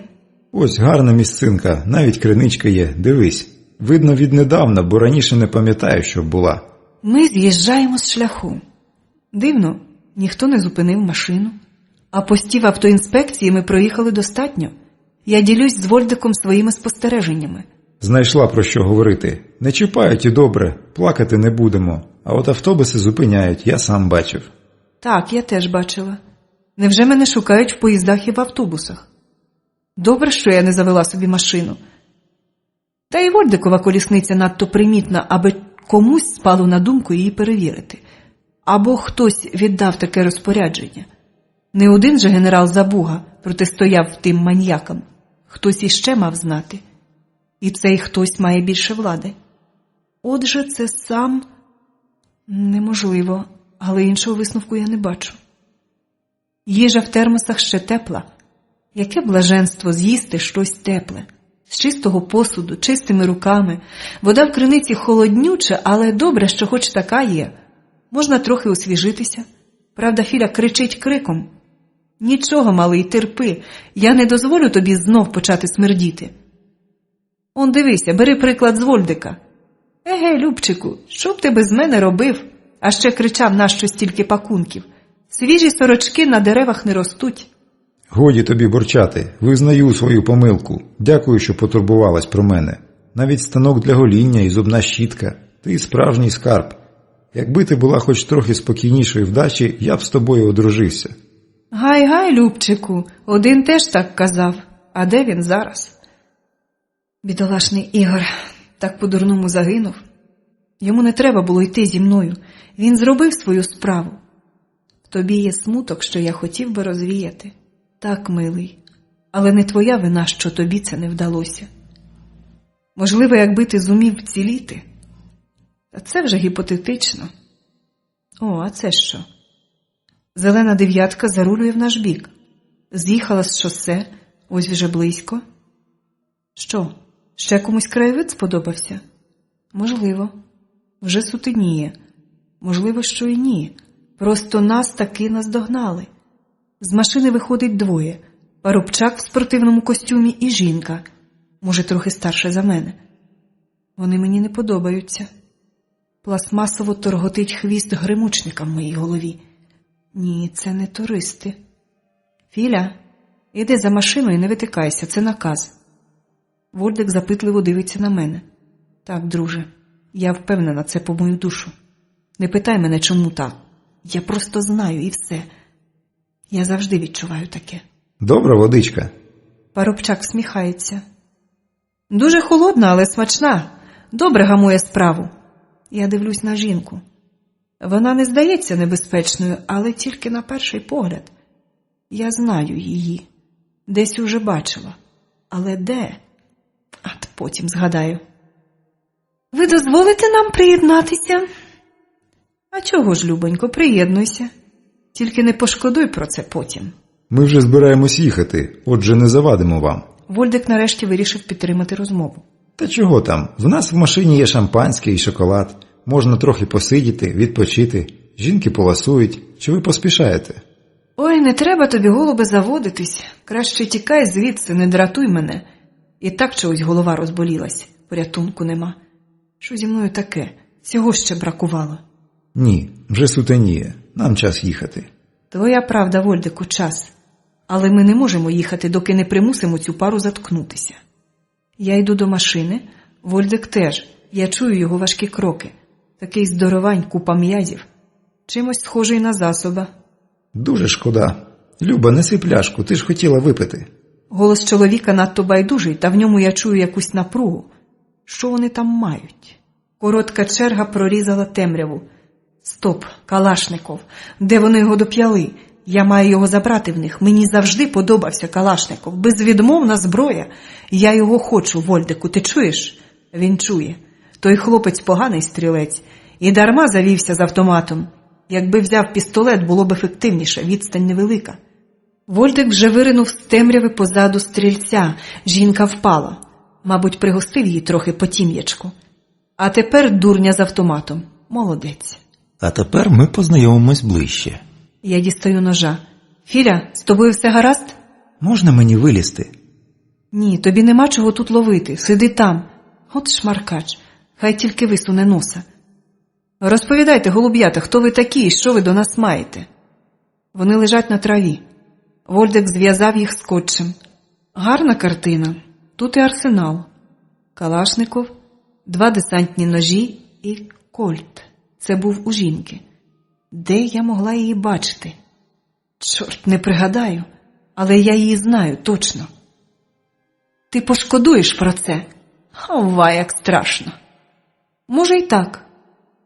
Але тобі не доведеться з цього порадіти. Я згадала тебе. Ти Тіна Борисова, з розвідки. Я бачила тебе в списках агентів, що потребують особливої уваги. От бачиш, Тіно, як воно буває в житті? Хто ти така? Звідки в тебе ці дані? О, вона по-справжньому здивована. Я Керстін Бартон. Мене важко впізнати, а вже ж? Вона вдивляється в моє обличчя. Сумніви знов обсідають мене. Але ні, я не хочу більше про це думати, не хочу. А Ерік хай вирішує сам. То ти розкажеш, хто тебе прислав? Її обличчя синіє. Значить, смертельна капсула була в неї в зубі. Добре, Тіно, дякую тобі. Збула мені роботи. Бачиш, хлопче, твоя партнерка залишила тебе на призволяще. Отож, розповідай усе, то помреш легкою смертю. Нічого я не знаю, просто підвіз її. От йолоп, бачили такого? Ти що, дурню, не зрозумів?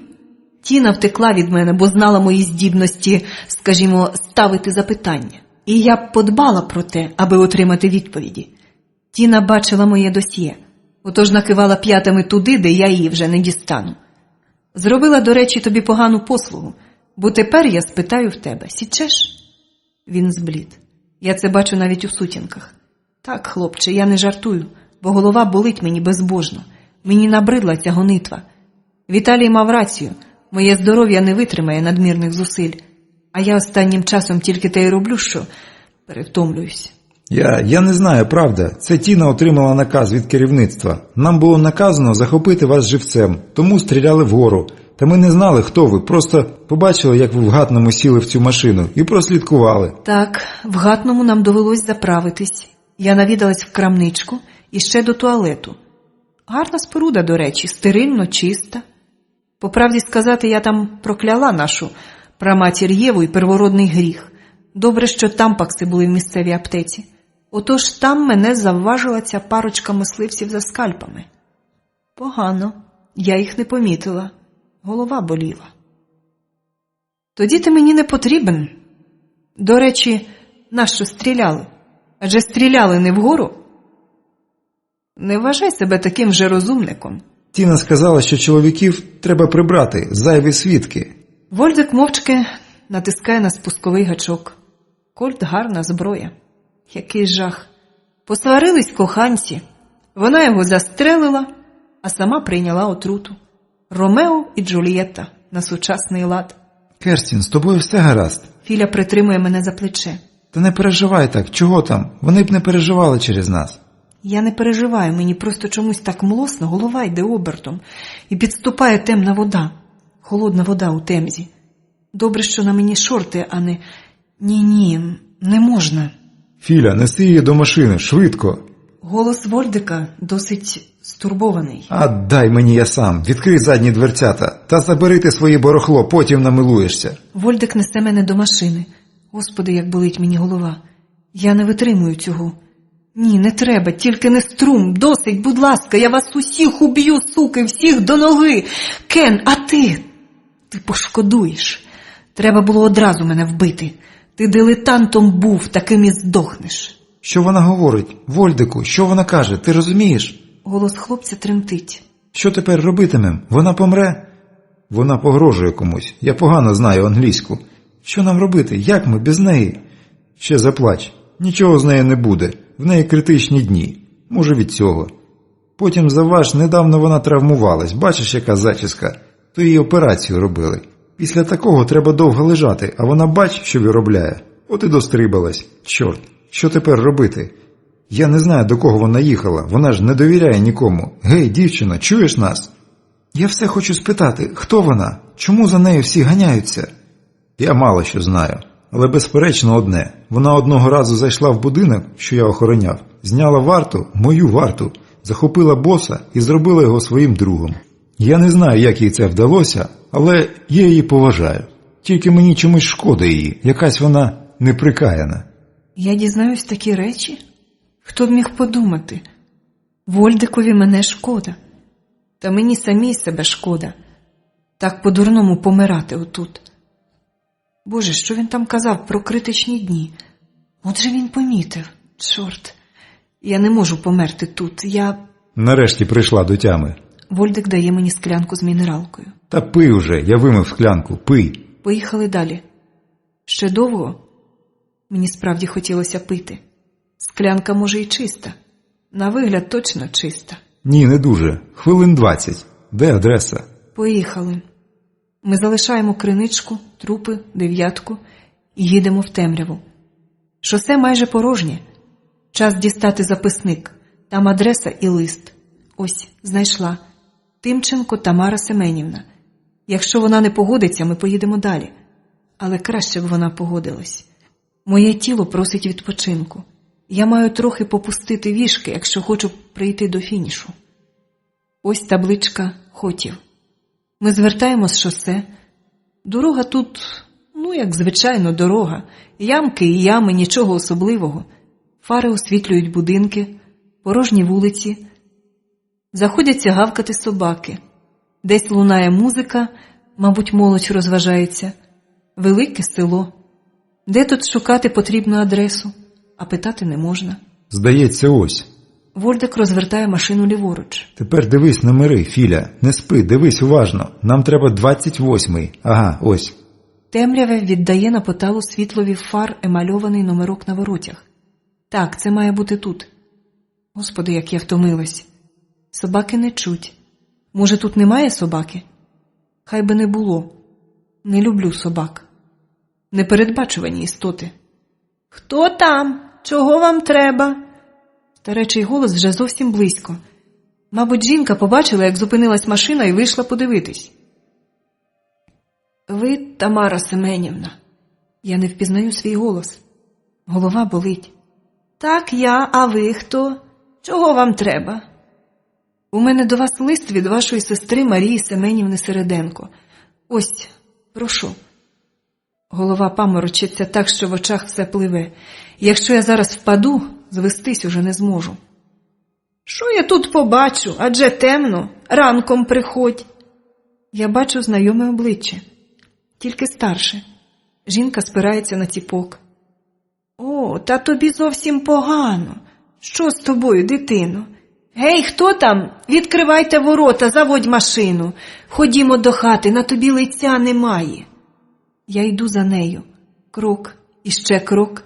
Я маю дійти. Побілена верандочка, лампочка вгорі освітлює трохи двору. Кабиця біля повітки. Скляні банки сушаться на ріжках. Під хатою велика лавка. Я маю до неї дійти. Гуде комашня, б'ючись об лампочку. Двері завішені полотниною, мабуть, від мух. І тихо. Тихо, тільки сюрчить цвіркун та чути ту музику.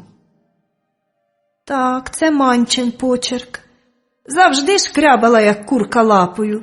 Вона тут просить прихистити тебе. Ей, що з тобою? Теплі старечі руки підтримують мене. Хлопці, ану швидко сюди! Що тобі сталося, дитино? А що мені сталося? Нічого. Просто в Темзі надто холодна вода, навіть влітку. Холодна, темна вода. Глава 16. Білою глиною побілена стеля. На стіні ручної роботи килимок з великими яскравими маками. Я лежу на високому металевому ліжкові і відчуваю пахощі крохмаленої білизни. Підлога застелена смугастими домотканими доріжками, ряднинами. Круглий стіл, накритий скатертиною з торочками. Ікона в кутку і фотографії. Фотографії. Здебільшого чорно-білі, подекуди кольорові. На вікнах старенькі, але чисті білі завіски, не тюлеві, а прості. І так якось пахне. Чи то висушеною травою, чи то якимись ліками, чисто вимитою підлогою, білою глиною. Всім одразу. От тільки б мені згадати, де я і як тут опинилась. Ми їхали дорогою крізь тополі. Голова в мене боліла. Що там ще було? Стрілянина, погана дорога, емальований номерок на воротях, і комахи крутились у світлі лампочки. Голова переболіла. Скільки я вже тут лежу? І де Вольдик? Чорт, треба звідси тікати, далі й далі. А, ти прокинулась. Я не помітила, як до кімнати увійшла стара жінка. Увійшла нечутно, як привид. Так, наче вона теж частина інтер'єру. Так воно, мабуть, і є. Цей будинок старий, зробили з глини колись, потім з часом обклали цеглою, вкрили шифером, та й по всьому. Он стеля вже трохи прогнулась під вагою часу. Де я? Де Вольдик? Ця жінка не становить небезпеки. А ти хіба не пам'ятаєш? Я Тамара Семенівна, ти в мене вдома, ти ж сюди їхала. А хлопці на городі картоплю копають. Чого ж, хлопці дужі, то й допоможуть бабі. Бо я оце в хаті ще кой-як соваюсь, а вже як на двір, то ціпок беру. Микола Варивонівський вистругав, спасибі йому, ще минулого року. А хлопці вчора дрова кололи, всі чисто перепиляли, зносили, поскладали, а сьогодні картопельку викопають та до повітки знесуть. Бо я вже не на силі, а ще як отака спека, то хоч рятуйте, кричи. Ти лежи, я тобі ось поїсти принесу. Отже, вчорашній день Бог зна, де й дівся.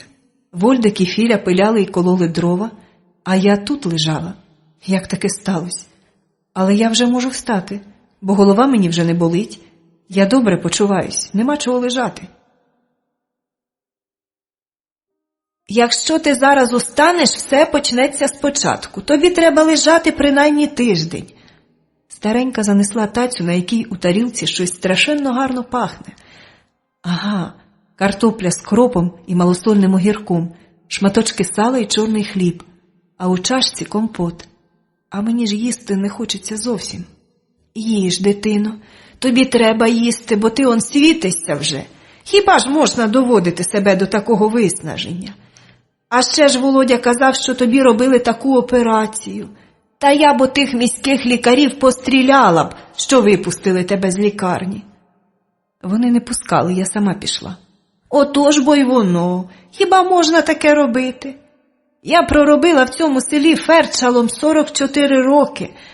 Вже робила щеплення онукам моїх перших пацієнтів, а бачила усякого, особливо в голодовку.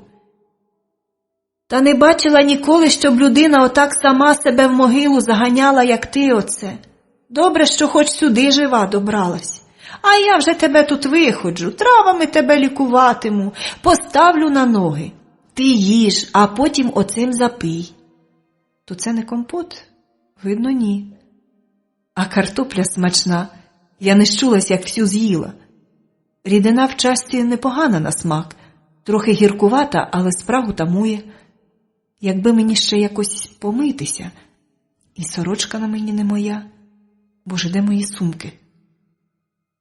То ви не сердитесь, що ми отак звалились на вашу голову? Та ні, я ж одна живу. От мені й розвага.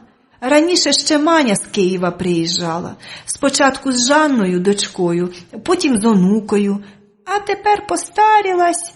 Дорога недалека, та й не близька, і квитка купи, а воно ж скільки там тієї пенсії. Діти, слава Богу, шматком хліба не дорікають, а все ж не хочеться бути тягарем. То тепер листи пише, а я вже теж не годна кудись їхати. Що не згодилась, а що й хазяйство? Там тих курей 20 та коза, а все ж жива твар. Їсти треба дати, доглянути. То тепер мені вже й забавка. Чого ж хорошій людині не помогти? А як же не можна інакше ж? Знаєш, як після війни було. Село оце, а ми з Манею були вже великі. Мені було 11, а Мані 6 років. Так ото село зрівняли з землею. Поки фронт ішов, то потолочили все, що ще лишилось. І німці, і наші, хто там розбирав доріг. Зосталась кутня Кулаченківська хата і на другому кутку Шамраївська, бо до війни було їх вкрито черепицею. То ото як бомби кидали, то всі погоріли, а ці лишились. І ти думаєш, не пустили сусідів? Я з матір'ю притулилась на полу, а Маню Шамраїха до своїх дітей на піч клала. А потім сама злізла, а мене туди запхала. А в неї своїх було 6, та ми з Манею, та ще сусідський Петрик, що його матір осколком убило, як корови з-під обстрілу гнали. То так і росли ми разом. Шамраїха його перетримала, поки батько не повернувся, і ніколи не дорікнула нічим, що своїм дітям, те й йому. Він тепер дебелий чолов'яга, сам уже дід, у Вишгороді живе. А як вмерла в 80-му році стара Шамраїха, то приїхав і плакав, як за матір'ю. А воно ж тоді час який був, не доведи, Господи, такого натерпілись. І люди були добріші одне до одного, не гризлись так, як зараз. Воно й правда, скільки кругом всякої наволочі. Наркомани ті лазять кругом та тягнуть де що є. Так і зирять. А вже як посіяла Левченчиха латочку маку на пироги, то видерли вночі, аби їм отак жили з тіла драло. Де вона взялась ота пошесть на дітей? Таке життя коротке, а молодості тої не змигнеш, як пролетить. Та їм треба радіти, з дівчатками гуляти, а воно молоденьке, а вже гниле й край.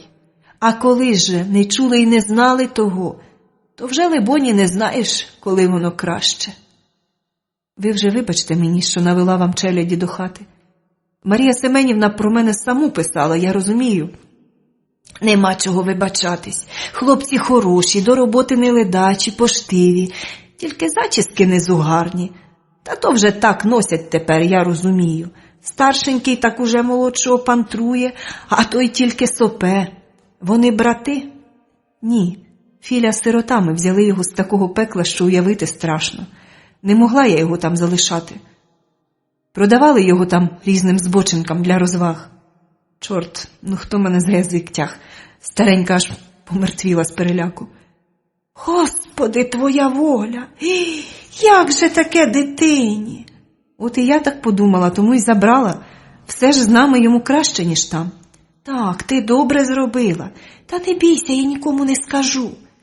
Та це ж село, тут всі усе про всіх знають. Тож питали, хто то до мене так поночі приїхав. Та я сказала, що Манькіного чоловіка сестри онуки. Павла тут майже ніхто не знав, то й повірили. Ти щось хотіла? Мабуть, я надто нервово соваюсь. Так, десь би мені помитися і зібрати речі. Де мої сумки? А отут, під ліжком. Володя сказав, що ти не любиш, якщо риються в твоїх речах. То ми з ним тебе перенесли сюди, і я вдягла на тебе свою сорочку. Ще замолоду колись купила. Та й лежала вона в мене без діла. А ти ж така делікатна панночка, то й дістала ту сорочку. Якраз на тебе прийшлася. Я замолоду не зносила, то ти зносиш. Ходімо, тільки потихеньку. У шаплику вода, либонь, же тепла. Це я делікатна панночка? Можливо, можливо. Я спускаюсь з ліжка і дістаю сумку. Ось тут мої улюблені штуки. Шампунь, мило, креми тощо. Добре, коли все оце є. Пам'ятаю, колись в Енсенаді мені довелось втікати з одного готелю вночі, як стій. Та бач, а мило купити там проблема, в усякому разі в маленьких містечках і селах населення якось обходиться без зайвих розкошів. То це для мене було страшніше, ніж коли мене вкусив гримучник, а мій провідник нечищеними зубами і таке інше висмоктував отруту з рани. Я мало не збожеволіла тоді. Порятувало мене тільки те, що кілька днів була непритомна, а потім нас знайшли. Між калиновими кущами причаївся великий шаплик. Не знаю, чи ще десь на світі є така штука. Ніколи не бачила. А вода в ньому, нагріта сонцем, аж просвічує. Я швиденько скидаю сорочку і берусь за кухлик. Гарна штука життя, якщо є де помитися. І рушник м'яко обгортає тіло, наче пестить. Люблю це відчуття. І навколо така краса. Ось кущик з гострокутними листочками. Якщо потерти ці листочки в долонях, розтерти по тілу, ніякого дезодоранту не треба, це любисток. Що, подобається? Тамара Семенівна приязно всміхається. Я теж страшенно люблю любисток. А ще як зацвітуть айстри. Тоді вже мені розкіш. Тільки кожного року саджаю навесні і думаю, а може не діждусь побачити, як цвістимуть. Бо роки мої вже такі, знаю, чого чекати. Якби тільки дало мені вмерти на ногах. Батько наш рано вмер. Ото прийшов з фронту, а за 7 років не стало його. Тільки й устиг дворище відбудувати, все як поспішав. Мати було, кажуть, відпочинь, Семене, посиди трохи. А він тільки рукою махне. На тім світі відпочину. Так наче знав, що вік йому вже одміряно. Поспішав. Ми перші вселились в хату оцю от. Верандочку це вже потім Павло прибудував. Приїхав якось ще, коли тільки одружився з Манею, і прибудував. Невсипущий був чоловік. Усе щось робить, хвилинки не всидить. Оце вже 5 років як нема. Я й на похорон їздила. Лежав як живий, аж наче трохи всміхався. Гарно прожив, гарно й помер. Отак устав зранку, Маня казала, заходився на балконі прибивати полички, прибив, зайшов у кімнату і каже Мані, полежу трохи, бо щось втомився. Та й ліг. Маня його й не турбувала, коли ж до нього по обіді, а він вже захолов. Отак колись, кажуть, праведники вмирали. Ну, а батько наш, як побудувались ото, пожив з місяць у новобудові, потім кашляти кровлю почав, поранений був у груди, куля в легенях сиділа. А в лікарню, як забрали, то ми 2 рази навідували, а на 3-й раз привезли вже в труні. Мати дуже побивалась, було їй тоді тільки 40 років. Та що зробиш? Так і звікувала вдовою. І померла отут, в оцій хаті. Я тоді вже теж вдовіла, то доглянула її. Вона 2 місяці лежала, а вже потім вмерла. То іноді було нічого, розмовляє, погомонимо з нею, а іноді, як находило на неї. Все їй здається, що батько з війни повернувся. Розказує йому, як жили, мене виганяв. А ви давно тут самі живете? Отож давно. Як батько вмер, то поїхала до Києва на лікаря вчитись. А воно де там на лікаря, матері треба було допомогти. То скінчила медучилище і попросилась сюди, до свого села. Ну нічого, працювала і поважали люди, і зуби рвати доводилось, і пологи приймати, і рани зашивати. Хіба доїдеш до міста, як біда наспіла? Смерть і родини не ждуть години, всього навчилась. Подекуди й лікарі зі мною радились, бо практика. Тут же й заміж вийшла за нашого сільського, Василем звали. Воно після війни й каліки женихами були, а тут здоровий чолов'яга, як дуб, прибився до села та працював у кузні. У 54-му одружились, весілля не робили, яке там весілля? Прийшов жити до нас у прийми, значить, і заробляв непогано, як на ті часи. Маня тоді вже в Києві вчилась, допомагали їй. Жити б та радіти, Та хіба так буває? Дітей нам Бог не дав. Вже що не робили, звісно, ті часи, куди там лікуватись. А все ж возив він мене у Київ, у Одесу по лікарях. Та все даремно. Хотіли сироту взяти, так мама на дибки стала. Не доведи, Господи, що то робила. Як чорт осідлав, гризла голову нам, кричала. Якби батько був живий, дав би їй раду, а так. А потім Василь почав до чарки заглядати. Та якось узимку ішов п'яний та й замерз. Я все потім на маму плакалась. А вона була така вперта і заядла, що куди там. Я тобі не набридла ще. Все сама і сама, нема з ким погомоніти, а тут нагода така. Ні, чому ж? Мені цікаво вас послухати. В мене ніколи не було бабусі, тому приємно поспілкуватись. Її мова оживляє, чи буде в моїй душі щось. Не знаю. Я вже бачила колись оце. Чула голос літа між кущів калини. Коли? Не пригадаю. Чи це мамині спогади прокидаються у мені? Іди, приляж. Тобі треба вилежати якийсь час, я знаю. Іди, може, ще заснеш. Та де вже там спати? Я йду до хати, хочеться оглянути її краще. У веранді стоїть таке майже ліжко, на якому я спала. Веранду прибудували до передньої стіни будинку, а вікна, що стали непотрібні, завісили такими самими килимками, як в кімнаті. На столику лежать газети, ото й усе. В іншому кінці пофарбовані в синій колір двері в комірчину. Я вже знаю, що вони реплять. Велика кімната вся застелена ряднами, портрети у рамах і рамках, старий диван з вузеньким дзеркальцем на спинці і поличками з обох боків. На тих поличках теж фотографії, в кутку ікона. Шафа така величезна, я таких ніколи не бачила. Круглий стіл, на ньому телевізор, розкладне крісло. Тут так само пахне травами і побіленими стінами. З вітальні ведуть двоє дверей. Одні в кімнату, де я прокинулась, інші в спальню. По обидві стіни два ліжка, буфет і велика табуретка. Під нею сумка Філі, одяг. Отже, вони сплять отут. Господиня, мабуть, на веранді. Я виходжу у велику кімнату. Трохи темнувато, отже я щойно розгледіла. Багато вишиваних рушників огортають рамки портретів і кількох репродукцій за склом. Тут і хрестиком, гладдю, маки, троянди, ромашки. Я б оце збожеволіла, якби мене примусили плутатись в нитках.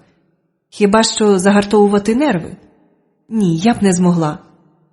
На мене за годину довелося б гамівну сорочку надівати. Мабуть, Вольдик правий, я маю неспокійну вдачу. А хтось вишивав оце з великою любов'ю. Може, оця жінка, що живе самотня серед фотографій померлих людей? Чомусь мені так хочеться прилягти, і старе ліжко шепотітиме мені дивні історії, такі, як розповідала мама. Але ні, я маю зробити інвентаризацію. Тому щільно закриваю двері, ось мої сумки. До тієї, що забрала в камері схову, я ще не заглядала. Чи все склав Ігор? Так, звичайно ж. Ось білизна, кілька сукенок, легеньких, літніх, 2 костюми і кілька блузок, халати, капці, перуки. Добре. А це що? Це лист. Прочитаю потім. Зараз треба розібрати свою похідну сумку, бо вона перетворилась на шкіряну кулю. Отже, одяг і білизну сюди, предмети гігієни теж, кольт і беретту потім почищу. До речі, де ті телепні діли Калашников? Чи він і досі в багажнику лежить? Не може бути. Але я спитаю. Тепер тека з паперами і фотографіями. Тут речі відомі, отож нема чого перебирати. Хіба ось Ерік і Керстін. Та Керстін на престижному показі мод. Вони такі щасливі обоє. Я пам'ятаю. Пам'ятаю. Глянь, коханий, тобі подобається? Худа чорнява дівчина демонструє вечірнє вбрання. Червона шовкова сукня з такого ж кольору хутром і чорне боа. Чорний невеличкий капелюшок загрозливо наїжився пір'їнами і квітами. Трохи претензійно. І не твій колір. А модель страшенно худа. Тепла Ерікова долоня гладить мої пальці. Мені подобається, коли в жінки є якісь округлості, як у тебе. Ну чого ти, кошеня? Я не згадую нікого, коли говорю таке. Ти ж знаєш, для мене тільки ти маєш значення. Не будь така ревнива. Але я не можу.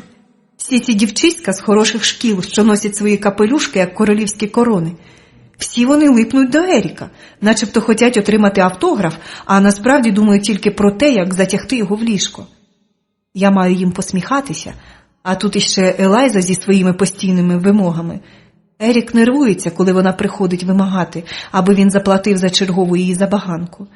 Я не знаю, як вона, та в мене совісті на таке точно не вистачило б.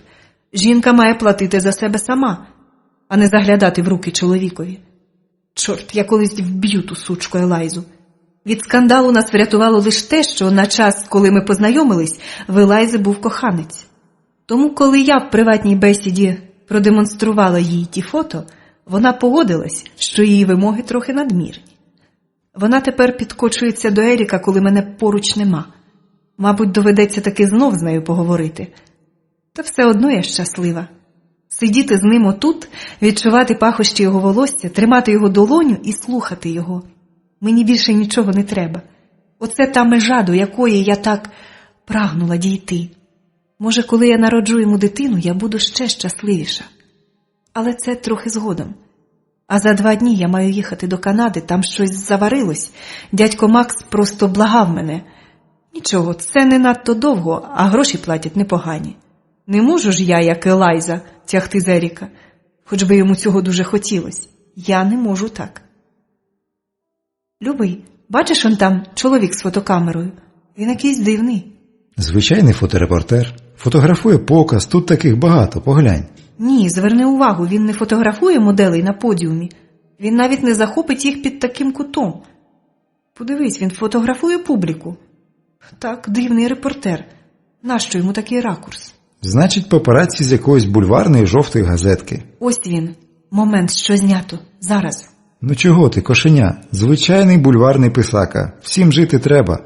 Завтра ми теж можемо з'явитись в газетах. Що вони там писатимуть? Чарівна наречена Еріка Гамільтона віддає перевагу Гуччі. Отака сенсація. Не треба нервуватися. Ні, хай там що, а в голові блимає червона лампочка «Небезпека». Як би міг репортер дешевої газетки потрапити на цей показ? Ерік цього не завважив. Бо це не кіносценарій, а в житті він просто велика дитина. Він і досі не може пробачити матері, що та покинула їх з батьком. І багато на що не звертає уваги. З того часу, як ми разом, у нього поменшало неприємностей. Набагато поменшало, тому його агент Тімоті Джонс просто молиться на мене. Керстін, дорогенька, лише тобі під силу впоратись з його шаленим характером. І тільки ми з тобою знаємо, що він геніальний. Та якщо втримуєш його в узді, я гарантую, про нього скоро говоритиме весь світ. Клятий Тім, він все добре розуміє про мене. Але він вдає, що так і треба. І я йому за це вдячна. Ерікові була потрібна саме така жінка, як я. Ми призначені одне одному. До речі, а де ж той репортер? Куди зник? Я б охоче поспілкувалась з ним десь наодинці, в кімнаті зі звукоізоляцією. Не подобається мені все оце. Мені треба було тоді прослідкувати за тим покидьком і спитати в нього. Але я була надто щаслива. Чи надто дурна? Ні. Я була тоді надто щаслива. Вперше за довгі роки Стівенова білява закривавлена голівка не схилялась мені на груди вночі. Вперше. Бо поряд був Ерік. Він втішав мене, коли я плакала вночі, бо тільки він знав, що я плачу, коли сплю. Тато не знав. Ніхто не знав. Я була тоді надто щаслива, щоб помічати щось. Отже, я сама в усьому винна. Я могла покласти цьому край ще на самому початку. І зараз не сиділа, бо тут, де все мені чуже, а бавила б чорняву дитину з синіми довгастими очима. Ерікову дитину. Пробач, любий, це все моя вина. Я не встерегла наше щастя. То ти вже серед живих? Клятий Вольдик, треба ж було так підкрастися. Як воно в нього виходить? Такий здоровило, а йде як індіанець по лісу. Ніщо не шелесне. А тож, не міг раніше збудити? Ні, хотів відпочити від тебе. Було дуже тихо. Але тепер, звичайно, всьому кінець. Ходи їсти кукурудзу, ми там з Філею наламали і зварили. Смачна. Виходь на двір, тільки вдягнись, бо я за себе не ручаюсь. От мерзотник, таки допік мені. Ну, начувайся. Я швидко розкладаю речі на місця і вдягаю смугастий костюмчик, шорти й майку. Смужки йдуть вздовж, отож я майже тонка. Чорт, все б нічого, та стегна. Ні, я собі все одно не подобаюсь. На дворі вирегочується сонце. Як гарно. Тільки це й спада мені на думку, як гарно. Паркан позавивав хміль, кручені паничі, перед хатою квітник, біля кабиці блискуче листя хрону, перед літньою кухнею яблуня, всипана червоно-жовтими яблуками. На лавці сидить Філя і гризе жовтий качан. Як не дивно, він чистий, одіж на ньому теж чиста, а на обличчі вираз безмежного щастя. Добре, що я його прихопила з собою. Совість мене не мучитиме. Як справи, Філя? Добре. Він повертає до мене обличчя. Ти як почуваєшся? Ми боялись, що ти помреш. Та бабуся сказала, що ні, то я й заспокоївся. А Вольдик не дуже. Ти знаєш, ми тут працювали. Ну і як тобі? Може, хочеш повернутися до Києва? Ні, мені тут подобається. Бабуся дуже добра. Він ще зовсім хлопчисько. Мабуть, таким би десь був зараз Стівен, якби йому дали вирости. Стівен. Білява голівка резинової ляльки і кров. Надто багато болісних привидів у моєму житті. Надто багато. Вони ніколи не покинуть мене, бо я сама цього не хочу.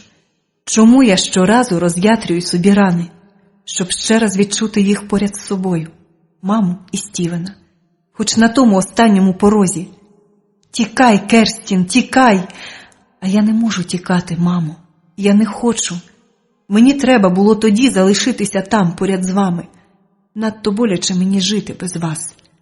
Стільки років, страшенно боляче. Я не захистила Стівена. Я погана старша сестра.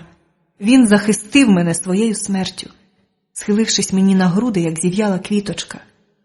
Боже, як боляче жити мені останні 19 років. Ти чого, Керстін? Що тобі? Вольдик заглядав мені в обличчя. Чого ти? Тобі щось болить? Ходімо до хати, приляж. Не треба тобі ще вставати. Так, мені щось болить. Болять мої думки, болить рана в грудях від Стівенової крові, болить мамин крик. Мені болить життя, Вольдику, це якась помилка. Просто я хотіла вбити спочатку їх усіх, а потім мала жити далі. Невідомо нащо. Театр абсурду. Нічого, все гаразд. Де там ваша кукурудза? В тебе було таке дивне обличчя, наче в заблукалої дитини. Клятий Вольдик, він мені заважає. Справа, мабуть, у тому, що мене вбили тоді разом з мамою і Стівеном. Але коли був похорон, я хворіла. А потім нічого не залишилось, як вдавати, ніби я жива. Нікому до цього не було діла. Навіть татові. Тільки Ерік. А ще Світланка, Віталій, Ігор, Засіб, генерал Забуга, ще... Але всі ці люди зустрілись мені тут. І я вже не почуваюсь тут такою чужою. Чи ні? Там хмари такі, яких нема більше ніде в світі. Ось, посоли їж. Філя, де бабуся? За козою пішла. То чого ти не пішов разом з нею? Вольтик вже засвоїв роль вихователя. Нічого, хлопець метикований, все зрозуміє. От тільки митися ще доводиться примушувати. А це найголовніше. А ти не дуже любиш чоловіків. Тебе що, хтось смертельно образив? То чого зриватися на всіх інших? Через одного випадкового покидька? Я скористаюсь з твого гарненького личка. Це Кен. Я не можу, бос. Не знаю, що їй сказати. Це тато. Ти маленька садистка. Ні, я не хочу. Досить з мене. Тобі не було нудно тут? Ні, вчора поралися з дровами, сьогодні картоплю викопали. Он, глянь, під повідкою купа. Не знаю, як стара жінка може оце все господарство обслуговувати сама. Вольдик пожбурив обгризаний качан у кабицю. Де зброя? А я її ще вчора заховав, ніхто не знайде. Тут доволі добра схованка, тільки народ страшенно цікавий. Біла коза стукає ратичками по доріжці. Кумедна тварина. Борідка, сережки, тонкі ніжки і куценький хвіст. Рожевий ніс. За козою з'являється Філя з порожнім відром і оберемком гілля. А вже за ним Тамара Семенівна. Ціпок стукотить по доріжці, якось так безнадійно. Я не хочу дожити до такого віку. Я зненавиджу сама себе. Мене вб'ють раніше. Колись я вирішу, що з мене вже досить. Але ще не зараз. Падлюка Кен Вілмер. Ось хто тримає мене тут. І через це я ще більше люта на нього. Ось свіже молоко. Хочете? Тамара Семенівна лагідно посміхається. Доля не була надто ласкавою до неї, але вона зберегла свою лагідність для мене, для нас усіх. Чому я так не можу? Не знаю. Ми надто різні. Я щось маю зрозуміти, щось важливе. Вольдик і Філя п'ють молоко з коржиками, а я сиджу і цілуюсь із сонцем. Це не те брудне сонце, що в Енсенаді. Там від нього тільки пітнієш, а мікробам же тільки цього й треба. І не те байдуже, як у Канаді. Там якось холодно. І не те лицемірне, як в Лондоні. Там воно здебільшого тільки у вигляді тьмяної тарілки і прозирає крізь хмари. А хмари там теж нудні і сірі, як англійський сніданок. А тут ні. Тут сонце пахне травами і соняхами, козиним молоком і вареними качанами. А в Києві ще трохи бензином і каштанами. Але це нічого, все одно. Мені добре тут. Нарешті я розумію, мені добре тут. Наче я нарешті прибилась додому з далекої дороги. Я тут стала сама собою. Мені не треба вдавати, ніби я жива. Мені добре тут. Яке дивне відчуття. Як світ у маминих долонях. Знайде, знайде перстень наша люба Керстін. Який перстень, мамо? В мене їх уже навіть 2. Той, що дали мені 2 таких різних чоловіки. Чи я маю знайти якийсь інший? А ти сумуєш, еге ж? Тамара Семенівна сідає поряд. Ожив мій двір. Так наче саме вас і чекав. А ти сумуєш чогось. Може, розкажеш мені, що тебе гризе? О, гарний в тебе медальйон. А хто в ньому? Чи не можна знати? Ні, чому ж? Я відкриваю замочок. Це моя мама і мій брат Стівен. Вони загинули. Вже давно, майже 20 років тому. Так, вони загинули, бо я не захистила їх. Була там, але не захистила. Я загинула разом з ними. Просто цього ніхто не помітив. А ти досі сумуєш, так? Так. Десь в сусідніх дворах заходяться гавкотом собаки, подають голос корови, регочеться якась жінка. Десь там люди рухаються, щось роблять, до чогось прагнуть, чи просто п'ють горілку. Життя обтікає мене, як обтікає річка зарослий камінь. Мабуть, я кам'яна, бо навіть плакати не можу. Я скажу Михайлівні, аби вона прийшла. Вона допоможе. Не вистачало мені тут ще одної язикатої бабці. Чим вона мені зарадить? А хто це? Це, як би тобі пояснити, наша місцева знахарка. До неї ідуть з усієї України, ба навіть здалеку. У них вся сім'я така. Мати її знахарювала, баба теж. Навіть коли з цим наказували вести боротьбу, її не займали. Навіть партійні начальники тихцем до неї їздили. Вона зарадить, потамує тугу. Тамаро Семенівно, дорогенька, ви ж медик і вірите в такі дурниці? Я особисто знала одного шамана в лісах Амазонки, що виробляв таке, волосся з торч ставало.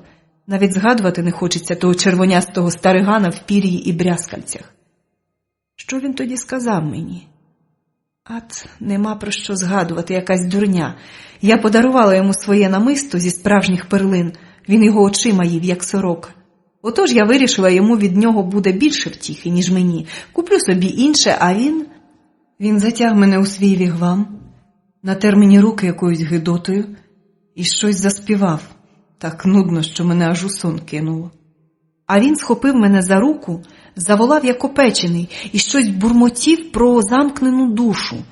Начебто я маю 2 душі. Одна з них має вилетіти, та не може, бо я замкнула другу. Щось таке, аж смішно. Та добре, хай тішиться намистом. Дикуни люблять брязкальця. Шкода тільки, що не миються, хоч води там вистачало. Ти не розумієш, вона може допомогти справді, я покличу її. Якщо це вас якось заспокоїть? Вона так схвилювалась, так переконувала мене, тож нехай, якщо їй це дасть якусь певність і почуття виконаного обов'язку. Я не повинна вірити в це, просто можу зробити вигляд.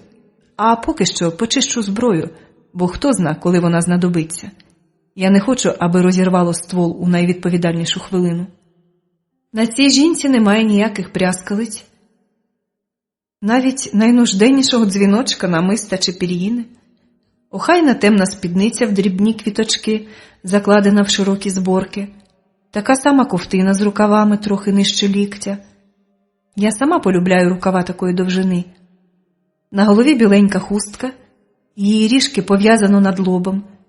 Огрядна стара жінка з спокійним смаглявим обличчям, міцними руками і пильним поглядом сірих очей. Скільки їй років? Запитайте щось легше.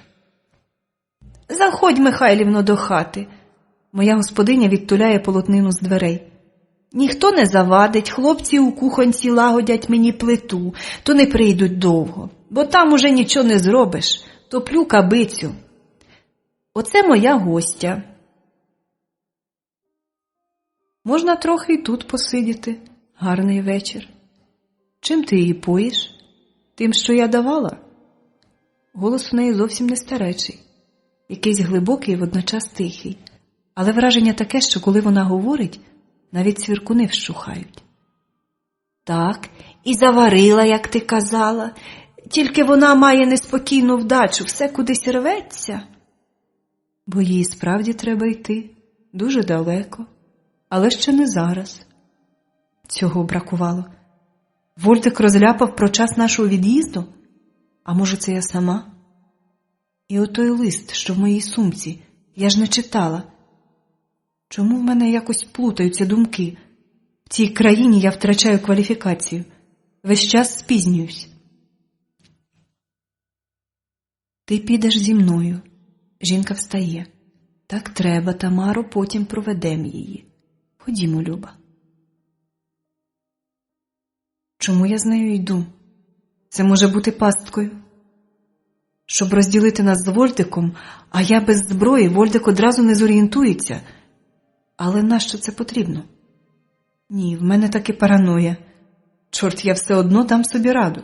Не думай про нього проти ночі, поганий знак. Як вона почула, про що я думаю? Чи я вже здуріла, я розмовляю сама з собою? Але ж це просто образ, міфологія. Це ти так думаєш. А тож я так думаю. Я погана християнка. Я вірю в Осіріса і Бастет, поважаю Одіна. Але ось існування когось іншого завжди здавалось мені проблематичним. Якщо Бог такий добрий і всемогутній, чому він дозволив убити Стівена? Адже він був просто маля. Я тоді більше заслуговувала смерті, і я перестала розмовляти з Богом. Осіріс і Одін хоча б не прикриваються фальшивою доброчинністю. Ми мовчки заходимо у двір. Вона веде мене до невеликої хатинки між дерев. Там вона, мабуть, робить всі свої чари, бо білий цегляний будинок ми щойно проминули. Заходь. Я опиняюсь у невеликій чистій кімнаті. Круглий стіл посередині, книжки на полицях, численні ящички, баночки, якісь горнятка, і вони створюють тут надзвичайно свіжий запах. Свічки в свічнику теж мають охайний вигляд. Бачу, тобі сподобалось? Так, я люблю, коли чисто. Присядь сюди. Вона відсуває від столу стілець. Так, за часів інквізиції цю бабцю спалили б на найлютішому полум'ї. Дикі були часи. Палили жінок, як траву. А все чоловіки. Прокляття. Самі нещастя від них. Нічого, Кенні, вже скоро. Ще трохи почекай мене, Любчику. Я теж скористаюсь дечим. Але ти перший у списку. В тебе затьмарено думки. Ненависть. Я чую її. Зараз закрий очі, дай мені свої долоні. О, ти зустрічала колись одного з наших. Я відчуваю тебе, мій брате. Ти зробила йому подарунок, річ, яку він хотів, це добре. Але чому ти його не послухала? Так, я знаю, тоді ще був не час. Ні, сиди тихо. Я й так сиджу тихо. Якби мені навіть хотілося, я б не змогла поворухнутись. Якась млявість увійшла в моє тіло, приємна млявість. Мені не хочеться опиратися цьому. Щось подібне я інколи відчуваю, коли хтось пише біля мене кульковою ручкою. Дивно. Я сама завжди цьому дивувалась. Що в бібліотеці, коли... Ні, я не можу це пояснити. Це надто дивно. Ти страждаєш тому, що шукаєш втрачене. Ти сумуєш, бо намагаєшся взяти на себе відповідальність за те зло, що коїться у світі, і за те зло, що зробили тобі. Ти повинна зрозуміти, що нічого не могла вдіяти ні тоді на гарячій дорозі, ні тоді у великому вогкому місті ти була невинна. Так вела доля. Ти чіпляєшся за минуле, аби відчути поряд тих, хто має піти. Їх душі живуть у тобі, а твоя власна душа не має простору, як пташка в клітці. Відпусти їх, бо твоя душа повинна вирости. Вона ж так і лишилась душею зляканої 11-річної дитини. Той чоловік, якому ти призначена, теж дитина. 2 заблукалих дітей. Це неможливо. Вона мене містифікує, але навіщо? І як? Ні, мій світ знов розсипався на дрібні скалки. Не знаю, як зберу його. Я хочу звідси піти. Я не можу. Мені надто боляче, але я хочу її слухати. Не знаю, мені це сниться, і я сама собі снюсь. Твоя ненависть дає тобі сил.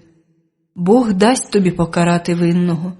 Тоді ти нарешті знайдеш, що шукала, і звільниш їх і себе. Ти воїн, ти народжена для цього, але це твоя остання битва. Відпусти їх. Ти не винна, що так сталося. Твоїй душі час вирости. Ти звертаєшся до інших богів, але вони всі уособлення одного. Молись їм, якщо тобі зручно. Бог той, якого ти можеш прийняти серцем. Це неможливо. Її голова схиляється на груди. Вона померла? Я бачила. Голос її втомлений. Я бачила те, що сталося давно, і те, що зробили недавно. Бідна дитина, тобі довелось нелегко, але завваж, кого Бог любить, того найтяжче випробовує. І ніколи не посилає людині випробовування, якого вона не зможе витримати. Якщо людина губить себе, значить вона не витримала випробування. Гріх непростимий. Ми повинні бути сильними в боротьбі проти того. Я не розумію. Ніхто не знав про це. Як ви... Я й досі не знаю, як воно виходить. Але я знаю, хто ти. Я відчувала все так, як відчувала ти. Тільки тобі для цього потрібно було ціле життя, а я все відчула за якусь мить. Ти сама створила собі пекло, в якому живеш. Але в тебе не було іншого вибору. Ти повинна зрозуміти і перестати звинувачувати себе в тому, в чому нема твоєї вини. А тепер іди. І добре відпочинь, дорога буде важкою. Наберись сил. Іди, швидко. Тут зараз ти не повинна бути тут тепер. Іди. Я вискакую за двері. Мені навіть не цікаво, така я перелякана. Чортовиння якесь. Такого не може бути, тому що не може бути в принципі. Але чи справді існує тільки те, що я можу помацати? Для мене, можливо, і так. Ні, такі думки заважкі для моєї нещасної голови. Отож я навіть не намагатимусь про це якось думати. А ось і двір з табличкою на потемнілій дошці 28. І ніхто мене не провів. Як же я сама втрапила? Чи хтось таки провів? Стоп, так не можна. Не мого то розуму справа. Глава 17. Літак м'яко зринув у височінь, і мене трохи вдавило в крісло. Так, як на гойдалці, коли вона злітає вгору. Красуня-стюардеса доброзичливо посміхається всім. Першим класом летять люди, яким варто посміхатися.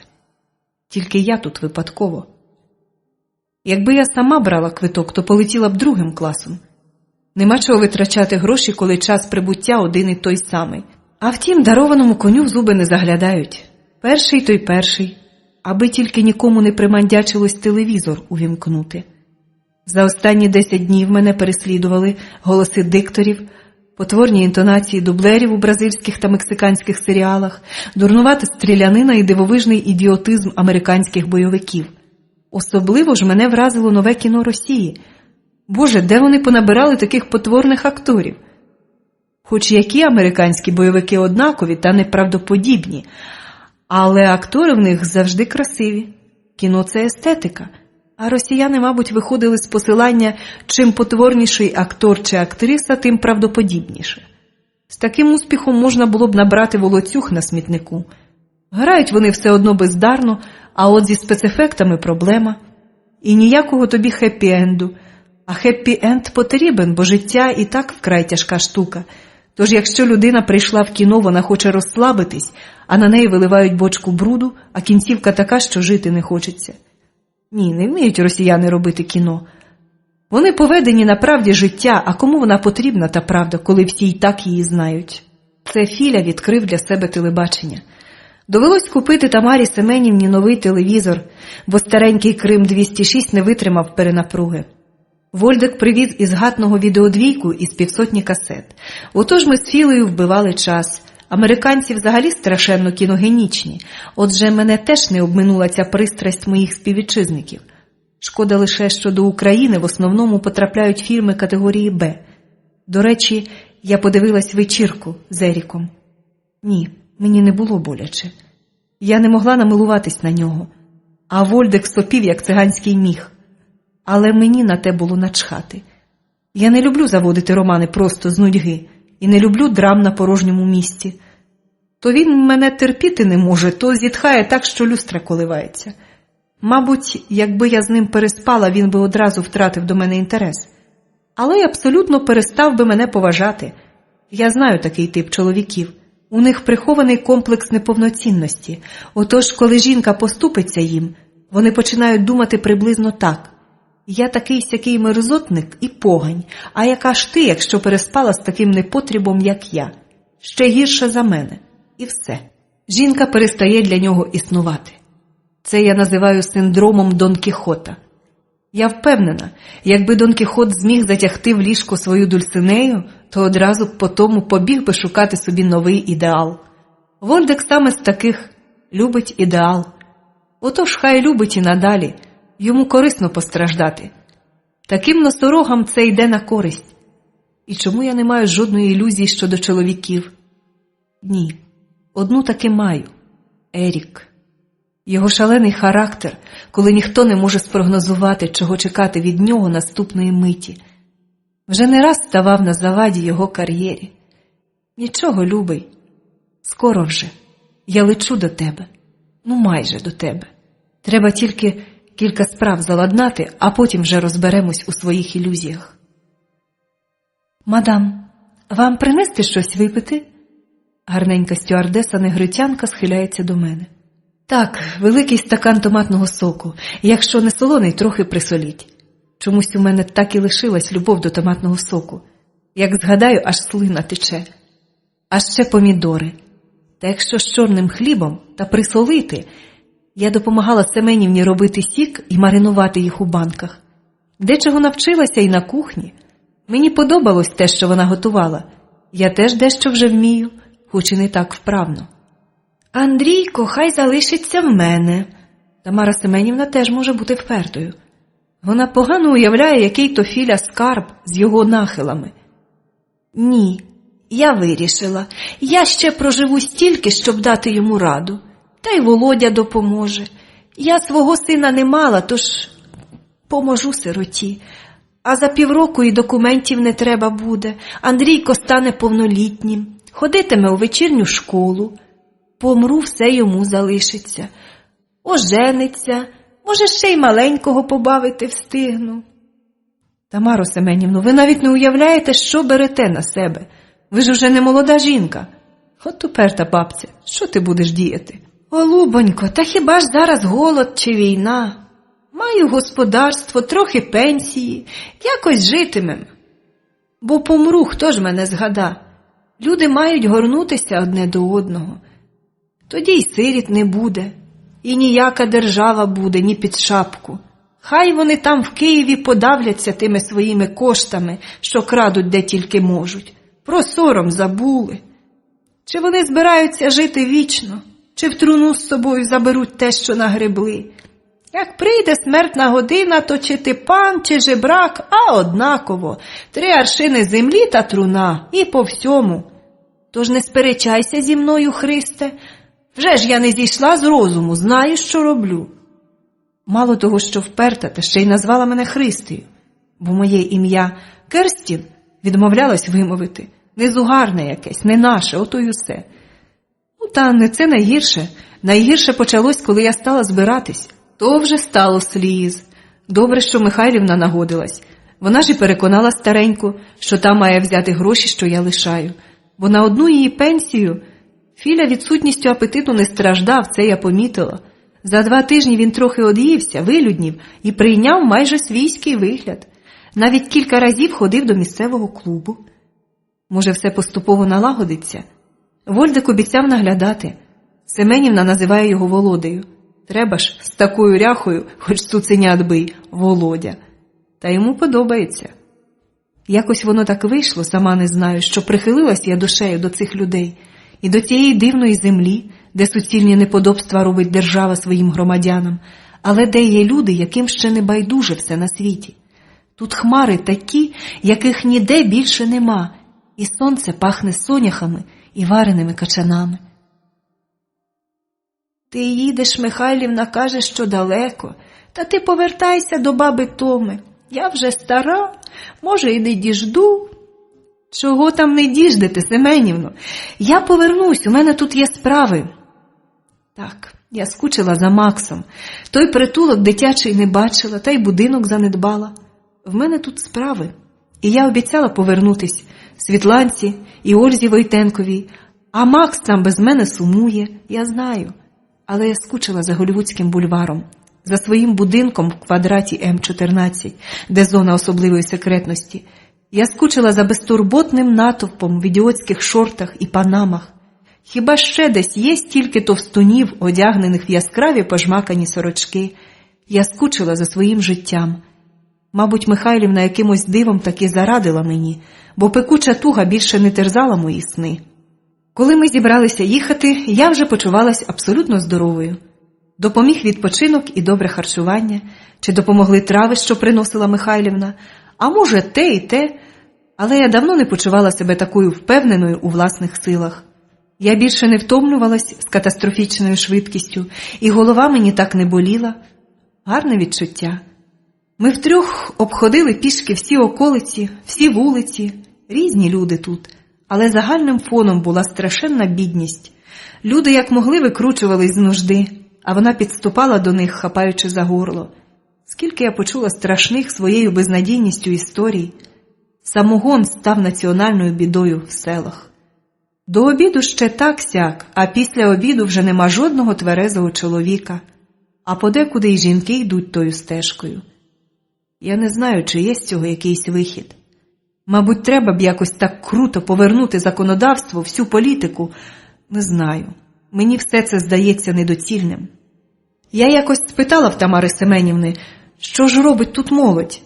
І відповідь здалась мені жахливою через ту простоту і приреченість, яку я відчула. А що молодь? Як є в кого син або дочка, то зі шкури пнуться, аби вивчити, та щоб у місті залишити. Приїжджають ото, хто на канікули, хто у відпустку, так.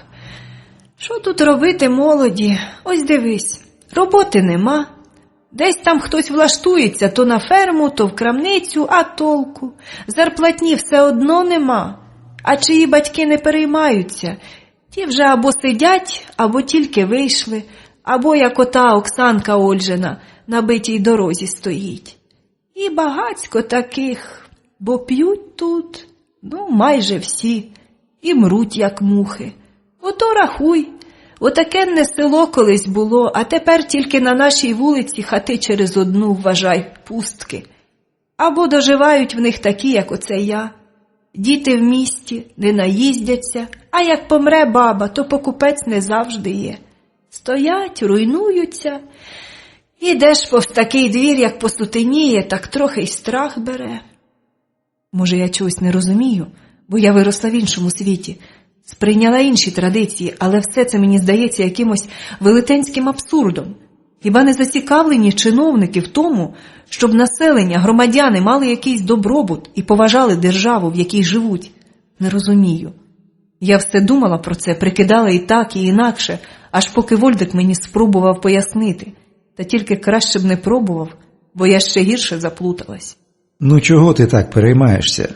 Поїдеш в свою Америку і забудеш про все. Ми тут давно вже ні про що таке і не думаємо. Все одно нічого не зміниться. Вони там самі по собі, ми самі по собі. Ти що думаєш, чого нам дозволяють критикувати владу? Хоч колись би за такі слова загриміли б ми хто зна куди. Того, що ці розумніші за тих, що були. Ці зразу зорієнтували, що лайка не бійка, в боці не коле.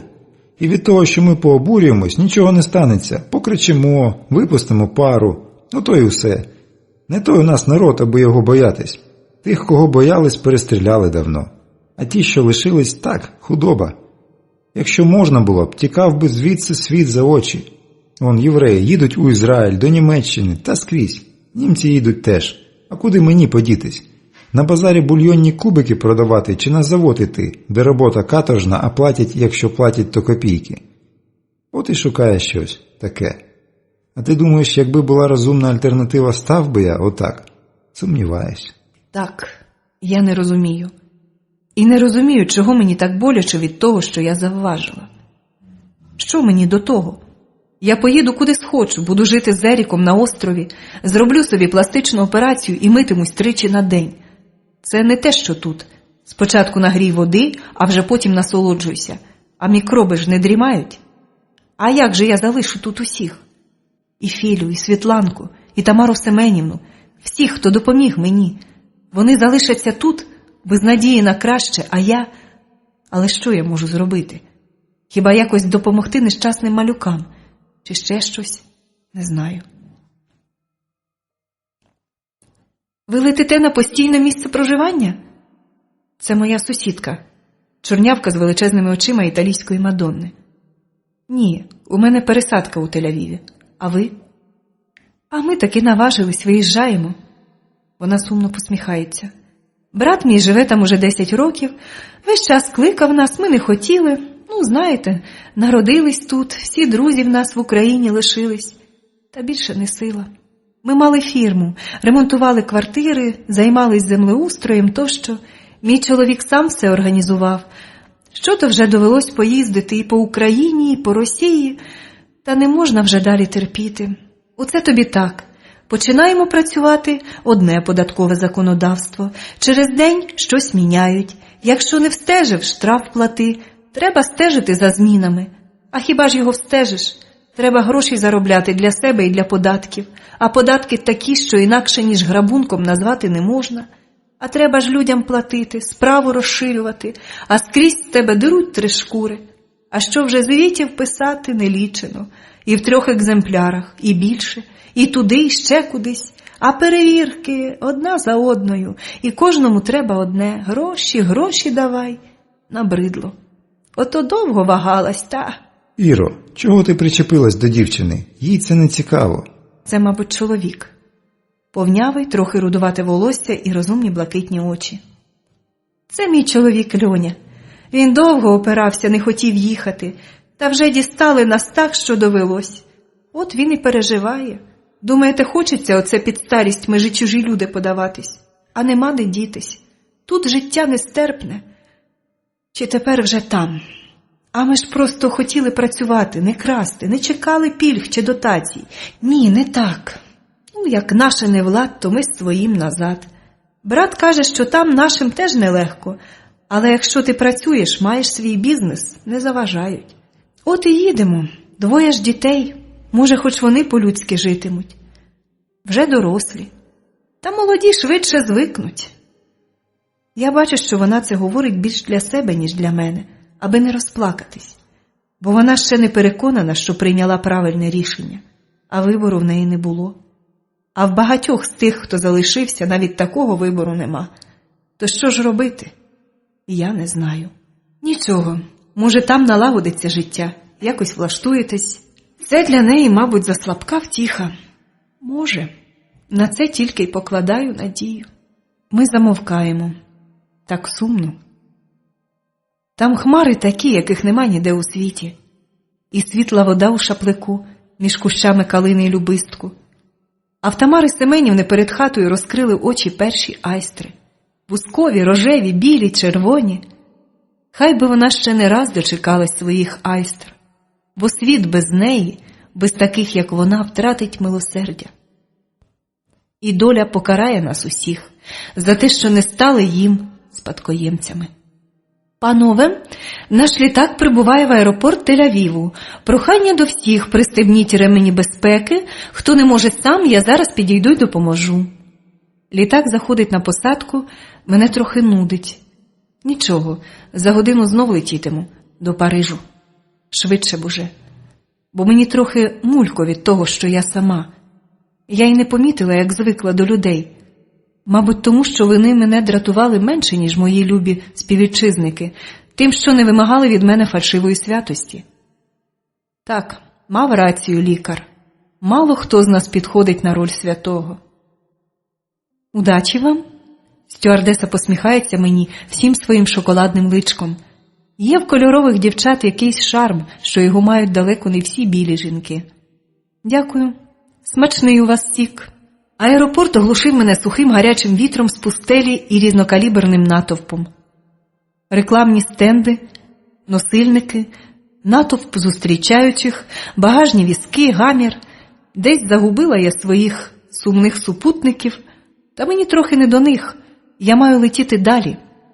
На моє ім'я має бути заброньовано квиток на найближчий рейс до Парижа. Будь ласка, погляньте, Ясінська. В мене нема жодного іншого документу, ніж документи Юлії. Але нема як цьому зарадити поки що. Так, є. Але Орлі не приймає сьогодні літаки. В них там проблеми з терористами, отож всі рейси затримано. Смаглявий хлопчина досить добре говорить англійською. А куди є? Хітроу приймає? Кляті терористи. Де не посій, там і вродяться. Мабуть, Валід видав черговий $1 мільйон. Що йому мільйоном більше, мільйоном менше? Нафта всім потрібна.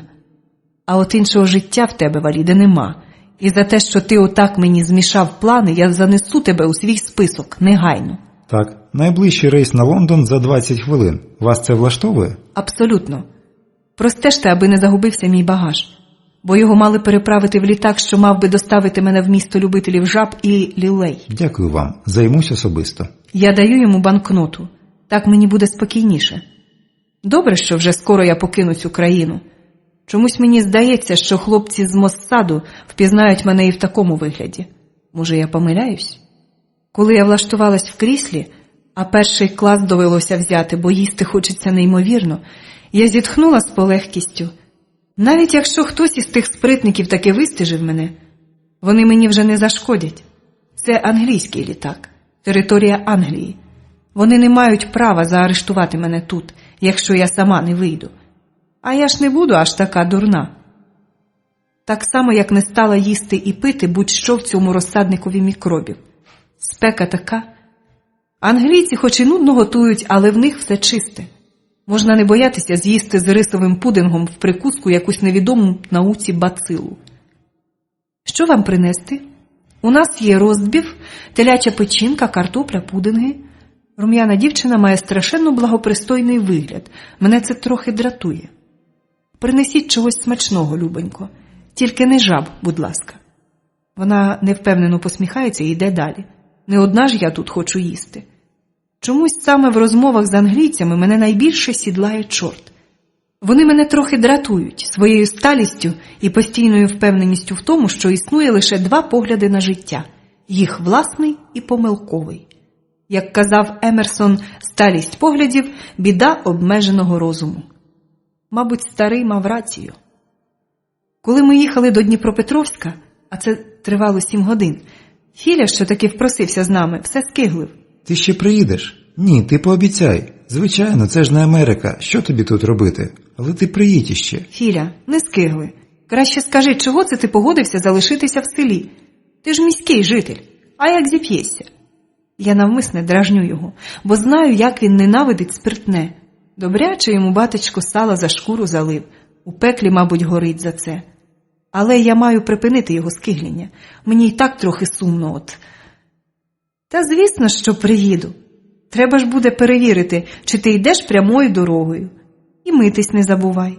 А що я в Києві не бачив? Щоб там мене знов блоха прихопив? Та й бабуся сумуватиме, їй допомагати треба. Нічого, телевізор є, навіть відик. Тут ні в кого нема. Буду показувати кіно, братиму гроші. Проживемо. Цей осідлав свого коника, одразу видно. Мабуть, як сказала б Світланка, в нього просто більш-менш благополучна спадковість. Та ще те, що до 10 років він перебував під впливом матері, яка й заклала йому модель поведінки. Отож, його вуличне виховання ще не встигло зруйнувати його особистість. Хлопець потрапив у нормальні умови, і все вуличне з нього злізло разом з брудом. Якби на його місці була дівчина, наслідки були б значно сумніші. Навряд чи вдалося би привести її до тями. До дівчат якось більше липне бруд. Мабуть, тому що статевий акт має якесь принизливе для жінки забарвлення, через менталітет чоловіків, їх низьку культуру. Може, я помиляюсь, але ж я спираюсь на досвід власний. Багато чого мені довелось побачити в різних країнах. Скрізь одне й те саме. Чому чоловіки вважають, що на світі є місце тільки для них, і одночасно мають купу проблем з самооцінкою через відношення до них жінок? Саме ставлення жінки є тим фактором, що формує самооцінку чоловіка. Дивні, нецілісні і слабкі істоти здебільшого. Тільки Ерік. Ні, просто я так хочу. Я простежу за ним, не турбуйся. Він і до школи ходитиме, і митиметься вчасно. Ат, не треба було мені тебе слухатись. Я повинен летіти з тобою. Вольдик, ти збожеволів. Ти ж привертатимеш до себе увагу, як первосвященник у веселому домі. Ти не зможеш розчинитися в натовпі. Твоя зовнішність, твій акцент магнітом притягуватимуть до нас цікавих. Ти не зможеш вціліти там, де вцілію я. Вибач, що раню твою чоловічу гордість, та сам подумай і погодися. Я дам собі раду. Так, згоден. Він дивиться вперед на дорогу. Хочеш, зупинимося і трохи відпочинемо? Ось підходяще місце, бачиш? Так, дорога веде до обрію, але є відгалуження. На стовпі табличка «Домоткань».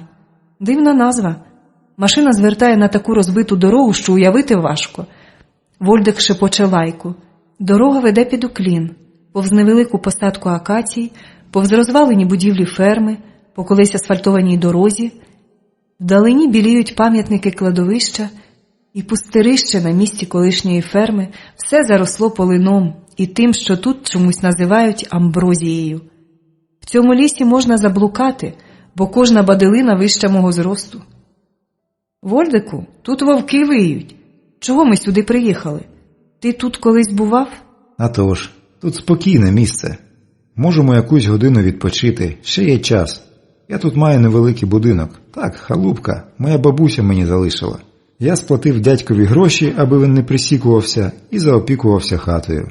Я там виріс, не міг же дозволити, аби продали чужим людям. Та їздити нема коли, от хіба зараз. Ти відпочинеш, а я схожу на кладовище, подивлюсь, чи не позаростали могили. Тут в мене баба і дід, і ще родичі поховані. Треба доглядати могили. Бачу його зовсім іншим.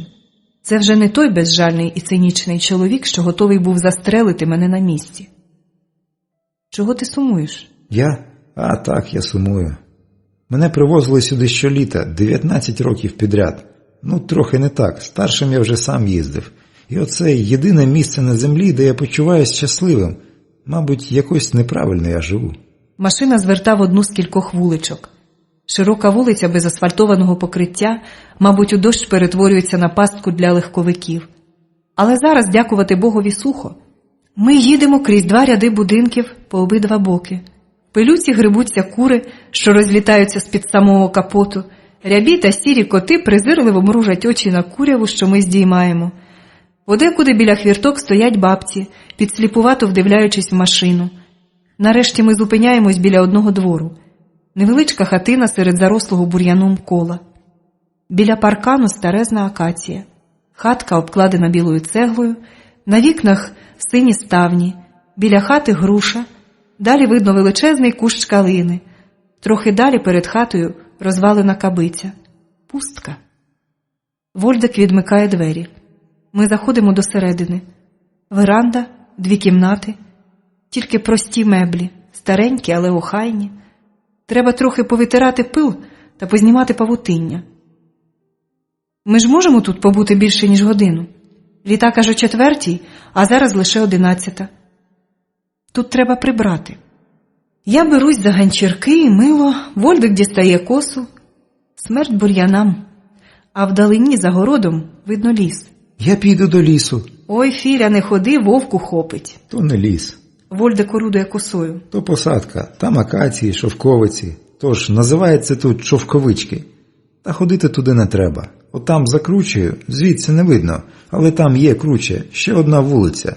Раніше там була школа, а потім, як знелюднило село, стояла порожня, аж доки якийсь мудрець не відкрив там ЛТП для алкашів і наркоманів. Уявляєш, тут і мак садять, і конопля росте в шовковичках, а вже самогону море, женуть всі, і ЛТП. Так тепер нікуди не поткнешся, бо ті кляті дегенерати можуть що завгодно зробити. Не ходи туди, Філя. Поїж от яблук, бач, скільки нападало. А місцеві не чіпають? Невже ж тут тільки від приїжджих наркоманів життя немає? Які там місцеві? Ти бачила? Самі старі баби. Це ще коли була ферма тут та на тому боці, була якась робота, привозили зелену масу, то це ще було нічого.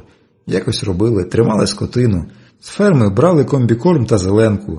Потім закрилась ферма на тім боці, закручую, а за кілька років і тут. І все. Коли перемруть ці баби, зовсім пусто буде. Вовчику, це ти приїхав. Жіночий голос. Це ви, баба Галя, заходьте в двір, я вже бур'яни трохи позбивав. До двору заходить старенька невисока жінка в квітчастому халаті і жовтій хустині.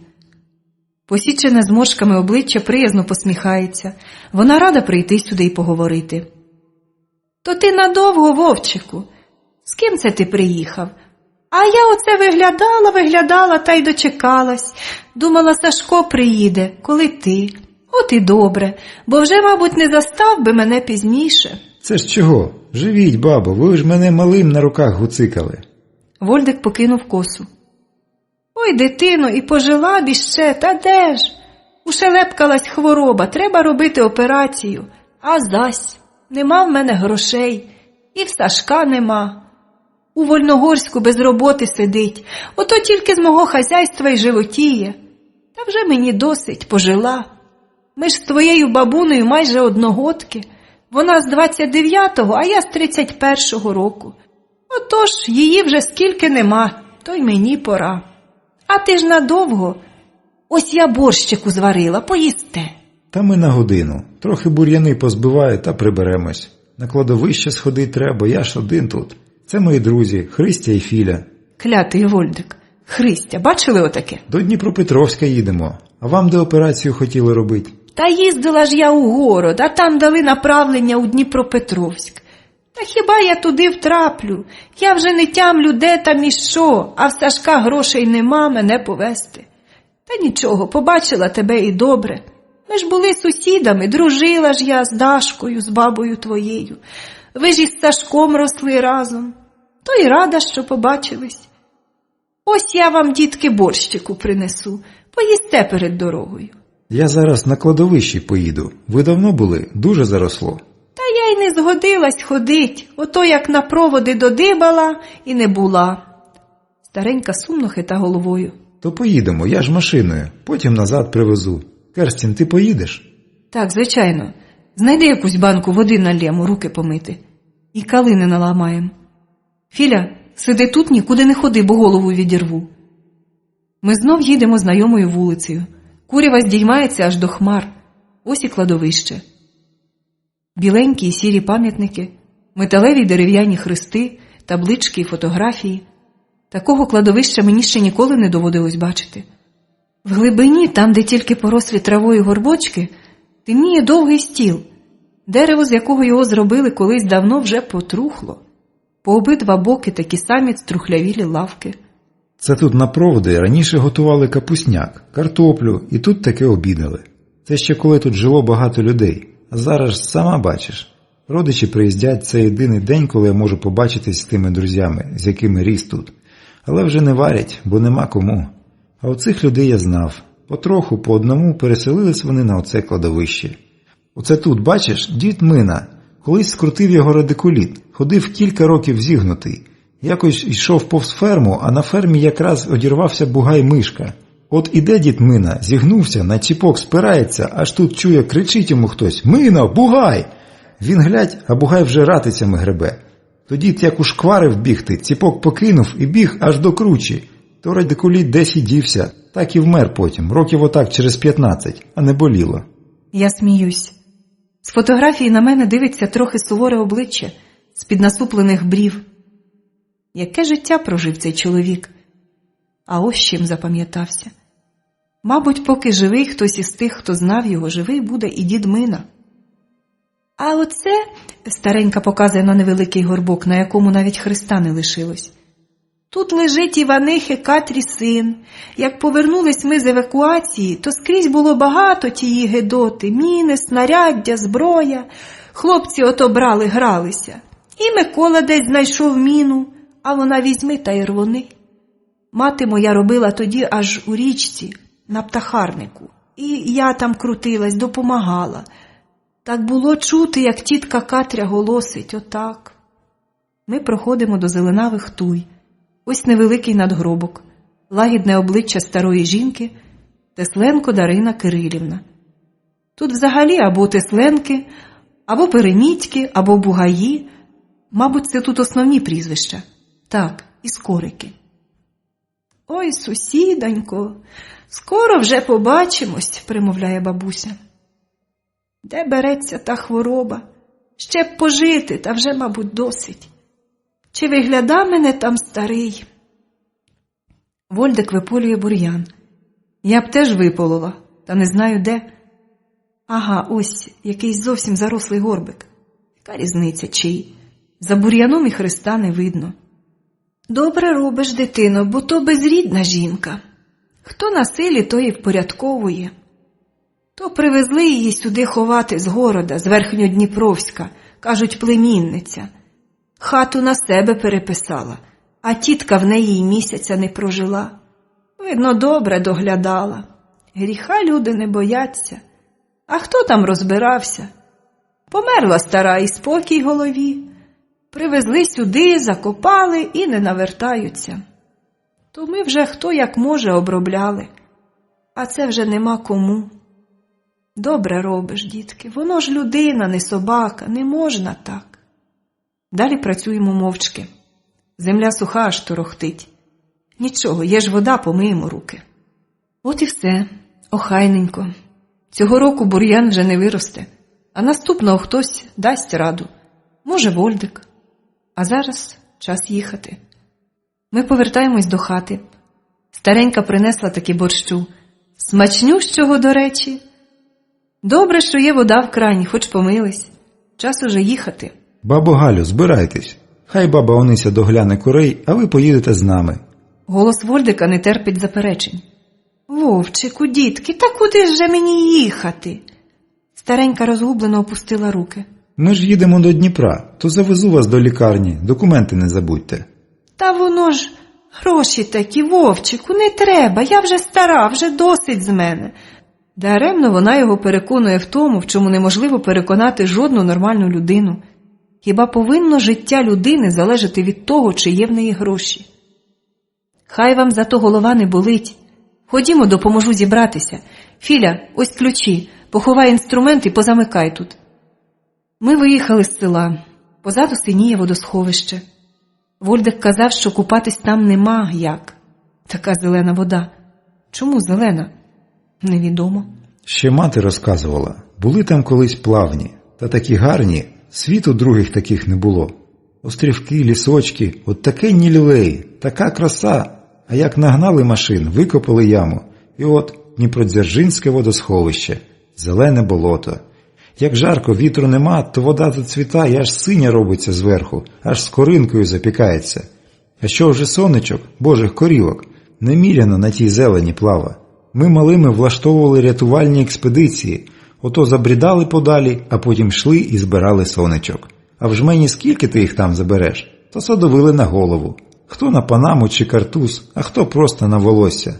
Багато отак рятували. Я й досі люблю ту комаху. Бабуся мовчить. Тримає на колінах невеликий вузлик і мовчки дивиться у вікно. Мабуть, вона вже змирилася з думкою про смерть, а тут знов треба щось передумувати. У Дніпропетровську ми ведемо її до лікарні. Вольдик шукає бухгалтерію, щось говорить лікареві. Уявляю, що. А я дивлюсь на її зблідле обличчя. Не бійтесь. Лікар сказав, що все буде добре, ще не пізно. Як я можу її втішити? Філю он теж треба потішати. Ні, дітки, я не боюсь. Просто якось воно... Такі витрати. Нема про що говорити.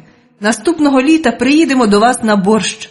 Такого борщу я ніколи не їла. Ото тільки й нашого, що борщ. Та й той не завжди з м'ясом. А це зарізала півня. Було двоє, та не мирились. Одного зарізала, ото вже й борщ. Як буду жива, приїжджай. Наварю хіба такого? Ми їдемо до аеропорту. За 40 хвилин у мене літак. Дивна річ. Ще кілька годин, і так далеко я буду звідси. А хмари чекатимуть мене тут. Я повернусь. Філя, не хлипай. Дорослий хлопець. Ні, то я так. Ти тільки приїдь знову, добре?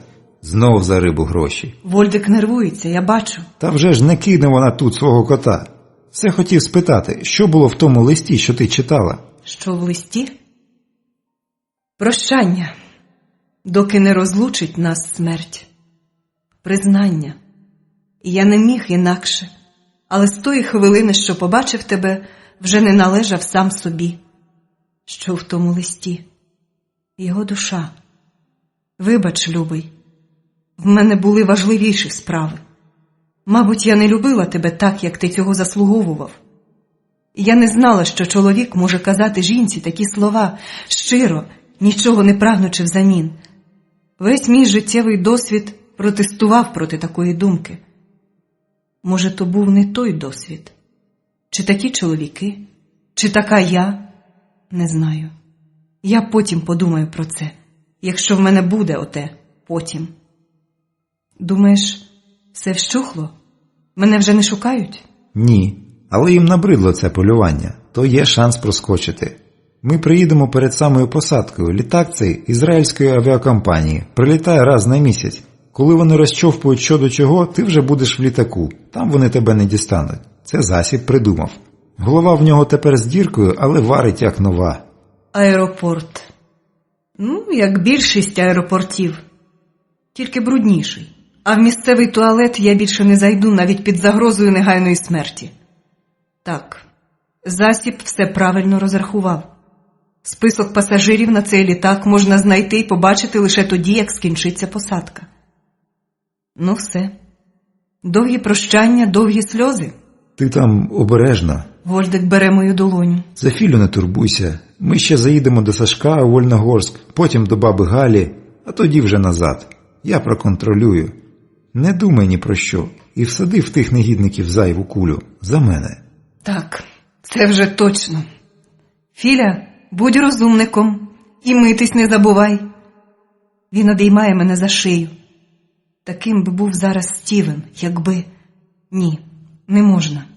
Я маю бути спокійною. Я повернусь.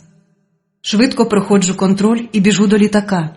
Ще кілька метрів. І ще. Все. Тепер мене зупинить тільки бомба, закладена в літак. Маю надію, що це гіпотетична думка. Лондон зустрів мене натовпом. Отут в Хітроу завжди натовп. Але тут не полюбляють іноземців, як ніде у світі. Добре, що я все підозріле залишила в Тамари Семенівни. Правда, тепер я без зброї, але це півбіди в порівнянні з тим, що б мене чекало на митниці Хітроу, якби оці надуті індики англійці щось знайшли. Бач, аж розчаровані, що нічого нема. Будь ласка, мем, пройдіть в кімнату для особистого митного огляду. Цього мені ще бракувало. Але я не маю права тут обурюватись, бо в моєму паспорті стоїть Україна. Тут це як Тавро. Отож я дозволяю товстій потворній бабі з лесбійськими нахилами оглянути мене. Якби я приїхала з Франції, чи Німеччини, чи ще звідки, з Європи, переді мною б вибачились. Але я Рашен. Істота незрівнянно нижча від добропорядного європейця. І ми повинні терпіти тут оцю наволоч? Якась леді, мабуть, думає, що я не розумію англійської. Нічого не вдієш, Маргарет, дорогенька. Ти поглянь, її вбрання коштує купу грошей, а дорогоцінності антикварні. Чоловік, що її зустрічає, має червоне обличчя, золотий ланцюжок від годинника і проблеми з потенцією. Лисий старий пень. Ваші документи, мем, Митник подає мені паспорт. і ваші речі. Не дуже люб'язно з вашого боку. Ну не можу я спокійно спілкуватися з цими нудотниками. А їх королева? Не буду. Але ніколи не пробачу їй нещасну принцесу Діану. Стара злісна сучка. І Чарлі не кращий. А вже Каміла, господи, в Чарлі смак збочинця. Тільки збочинцеві може подобатись таке страхіття. Та він і сам. Добре, що так сталося. В Лондоні в мене є кілька заначок з давніх часів, у вигляді корисних знайомих. Тут можна загубитись так, що ніхто не знайде. А взагалі я не дуже люблю Лондон, як і Англію. У мене це, мабуть, чисто американська риса. Тут уже нічого не вдієш. Таксі! Жовтенький автомобіль зарулює в мій бік. Та бач, уже знайома мені парочка де й не взялася.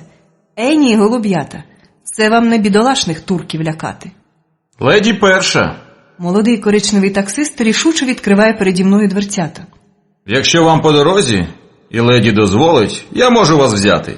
Як ні, чекайте іншої машини. Я не бажаю з ними їхати.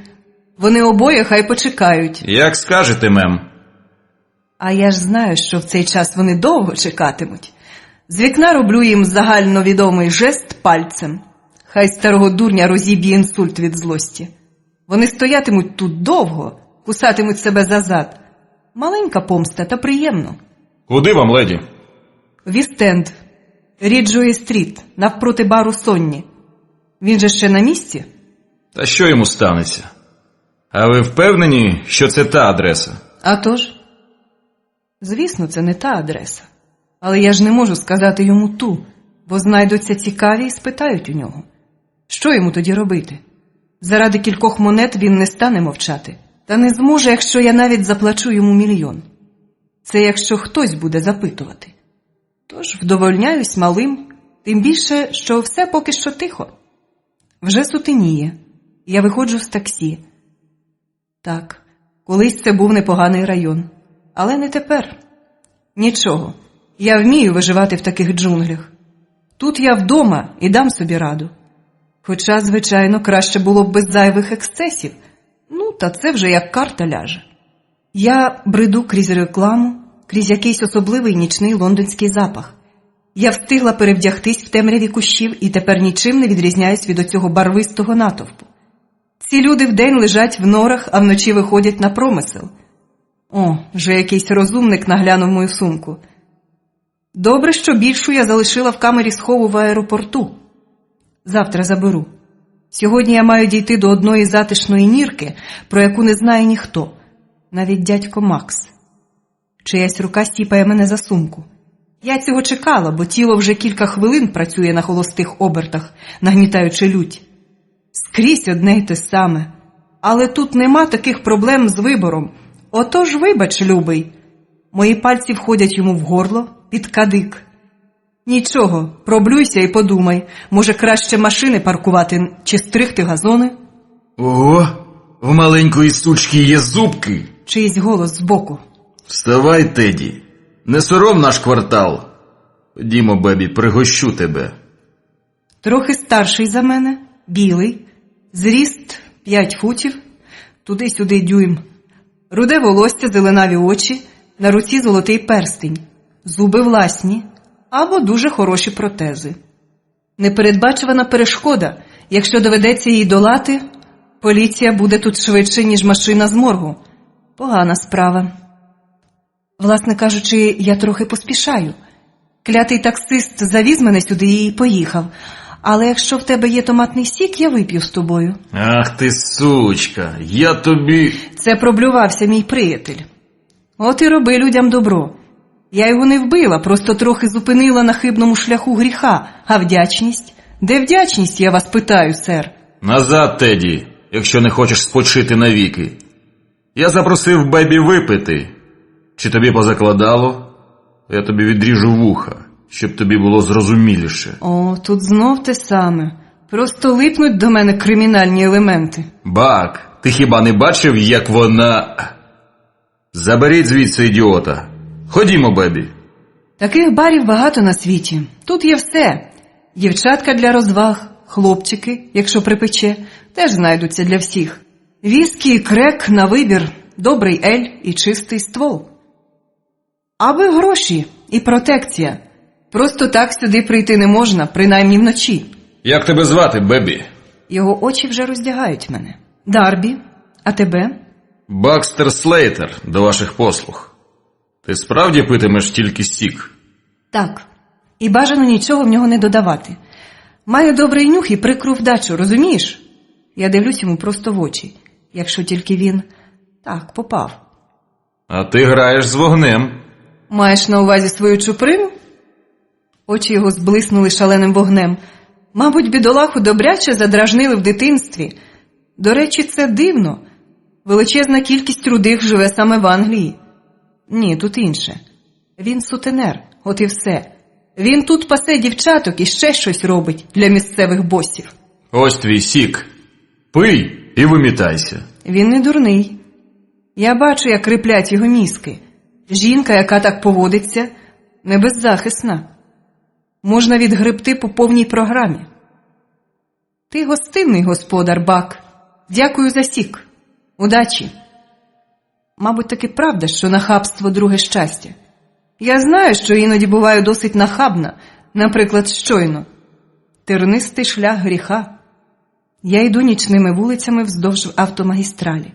Мене не цікавлять люті погляди дівчаток розмальованих, як ірокези. Тільки збочинця може зацікавити така манія.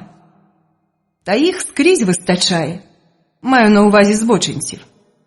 Вже почало сіріти, як я нарешті допленталась. Маленький будиночок в досить бідному районі, оточений деревами так щільно, що важко побачити, що відбувається всередині. Я купила його років 8 тому. Бо люблю комфортно ховатися, якщо є потреба. 4 роки тому я сюди не пробилась, та зараз інша річ.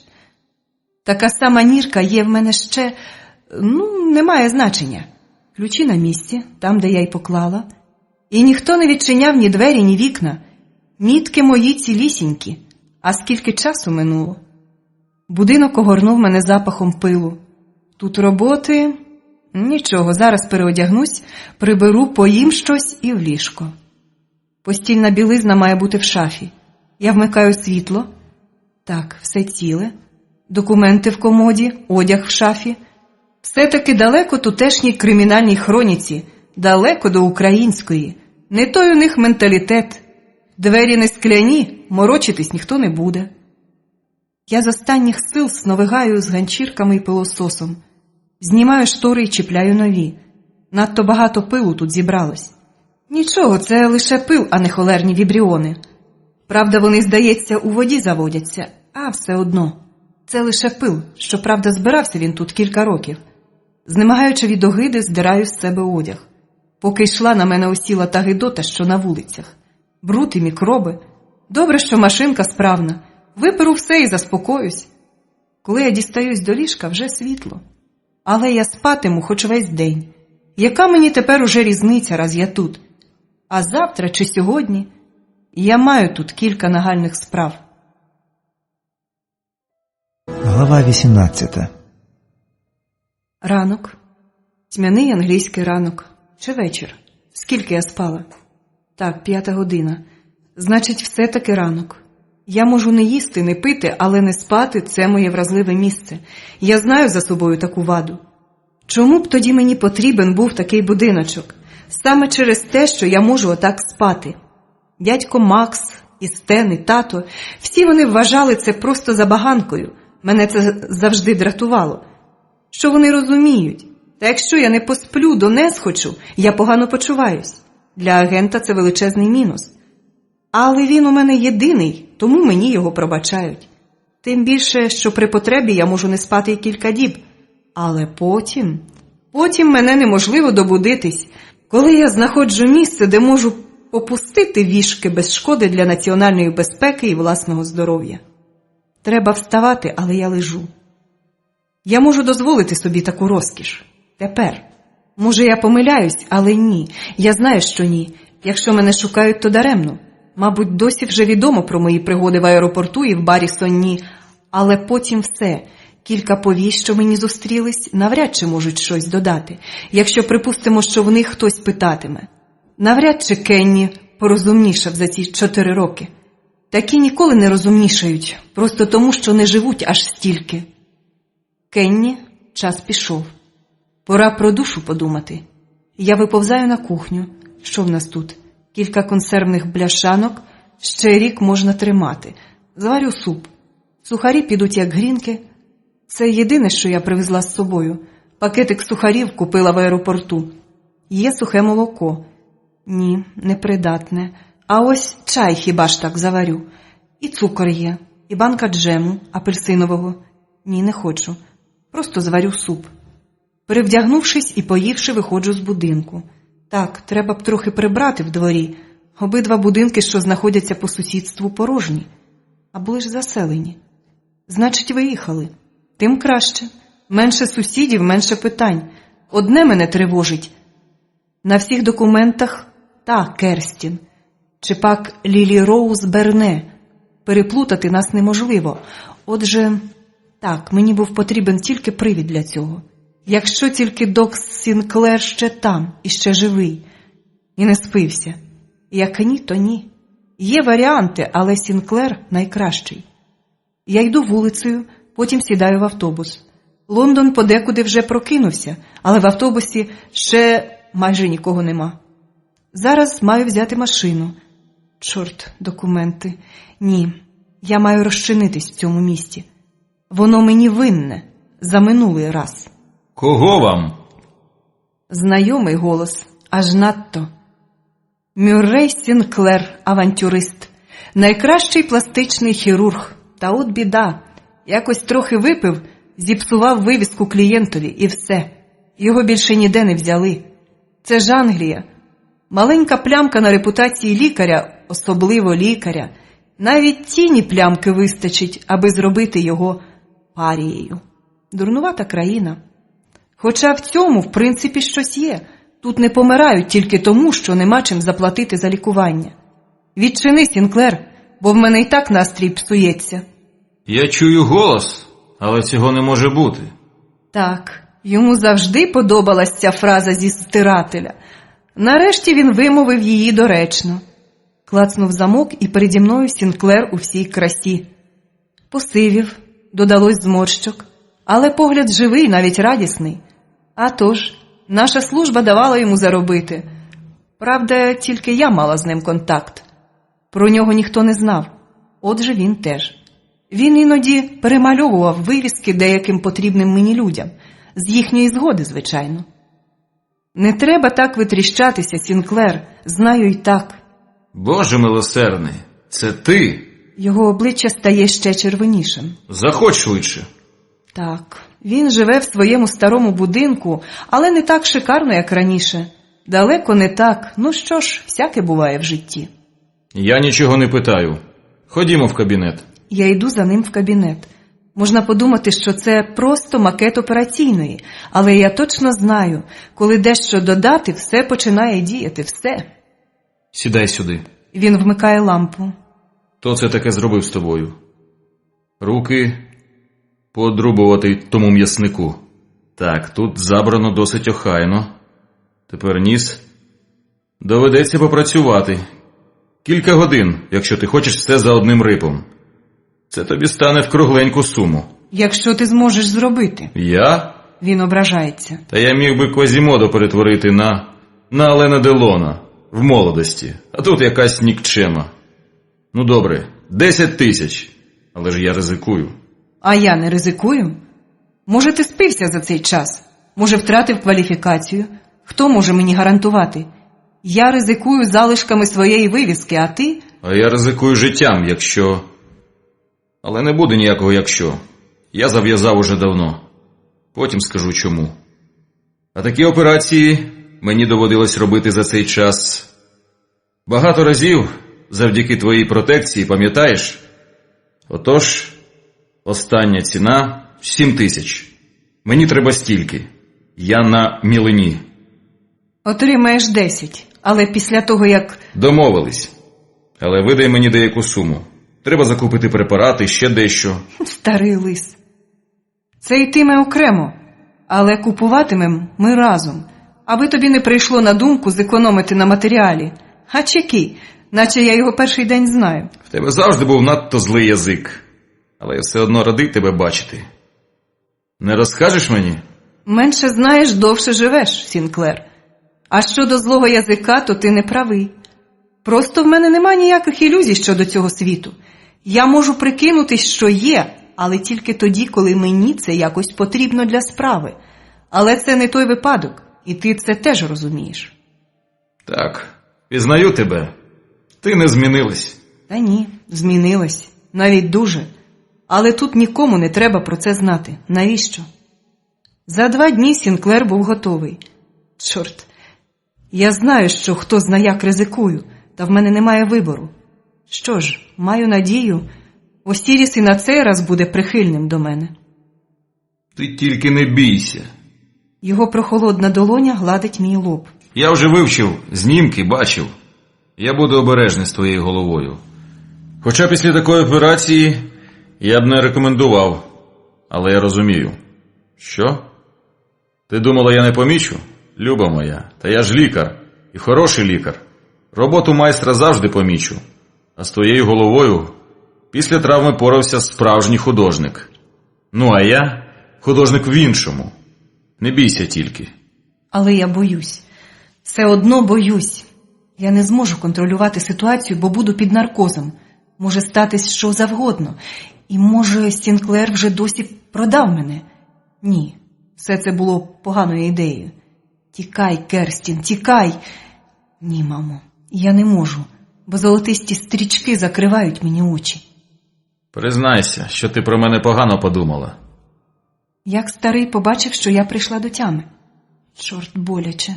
Болить все обличчя і таке відчуття, наче шкіра ось-ось лусне. Дай мені води. Ні, любонько, доведеться трохи почекати. Нічого тобі не станеться, як потерпиш. Ну то як? Ти ж подумала, що я веду подвійну гру, егеш? Ну то й що? От іще вразлива душа. Ти зробила мені боляче. Старий під'єднує до мене крапельницю. Вибач. Потім про це поговоримо. Зараз треба відпочивати. Я провалююсь в сон. Весь тиждень я майже постійно сплю. Потім вже мені набрид туман в голові. Досить, час прокидатися. Цікаво, який я маю вигляд. Якщо старий п'яниця зіпсував мені вивіску, я його вб'ю. Це він слушно тоді зауважив. Коли пов'язки було знято, я несміливо тягнусь за люстерком. Боже милосердний, звідки такі синці? Він що, виміщав на мені свою образу і спочатку відколошматив мене сонну? Я його вб'ю. Просто зараз. Мій ніс нагадує якусь картоплину. Усе, Сінклер, готуйся. Чула моя душа. Ну, і що це таке? Сінклер, якщо ти намагався пожартувати, то це тобі вдалося. А тепер я... Якщо ти трохи помовчиш, я тобі дещо пояснив. Ну ніякої поваги до старших, нестерпне дівчисько. Спочатку вона запідозрила мене в некомпетентності, потім в тому, що я її продав, кому цікаво була б потрібна така змія. А тепер вона незадоволена. Пояснюю, це просто гематоми. За пару тижнів все прийде до норми, і тоді сама побачиш, на що здатен старий Сінклер заради невдячної, злоязикої, підозрілої відьми. Він відвертається до вікна. Я знаю правила гри. Я маю зараз взяти його за руку і перепросити. Тоді його сиві брови стануть на місце, тонкі губи трохи посміхнуться, а впертий вираз маленьких сірих очей потеплішає.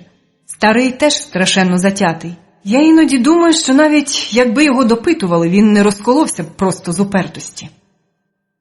Ну, вибач мені, старий. Чого там? Просто я стала надто вразлива, коли йдеться про мою зовнішність. А останні роки мені не можна було нікому довіряти, навіть тобі. Ти вибач. Хочеш, я пересплю з тобою, якщо це тебе якось потішить? О, як він зараз підскочить від обурення. Ах ти безсоромниця. Ти спіймався. Так, Його короткий енергійний ніс стримить вже не так войовниче. так, ти знаєш, на чому мене спіймати. Нема чого дивуватись. Ти якось по-іншому бачиш світ. Спочатку це мене шокувало. А зараз? Ні, я не розумію цього. Але вже допускаю, що так теж можна. Це великий прогрес для такого закостенілого консерватора, як ти. Я теж підходжу до вікна. Ось їде хлопчик, розвозить пошту. Тут поштарики не шпурляють кореспонденцію просто на землю чи ганок. Якщо нема скриньки, не лінуються злазити з велосипеда і стукати у двері. Якщо ж нікого нема, кладуть газети на поличку біля ганку. Або ще кудись дуже дбайливо. Так, я знаю. Хочеш, я тобі щось розповім? Валяй. Коли померла Мері, я був у розпачі. Ми прожили разом 40 років, і тут вона взяла і померла. Отак просто. Не прокинулась вранці, зупинилось серце. Уявляю, що я відчув. Якби вона хворіла чи ще щось. Я б мав час якось підготуватись до цього. А тут просто... Я її не будив, приготував каву і поніс її в ліжко. А вона лежала нерухомо. Я покликав її, а вона вже встигла охолонути. Голос його переривається. Виявляється, що і консерватори страждають. Не треба. Якщо тобі важко, то я знаю, що ти відчуваєш. І досі, а вже ж? Я теж втратила кількох близьких людей. Це надто боляче, щоб говорити. Може, тому й боляче, що нас змалку вчили. Гамуй свої емоції, а вони іноді гамують наше життя. Вони живуть у нас і точать нас. Ми маємо їх позбуватись якось. Не кожен може розказати психоаналітикові, бо то ж чужа, байдужа людина. Йому заплатиш, він слухає, твоє серце стікає кров'ю, а він за хвилину питиме каву з пончиком. Твій час вийшов. А розказати це комусь із друзів? Що ти, не можна, поганий тон. Отак воно буває. Хто як гамує біль? А я почав випивати. Знаєш, мене ж саме за це звільнили. Я припустився помилки, бо випив. Мене правильно покарали. Лікар не має права на подібне. Але коли від мене один за одним відвернулись мої друзі, не тому, що я помилився, а тому, що втратив суспільний статус, тоді я вирішив, що життя моє скінчилось, і вже підготував собі ампулу. Я вирішив, що з мене досить. І тут з'явилась ти. Пам'ятаєш? Так, ти пам'ятаєш, як я лежав тут п'яний в дим, а ти поливала мене водою з каравки і відбірною лайкою. А потім запропонувала мені роботу. А тобі треба було отак опиратися, наче я пропонувала тобі зґвалтувати королеву матір. Саме оця твоя цинічна манера висловлюватись мене шокувала. А потім я подумав, якщо суспільство відвернулось від мене, то мені час зробити те саме по відношенню до нього. Я здався. Я думав, що недолюблюю тебе, правда. Але коли ти зникла, дав сам собі слово. Я не питиму більше, якщо ти знайдешся. Я чекав, коли ти нарешті знову з'явишся. А коли ти з'явилась, то вирішила, що я здатен на підлість. Розумієш, як ти мені зробила боляче? Вибач, я ж не знала, що ти мене так любиш. Я й сам не знав, доки не побачив газетні заголовки. Ми мовчимо. Що казати? Іноді знаходиш там, де думав тільки про втрати. Старий консерватор Сінклер, йому теж не затишно в цьому світі фальшивих святих. Всім, мабуть, не затишно. То навіщо вдавати, що нічого не відбувається? Це десь так, як розпусниця замазує тональним кремом сифілітичну язву на переніссі.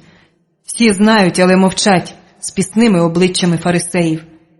Мені чомусь душно тут. Коли я вийшла з будинку Сінклера, мій рахунок полегшився на кілька тисяч баксів. Старий не бере фунтами, його помста суспільству. Але на душі в мене теж легко. Я знову така, як була. Рука в старого вправна, він справжній талант. Англійки багато втратили в його особі. Хтось втрачає, в когось прибува. В мене прибуло точно. Ось тепер я можу не боятись, що від мого вигляду поїзди сходитимуть з рейок, з переляку. Але тепер інша проблема. Мене може упізнати який-небудь не в міру спостережливий репортер. А в Англії репортери такі самі нахабні й пронозливі, як і в Штатах. Суцільні проблеми. Але вже менше, бо я знов люблю себе. Побачив би мене тепер Вольдек, вмер би. Правда, ще трохи неприємних відчуттів мені лишилось, але Сінклер сказав, що згодом це мине. Тепер я, як дисциплінований агент, маю зв'язатись зі своїм безпосереднім начальством. Але я ще не вирішила, чи хочу цього. Я ж зникла? Не знаю. Чи не стануть мені на заваді? Дядько Макс міг за цей час підписати з Кеном пакт про ненапад. Міг нарешті померти чи вийти на пенсію. Може, Кен сидить на його місці і повертає свої справи вже з офіційного дозволу в Сенаті, в ЦРУ. Та скрізь повно чистолюбних маніяків, яких хлібом не годуй, дай тільки заховати нашу багатостраждальну блакитну кульку до власної брудної кишені. Тож я навіть не хочу дізнатися, яка ж обстановка в моїй колишній конторі. Спочатку зроблю справу інкогніто, а потім вже спробую навести мости. А тато? Ну що ж, я свій світ давно зібрала, без нього. Можливо, я винна, але чомусь тепер я вже не така впевнена в цьому. Мем, це ваші документи? Ну чому я так не подобаюсь митникам? У мене що, такий неблагонадійний вигляд? Так, а що? Я дивлюсь просто в вічі гарненькій лярві у формі. Якісь проблеми? Ви не могли б пройти дактилоскопічний контроль? Ось сюди руку, прошу вас. Ні, мої документи найсправжнісінькі. Видані державою, просто на інше ім'я. Але ж відбитки пальців не міняються. У вас є причини піддавати мене такій процедурі? Будь ласка, мем. Ну, звичайно. Вона трохи блідне. Якщо я поскаржусь на неї, їй буде непереливки. Я навіть знаю, чому вона це зробила. Вона впізнала обличчя на фото і вирішила заробити на сенсації. Багато хто з них так заробляє. Ви задоволені? Але я не задоволена і з великою насолодою зламала б їй зараз носа. Але я не можу. Я не повинна привертати зайвої уваги. Чи фарбувати волосся протизаконно? Одразу виникає підозра, що... У чому ви мене запідозрили? Вибачте, мем, сталася помилка. О, це вже краще. Я ж уже не Рашин, тому переді мною вибачаються. Нещасні Рашин, скрізь вони зайві, навіть у власній країні. За що я люблю Францію? Тут страшенно романтична історія. Турніри, дами, мушкетери, король сонце, Версаль. Ходиш по Парижу, і кожен камінець тут пам'ятає ті галантні часи отруювачів і носителів венеричних хвороб. В них романтична історія. Якщо, звичайно, не брати до уваги, що король сонце рідко мився. У прекрасних дам була сила комах, а пишні перуки прикривали немите роками волосся. Це ж саме тут винайшли такі елегантні палички зі слонової кістки, аби почісуватись від укусів, не запускаючи руку за пазуху і під перуку. Які то пахощі стояли на тих балах. Волосся сторч. А в іншому романтика. Я люблю паризькі мости і натовп на Єлисейських полях. Мені подобається здатність французів відпочивати від проблем. Абсолютно віддаватись відпочинку. Тут життя не має такого шаленого темпу, як в Штатах, і тут досить приязні до іноземців, не те, що в Англії. Єдине, що я точно не в силах витримати, то це французька кухня. Фрікасе з жаб, ескарго, устриці, жаб'ячі лапки, ракові шийки в соусі, креветки. Я не можу навіть уявити, що... Ні, нудота підступає до горла. Такі делікатеси не для мене. Тому я так худну, коли приїжджаю до Франції. Мені нестерпна сама думка про те, що на оцій тарілці в бістро, хоч вже й чистій, все одно колись лежала та гидота. Добре, що є якась альтернатива. Париж гарне місто, тільки надто все тут дорого. Та ще чоловіки тут так люблять заводити інтрижки на ніч. Як на мене, то бруднувато. Я розумію Камю і Сартра. Тут кожен сам по собі. Іноді я думаю, чи справді вони стратили Війона? Той, звичайно, був неабияким розбишакою, але то вже, мабуть, натура його така. Десь по оцих вуличках везли на страту останню королеву. От бідолашна, що то їй довелось втерпіти. Це просто варварство таке зробити з жінкою, хай навіть вона й королева. А от Анна Австрійська, нещасна дружина того блакитно-голубого 13-го. Ні, жінкам тут було не солодко. Одна мені надзвичайно подобалась. Це та Міледі.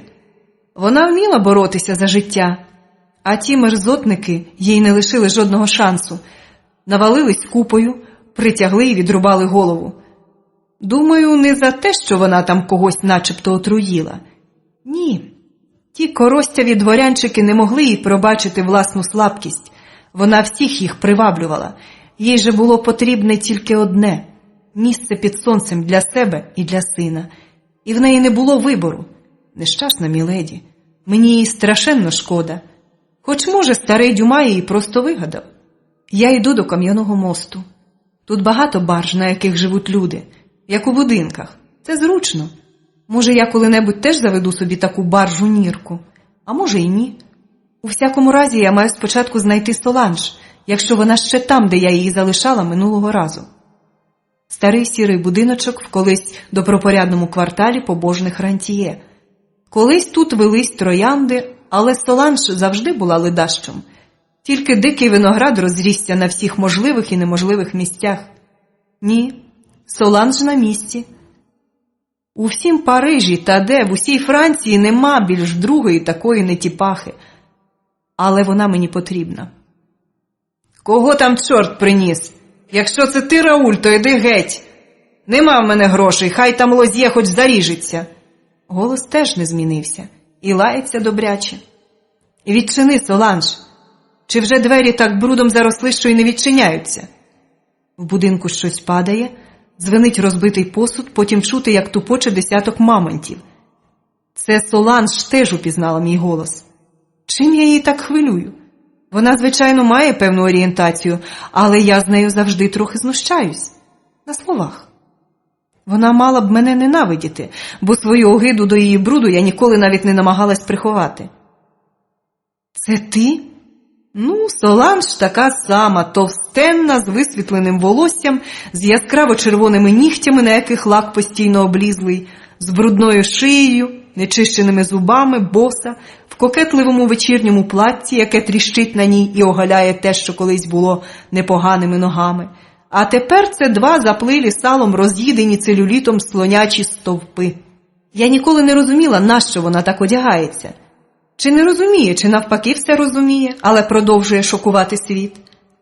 На знак протесту проти того, що робить з нами час і тістечка з кремом. А то ж я. Як ти гадаєш, може мені краще не заходити? Посидимо на дворі. Так, це справді ти. Соланж посміхається. Колись вона була найкращою повією, найдорожчою. На неї був страшенний попит. Тепер все позаду. А може і ні. Бувають чоловіки з, м'яко кажучи, трохи дивним смаком. Хоча Соланж лесбіянка, всі це знають. Тепер вона тут вже стільки років. Через неї можна дістати все, що хочеш. Інформацію, зброю, трипер і проблеми. Дивлячись, що ти шукаєш. «Привіт, кицюню солоденька!» Її зелені очі вдивляються в моє обличчя. «Я вже не надіялась тебе побачити на цьому світі». «А що таке? Ти хворієш?» «Ти така сама». «Ні, я не хворію, слава Богу. Але ходили чутки, що...» Вона злякано закриває долонею рота. «Правильно робить. Зубів не чистила вже років 10. І стільки ж, мабуть, не відвідувала дантиста». «Ну чого ти, Соланж? Це ж я. Хіба ти в мені сумніваєшся?» «Маю дурний язик». «Це є не єдина твоя вада, Люба». «Ну, та добре. Я так за тобою побивалась. Ходили чутки, що ти... що тебе вбили. В нас тут дехто зник. А також знайшли кілька трупів. Та неважливо. Ходили чутки просто, що тебе прибрали секретні служби. Що ти мала стосунок до якихось їх справ». «А хто це казав?» «Ой, та хіба я вже згадаю? Давно було». «Слухай, Лілі, ти мені скажи, якщо ти весь час була жива, чого не дала знати Соланж? Чи ти гадаєш, мені було байдуже?» Вона трохи схлипує. «Ні, Соланж, я на це не куплюсь». «Ні, ти мені прислужишся, якщо згадаєш, від кого почула ті новини». «Ти не змінилась. Не віриш у сентиментальні почуття?» «Це так, наче ти віриш». «Соланж, давай до справи». «Ой, я вже забула, як від неї може тхнути. Чорт, невже нема на що купити мило?» «Останнім часом вірю. Наприклад, я тобі зраділа цілком щиро». «Знов образи, треба ж?» «Добре, я вірю. Отже...» Мені розповідала Марі Картярка. Вона тоді крутилась біля одного типа з якогось посольства. Ні, не тоді. Ось слухай, Марі познайомилась в казино з якимось чи то арабом, чи щось таке. Він працював тут, у Франції, санітаром в якійсь лікарні. Розказував Марі про те, як... Вона замовкла. Тіло її перетекло на траву. У спині стримить ніж. Його кинула азіатка, що стоїть за деревом. Клята неповноцінна азіатка. Ненавиджу цих жовтомордих шльондр. Але чому вона не тікає? Я хапаю її за волосся і тягну в надра будинку, кривлячись від огиди. Волосся в неї, мабуть, кишить комахами, а в будинку бруд липне до підборів. «А тепер кажи, нащо ти це зробила?» Я намагаюсь говорити спокійно, але це мені погано вдається. Соланж була ще мені потрібна. І взагалі, стара нетіпаха не заслужила такої смерті. Вона мала б померти згідно з правилами гри, від вживання 101-го тістечка з кремом. Мені здалось, що... Я думала, що вона мене вигнала, бо в неї був з кимось новий роман. Я побачила тебе і вирішила, що... Я тепер маю померти. Я вбила її. Дівка бреше, аж пальці знать. Але чому? Щось тут не сходиться. Не розумію. Нащо було вбивати Соланж? Не через ревнощі, точно. А що тоді? Зараз я дізнаюсь. Або ти мені розкажеш правду, або я тобі відріжу носа. Домовились? Вона тупо дивиться на мене. Таке враження, що вона не чує, що я їй кажу. Чи її накачали наркотиками? Так не схоже. Я розбираюсь в таких речах. Ні, тут щось інше. Я вже знаю, що, але думати про це не хочеться. Ні, нема іншої ради. Я надрізаю їй долоню. Вона кричить так пронизливо, що я мало не глухну. Нічого, що ж робити? Ніж робить надріз на стегні. Вона не помре від цього. А ось власна особистість може повернутися на місце болю. «Не треба, мадам, прошу вас, не треба більше!» Вона плаче. Тепер її очі осмислено дивляться на світ. «Нащо ти вбила Соланж?» «Я? Вбила?» «Так, час від часу не легше. Вона не пам'ятає, що з нею сталося. Якщо тільки я щось у цьому розумію. Ні, вона не придурюється. Вона не може пригадати. Треба тікати звідси. Ходімо». Кров у неї вже перестала текти. Мабуть, навіювання було неглибоке. Якраз настільки, щоб вона змогла прийти сюди, вбити Соланж і лишитися на місці до прибуття поліції. Поліція. Вони вже мають летіти сюди. Так і є. Вже чути голоси сирен. Скрізь однаково, чорт. Ми завертаємо за ріг будинку. Добре, що паркани тут так, сама назва.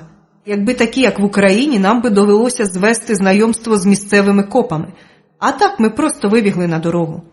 Невелика спортивна машина біля одного з будинків наче навмисне мене чекає. Стоп. Таке вже раз було. Мене знов заганяють. Навіть якщо ні, то я тягну азіатку далі. Ось тут. Цей будиночок ще тут і порожній. За ним є кілька гаражів, а там вже дорога. Я зараз просто спіймаю таксі. От тільки дівчина закривавлена і тепер привертає до себе увагу. Але кинути її я не можу. Я знаю, що з нею зроблять. Ну от, нарешті, зупинився хоч один. Вам куди? Сивуватий товстун виглядає з-за керма. Я запихаю азіатку в машину, потім сідаю сама. Нам треба поспішати. Маю надію, нас ніхто не зможе описати. Надто багато свідків, одностайності не чекай. Та поки копи нагодяться, ніхто вже не зможе нічого сказати. Не можна двічі увійти в один і той же натовп. Їдь в бік Сен-Клу. Я скажу, де висадиш нас. Ось, візьми. Я даю йому гроші. Він покірно розвертає машину. Дівчина мовчить.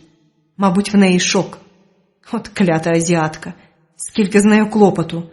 Але вона мені ще потрібна, так.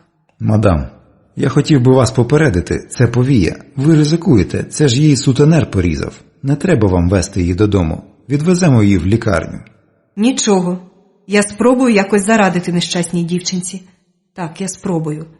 Але не впевнена в результаті. Як скажете, мадам, але... Ось тут зупиніть. Я скористаюсь з вашої поради. Ми виходимо з машини. Вірніше, я виходжу і тягну за собою дівчину. Морока на мою голову. Вона в ступорі. Але тут є мотель. Поганенький, знав колись кращі часи. Отже, порожній.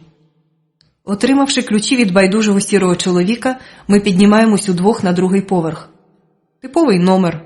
Велике ліжко, на якому ні за що б не вмістилась людина вища за 5 футів.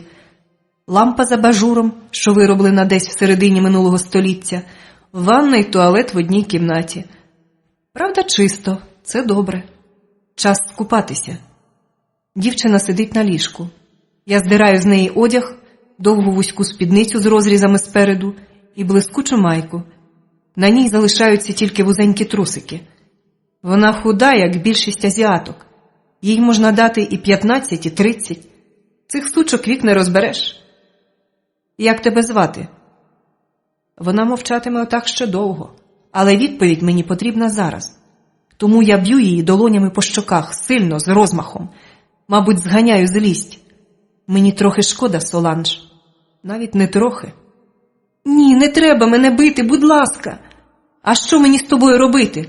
Відповідай на питання, бо знов познайомишся з моїм ножем. Не бийте мене, я не знаю. Як тебе звати? Жанет. Вона так схожа на Жанет, як я на китайського мандарина. Ти громадянка Франції? Так, я тут народилась. Моя мати народила мене тут. Ну, звичайно. Кожен, хто народився на території Франції, автоматично отримує громадянство. Чим ти заробляєш на хліб, Жанет?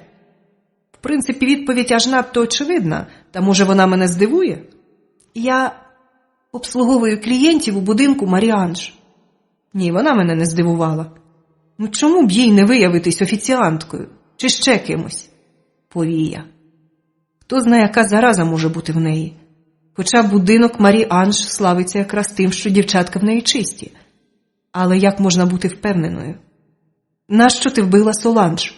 Тільки не кажи, що з ревнощів. Хто тобі заплатив? Це якась помилка. Я нікого не вбивала. Отакої. Та я ж сама бачила. Стоп. Що я бачила?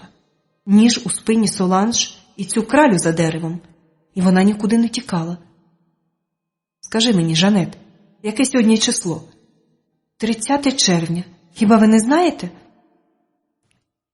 Дівчинка десь загубила цілий місяць, якщо тільки вона не хороша актриса, що теж можна припустити.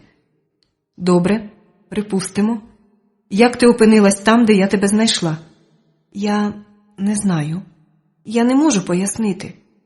Чому ти казала, що вбила Соланж через ревнощі? Я не розумію, про що ви говорите.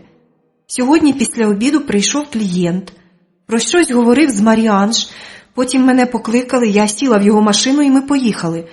Потім ми пили вино на Сен-Жуавель, потім... Я не знаю. Вона безпорадно зводить на мене очі. Тобто зараз має бути ніч, так? Як же сталося, що зараз 1 година по обіді? Жаннет, поворуши мізками. Сьогодні не 30 червня, сьогодні 27 липня. Де ти була весь цей час? Ну? Ні, все. Вона ні про що більше не згадає. По собі знаю. Але дівчина падає на підлогу. Чорт, мене просто переслідують трупи. Вона ось теж абсолютно мертва. І що я маю робити? І як мені зібрати все оце докупи? Не уявляю навіть. Треба звідси тікати. Тут має бути пожежний вихід. Але спершу маю трохи помитися, бо я збожеволію. Я ж була в будинку Соланж, потім торкалась цієї дівчини, швидше в душ. Я виходжу з мотелю на порожню вулицю. Маю завітати до любоньки Марі Анж, трохи погомоню з нею. Що ж же вона має знати про того клієнта? Але це трохи пізніше. Зараз треба пошукати Марі Картярку. Це спритна жіночка. Має хист до гри, ніжні пальчики і касовий апарат в голові. Вистачає йолопів, що спокушаються на її лялькове личко і сідають з нею грати. О, ніжні пальчики! Я знаю, як готують такі колоди карт. Сама вмію. Та мені далеко до кваліфікації Марі. Мабуть, тому, що мої інтереси лежать в іншій площині. Я тебе тут раніше не бачив. Цей бар просто копія бару Соні, тільки запах інший. Ти когось шукаєш? Так, я оглядаю бармена з ніг до голови. Навіть красунчик. Уявляю, чим він заробляє тут. Я щойно звільнилась. Мені потрібна Марі Картярка. Одна дівчина там, Колін, сказала, що я можу знайти її тут. А, ось як. Мабуть, давно загриміла. Бармен трохи розслабляється. Ти добре спізнилась. Марі ще 3-го року, чи ні? 2-го. Так, у жовтні 2-го року її виловили з сцени. Вона місяць проплавала, так що можеш собі уявити. Боже, то вона втонула? Ні, хтось пригостив її добряче по голові. Мабуть, один з клієнтів. А ти що від неї хотіла? Зупинитись на деякий час, поки знайду роботу. Ось, хочеш кави пий, пригощаю. Його очі уважно вивчають мене. А яку роботу ти шукаєш? Якби можна було влаштуватись офіціанткою або прибиральницею, щось таке, розумієш? Така, як ти, може заробляти більше, набагато більше, але по-іншому. Я розумію, але ні, це не для мене. Я допиваю каву, він про щось думає. Я майже знаю про що. Якщо хочеш, можеш поки що оселитись тут, у мене. Будеш прибирати в кімнаті, щось завариш там. Машинка сама пере, отож попрасувати трохи. Ну, а якщо тобі захочеться сексу, якщо ні, то ні. В цій дірі мене ніхто не шукатиме. А я можу почути і побачити багато корисного. Сюди збігаються чутки, це навіть цікаво. Тоді ось тобі ключ. Іди нагору. Можеш трохи поспати, а втім, як собі хочеш. Це усе твої речі? Так. Небагато, але нічого. Ти йдеш? Так. Я піднімаюсь сходами. Якесь дивне збудження охоплює мене. Я не розумію. Я не повинна відчувати це тут. Надто брудно. Але все одно збочення якесь. Можна було б зупинитися десь в готелі, але комп'ютер послужливо видасть моє місце перебування будь-кому. Адже недурно прибрали Соланж. Знали, що я навідаюсь до неї. Але хто знав про моє знайомство з Соланж? Дядько Макс. Може, ще хтось? І як дізналися, що я в Парижі? Та сучка на митниці. Але вчора я була тут. Треба було вчора прийти до Соланж. Її б це не порятувало, та я б дізналась дещо. А сьогодні я мала знов повернутись. Вже через митницю. Правда, ниточка, яку дала мені Соланж, обірвалась багато років тому. Соланж не встигла мені сказати. А Жанет? В мене нема жодного сумніву щодо причини її смерті. Вона мала дочекатись поліції, видати свою версію і померти. Така була програма. Я її трохи збила. Програма самознищення, як в комп'ютері. Мозок людини теж комп'ютер. І дехто вже вміє ним користуватись. Добре, якби своїм, а то ж чужими. Програма самознищення. Каша замість мізків. Марі-Анж має що мені сказати. Програму можна збити, якщо завдати болю, по собі знаю. Ти нудьгуєш? О, мій гостинний господар з'явився. Хочеш поїсти? В холодильнику є щось. Ні, я не голодна. Так, хлопче, я на дієті. Бракувало ще жаб наїстися. Як тебе звати? Лілі. А це твій бар? Хто ти? Я Андре, і бар це мій. Слухай, Лілі, ти можеш бути тут скільки хочеш. В його шоколадних очах витанцьовують золоті цятки. Хлопцеві так припекло, що аж... Мені, до речі, теж, тому треба тікати, не час. Але за це я маю з тобою спати, так? А що тут поганого? Чи я тобі не подобаюсь? Ні, хлопчику, подобаєшся. Але, мабуть, саме тому маю триматись подалі звідси. Мені не потрібні проблеми. Ніякі. Я не повія. Вибач, що потурбувала. Я маю йти, все одно. Я не те мав на увазі. Ми обоє знаємо, що це не так. Згідно правилам, він зараз має ще раз перепросити мене. Я можу погодитись, можу і ні. Але мені хочеться погодитись. Мені страшенно самотньо останнім часом. Я звикла до людей. Мабуть, даремно, але так сталося. І зараз мені хочеться погодитись, аби відчути чиєсь тепло. Навіть так. Саме тому я повинна йти. Маю йти. Я працюю сама. І коли я працюю, не думаю ні про що, окрім своєї мети. Так було завжди. Я не хочу це міняти. Чи хочу?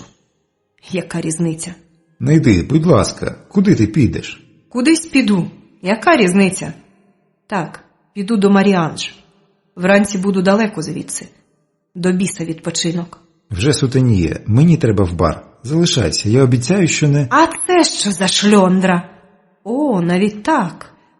Руденька худа дівчина, дуже гарна і дуже молода. Років 17 не більше. Що там в законі сказано про це? А хто там зна? Я зовсім не хочу стати центром розбірки. Лізет, іди звідси. Я тобі ще вчора сказав, між нами все скінчено. Так я й гадала. Хлопець надто подобається жінкам, щоб якось зав'язувати сталі стосунки. Тому треба дати йому урок. До побачення. Я виходжу з кімнати і йду по сходах униз. Тут десь має бути інший вихід. Будинок Марі-Анж там, де й був. Що ж, доки існує попит, будуть такі будинки, нічого не вдієш. Лілі, будь ласка, не йди. Його рука така сильна, а мені так самотня. Я повинна, в мене ще є справа. Яка справа? Лілі, прошу тебе. Та ідіотка Лізет, в нас все скінчено, правда? Ну, будь ласка, Лілі. По-перше, я не питаю в тебе звіту.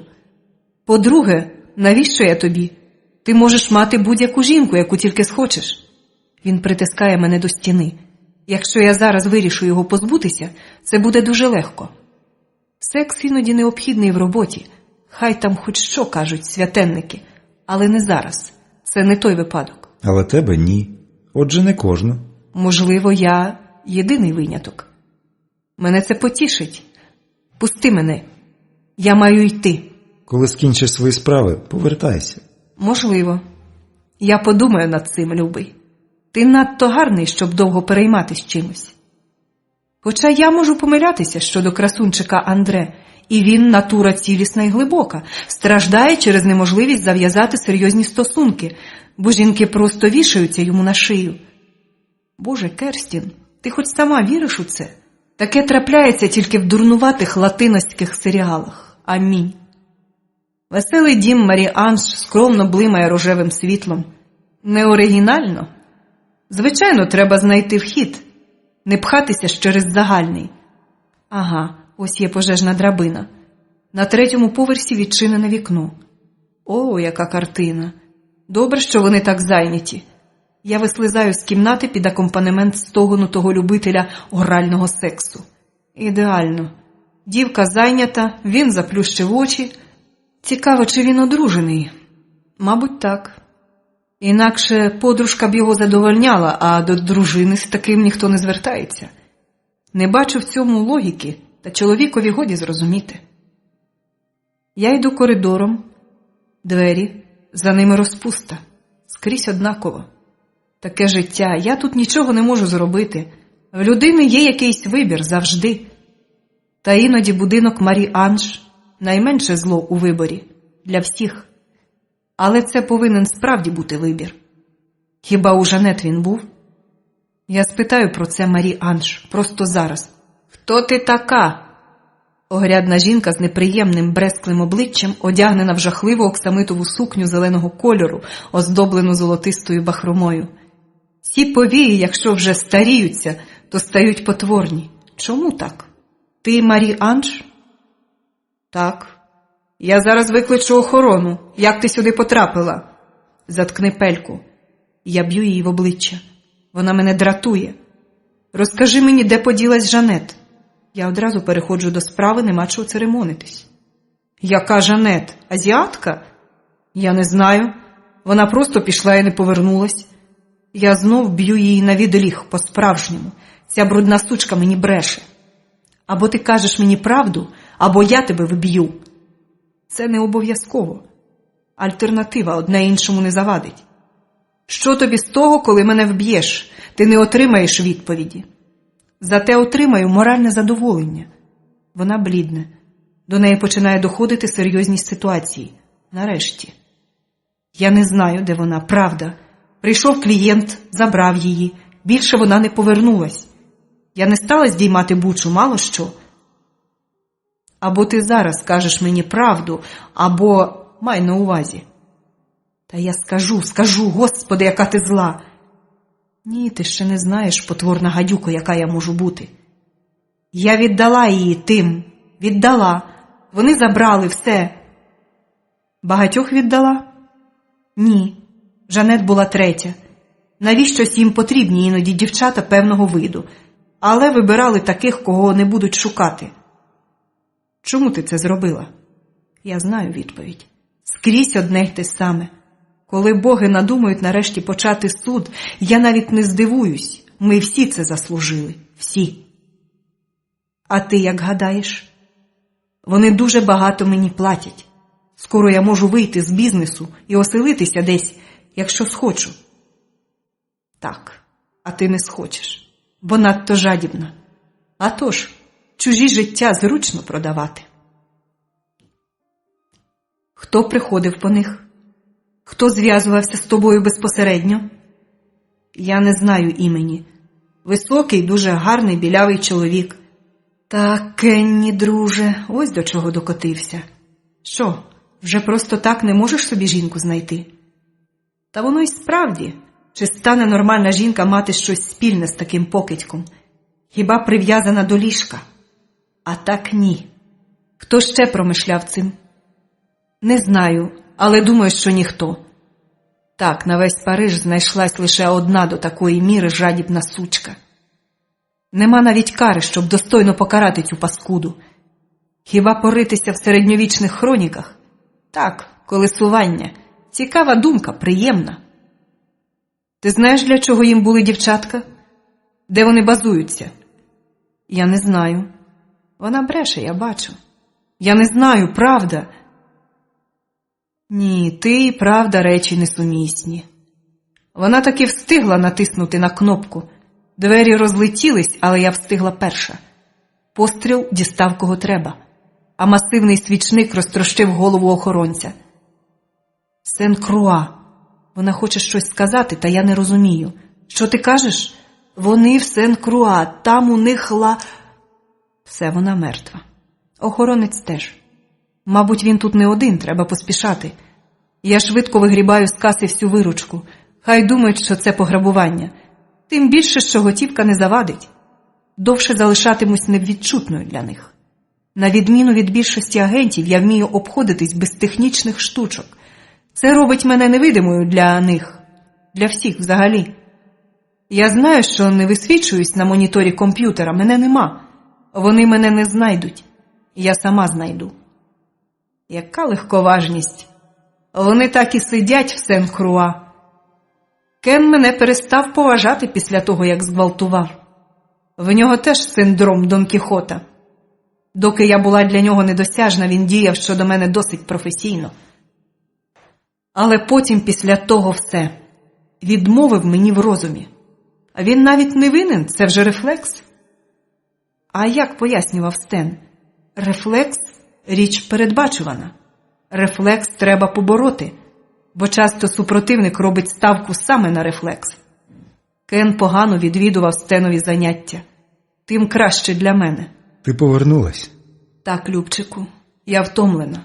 Так, я все залагодила. Якщо в тебе є вільне місце, я піду спать. Саме так треба з ним говорити. Йому це потрібно. Я знаю таких чоловіків. Він прагне лише жінку, яка не прагне його самого. Або просто не придає великого значення зв'язку з ним. Він настільки впевнений в тому, що є подарунком долі для всіх жінок, що інакше для нього не мислимо. Тому його треба відштовхувати, і він буде поряд. Він просто очам своїм не віритиме. Як? Для когось він не найголовніший в світі? Андре саме такий. Ти спиш? О, з'явився герой-коханець. Ще ні, та збираюсь. В тебе було брудно, довелось прибрати. Але душова кабінка мені сподобалась. Можна до тебе? От іще, жертва бажання. Якщо помиєшся і захопиш презерватив... Ти що? Я чистий. Яке обурення в очах. Хлопчику, снід бродить по світу, ти хіба цього не знаєш? Я і так роблю тобі ласку, ти для мене трохи бруднуватий. Ви всі так кажете. Добре, як скажеш. Я майже сплю під шелест душу. Білизну я теж поміняла. А що, як у нього якась шкірна хвороба? Господи, а грибок? Ні, це погана ідея. Хто зна, що там у нього з зубами? Напевне, карієс. Чорт, я б мала раніше подумати так. Його сильні руки повертають мене зі сну. Так, я хотіла його з тої хвилини, як побачила. А все, окрім сніду, можна вилікувати. Глава 19. Ти куди збираєшся? Ну чому вони такі? Ніч удвох – це ж ще не привід вимагати в мене звіт. Чоловіки, що з них взяти? Є кілька справ. Тобі потрібні гроші? Ні, дякую. Все було чудово, нащо псувати? Ти повернешся? Мабуть, ні. Лілі, почекай. Андре вилазить з ліжка. Так, ніч була чудова, але це все. Ну що? Чого ти до мене чіпляєшся з питаннями? Я не хочу, щоб ти йшла. Залишайся. Як мала дитина. Він не хоче. Наче одного його бажання досить. Я не можу. В мене є справи, правда. Може, потім повернусь. Мені потрібна зброя. В тебе є? Ні, але я знаю, в кого дістати. Лілі, тебе знов запроторять до в'язниці. Я вже не буду аж така дурна. Тим більше, що ти мене навідуватимеш у разі чого, чи ні? Так, сам не знаю, чому слухаю тебе. Може, не треба? Залишайся тут. В мене бар, приносить прибуток. О, знов пропозиція. Хлопчик любить, коли об нього витирають ноги. Чи я порушила правила гри? Я не маю на це часу. Мене чекає Ерік на острові. І Макс далеко звідси. І ще дехто. Я не маю часу на пусті балачки і сумнівні ігри. Тоді до справи. Мені потрібно ось, на тобі список. Плачу одразу. Добре, чекай тут. От я думаю, чим мені дістатись до Сен-Круа? Це ж шмат земної кулі. Взяти машину не можна. Загальна комп'ютерна система одразу ж видасть мене. Вкрасти машину теж ризиковано. По-перше, копи. По-друге, де б я її не покинула, вона вкаже на моє місце перебування. На напрямок мого руху. Та й мороки з нею буде досить. Французи необачно їздять. Якщо ж купити велосипед, то я доїду до потрібного місця якраз на Різдво. Ні. Залишається Сена. Скажу Андре, що мені потрібен невеличкий човен з потужним мотором. Так, це вихід. Правда, мені ще ніколи не доводилось правувати таким човном. Та не святі ж горшки ліплять. Ось, те, що ти просила. Давай готівку, чоловік чекає. Андре аж захекався. Гарний хлопчик. Швидко впорався. Французи меткі хлопці. Свого ніколи не прогавлять. Зброя не така вже й бездоганна, та ремствувати не доводиться. А ножі добрі. Центровка така, як слід. Що ж, могло бути гірше. Ану, Любчику, дістань мені човна, і я тебе поцілую. У мене є скутер. Скажи, куди тобі треба, і я тебе одвезу. Ні, я сама повинна. Нема потреби тобі вплутуватись в пригоди. Ще бракувало мені стати причиною його смерті. На моїй совісті і так немало. Я не можу дати тобі скутер, Він досить впертий. але одвезу тебе. Все одно не хочу з тобою отак попрощатись. Добре, тільки зараз, ходімо. Сцена дуже гарна у цій порі. Вона взагалі гарна. Це завдяки їй Париж має таку красу, як мости. Скільки їх? Хтось навіть порахував, та в мене та цифра ніколи не трималась в голові. От яка різниця? У кожного парижанина є свій улюблений міст. З мостами там пов'язані такі речі, як побачення, радощі або смуток.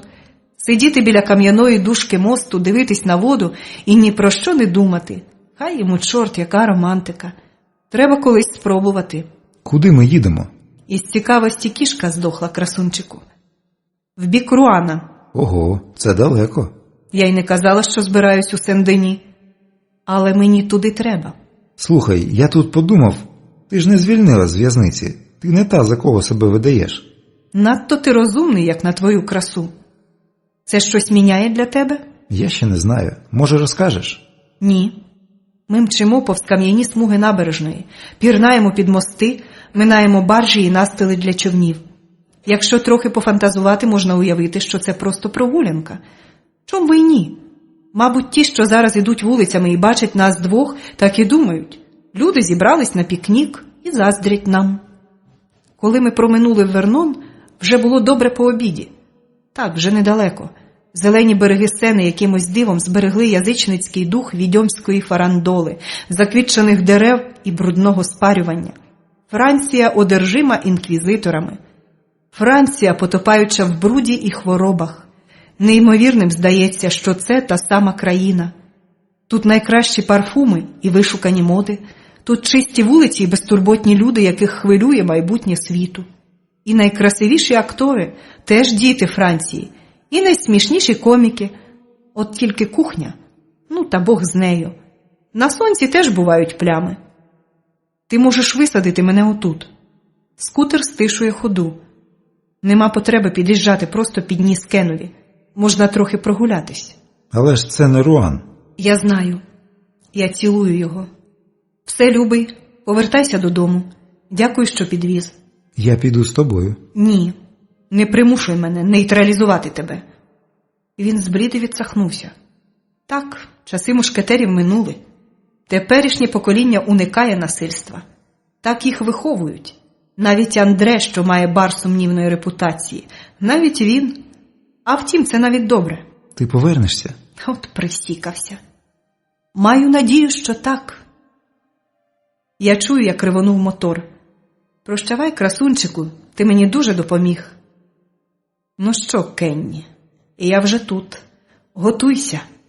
Пам'ятаєш, ти мені винен. Час платити борг. Я тобі все нагадаю. І ліжко, до якого мене тоді прив'язали, і Еріка, і всіх, хто через тебе позбувся життя. Готуйся, Кенні, я йду за тобою. І не тільки за тобою, але ще не зараз. Ще світло. Тому я залізу в якусь затишну нірку і почекаю. А в сумці маю їжу. І ще дещо. До речі, Кенні, ти коштуєш мені купу грошей. Маєш відшкодувати мені збитки. Моральні теж. Через твої непомірні амбіції я втратила останні свої ілюзії. Ось невеличкий лісок. Саме те, що й треба. Скоро почне сутеніти. Я маю підготуватись. Десь тут. Ага, є. Карта. Дуже малий масштаб. Військова карта околиці Сен-Круа. Не питайте, де я її дістала. Отже, вони чекають мене або з боку Гавру, це якщо вони не знають про моє перебування в Парижі, або з боку Руана. Але якщо Кен вже не зовсім набитий дурень, він має вислати людей на всі боки, але непомітно. Вони ж бояться голосних феєрверків. Якщо вже не вислав, тоді цей лісок теж стане небезпечним для них. Хай приходять. Недоумки кляті. Як мені набридла ця гонитва. Обережно, П'єр, ти страшенно голосно ходиш. О, вже почалось. Та нікого тут немає, чого ти? Давай краще знайдемо місце, де можна трохи відпочити. Ці кляті рюкзаки страшенно незручні. Нащо ми їх тягнемо? Ти ж знаєш нащо. аби ніхто з місцевих не побачив автомати і все інше. Цілковита таємниця. А ось вони.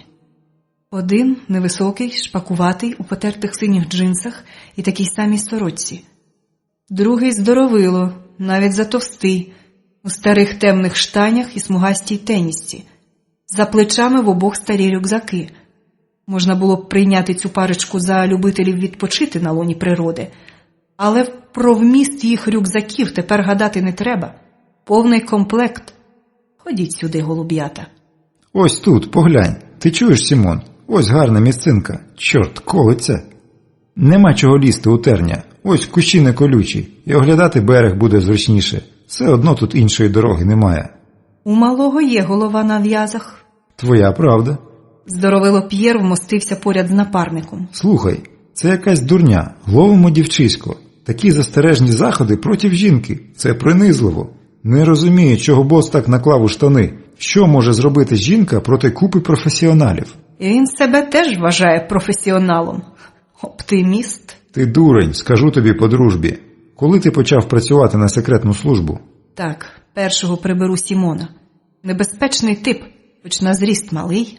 Чого ти питаєш? Сам же знаєш. Вже 15 років, з часів іноземного легіону. В мене великий стаж. Я вцілів там, де... Мовчи і слухай. Сімон трохи дратується.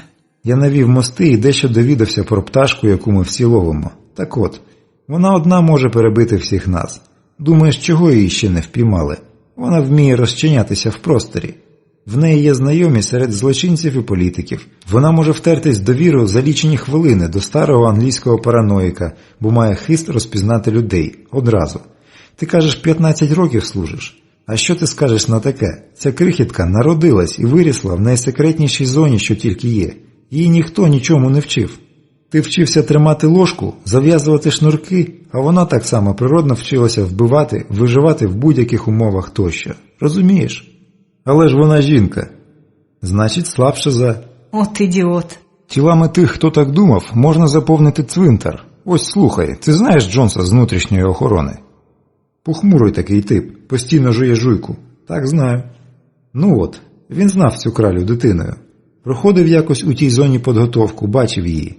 Їй тоді було років так 10, а переплюнути її в стрільбі, киданні ножа і багато ще в чому ніхто не міг, з дорослих, сильних людей. Ти маєш прицілюватись, а вона ні. Як це в неї виходило, ніхто не знав.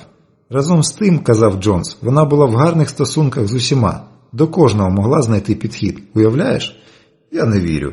Чого ж їй тут треба? Не знаю. Але чув, що бос їй добряче винен. Вона колись була тут першою піддослідною. Сімон дістає з рюкзака рацію. Час зв'язатися з центром. 7-й виходить на зв'язок. Прийом. Так, 7-й, чую вас. Що там? Все тихо. Ми спостерігаємо, але все тихо. Добре, 7-й. Якщо не станеться нічого термінового, зв'язок кожні півгодини. Так, єсть. Що півгодини. Кінець зв'язку. П'єр, вже посутеніло. Дістань прилад нічного бачення. Ось. Слухай, друже, вона сюди не прийде. Якщо вона така розумна, як ти кажеш, вона має розуміти. Це не наша справа. Ми виконуємо наказ. Хай у боса про це голова болить. Симона, що тобі? О Боже! Товстун П'єр і так був переляканий. Нічого з ним особливого. Ніколи трупів не бачив. Спробуй сіпнись, і ти теж труп. Він дивиться на мене, вирічивши очі. Такий великий і так боїться.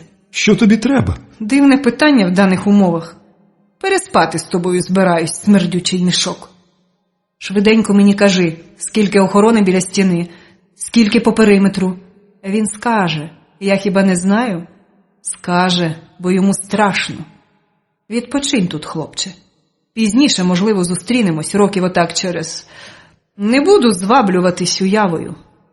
Всі ми смертні. Рація настроєна на частоту переговорів. Очевидний прокол. Дуже ледачі в Кена бійці. Дядько Макс в ньому помилився. Нічого, все ще можна виправити. Прилад нічного бачення в них кращий за мій. Їм він уже ні до чого. Так, і оці іграшки я теж візьму. А от рюкзак у мене кращий. Тільки тепер важкенький, та це нічого, скоро полегшає. Стіна не облаштована нічим смертоносним. Хоч санаторій і далеченько від Сен-Круа, та все ж треба дотримуватись правил гри. Ні в кого не повинно виникнути й тіні підозри про можливе непрофільне використання будівель. Благословенна мила Франція, де так добре з виконанням закону. Значить, тут мають бути пастки. Боже, камери, який анахронізм! Вчорашній день. Біля воріт пропускний пункт. Ворота можна відчинити тільки зсередини. Так, хтось їде. Машина зупиняється перед ворітьми. Зараз мають сказати пароль чи що там у цих любителів дитячих ігор. З Кена станеться. Добре, що вантажівка. Є де причепитись знизу. Клятенний рюкзак, хоч би не помітили. Оце найвразливіше місце в моєму плані. Але ні. Машина прийшла вчасно. Ідіоти. Давай, Берт, вивантажуй швидше. Голос просто наді мною. Що тут у вас за шарварок щинився? Тричі зупинили і перевірили всю поклажу. Не твоя справа. Тобі за це платять. Голос належить американцю. Справжній бостонський акцент, ти диви. Та мені не до їх розмов. Я вивільняюсь з-під днища, брудна як сажотрус. Нічого, потім якось вирішу цю проблему. Підходяще місце. Ось тут причеплю свій маленький дарунок. Це міна, хлопці, не бійтесь. В мене є 40 хвилин, аби заладнати справу і вшитися звідси. Або ні. Ти що? Все, нічого. Ніхто вже нікуди не йде. Я ховаю труп за якоюсь купою ящиків. Тут повно павутиння, значить, давно ніхто не заглядав. Маю надію, що й не загляне. Ось так. Не йди нікуди. Я знаю розташування приміщень. Маю болісну пам'ять. Скільки ще маю мін? Трохи замало, але нічого. Ось, знайомий коридор. Зазирну у віконця. Ні, кімнати порожні. Якщо там хто й був, то вже нема. Охорони теж нема. Всі, мабуть, на периметрі, чи охороняють територію. Молодець, Кен. Та ти трохи спізнився, я вже тут. А це що? Араб падає трохи тихіше. Ти неповноцінний, фу, смердить. Ці кольорові такі добрячі свині, особливо мусульмани. Чи їм Коран забороняє приймати душ? Ось у цю кімнату, сюди. Чорт, руки брудні тепер. Чого він не зв'язався по рації? Подав би сигнал, так ні. Джигіт не принизиться до такого, йолоп. Порожні кімнати. Гей, Кень, де ти? Я прийшла. Не треба ховатися, дурнику. Час розважитись. Ти перевірив пости? О, знайшла. Ось ти де. Так, бос. Зараз починає зв'язок. Але ніхто не доповідав про надзвичайну ситуацію. Я впевнена, що ти трохи будеш розчарований. Кен, я не розумію. Може, це все даремно, а ми знищили такий дослідний матеріал. О, професор Хольт власною очковою персоною.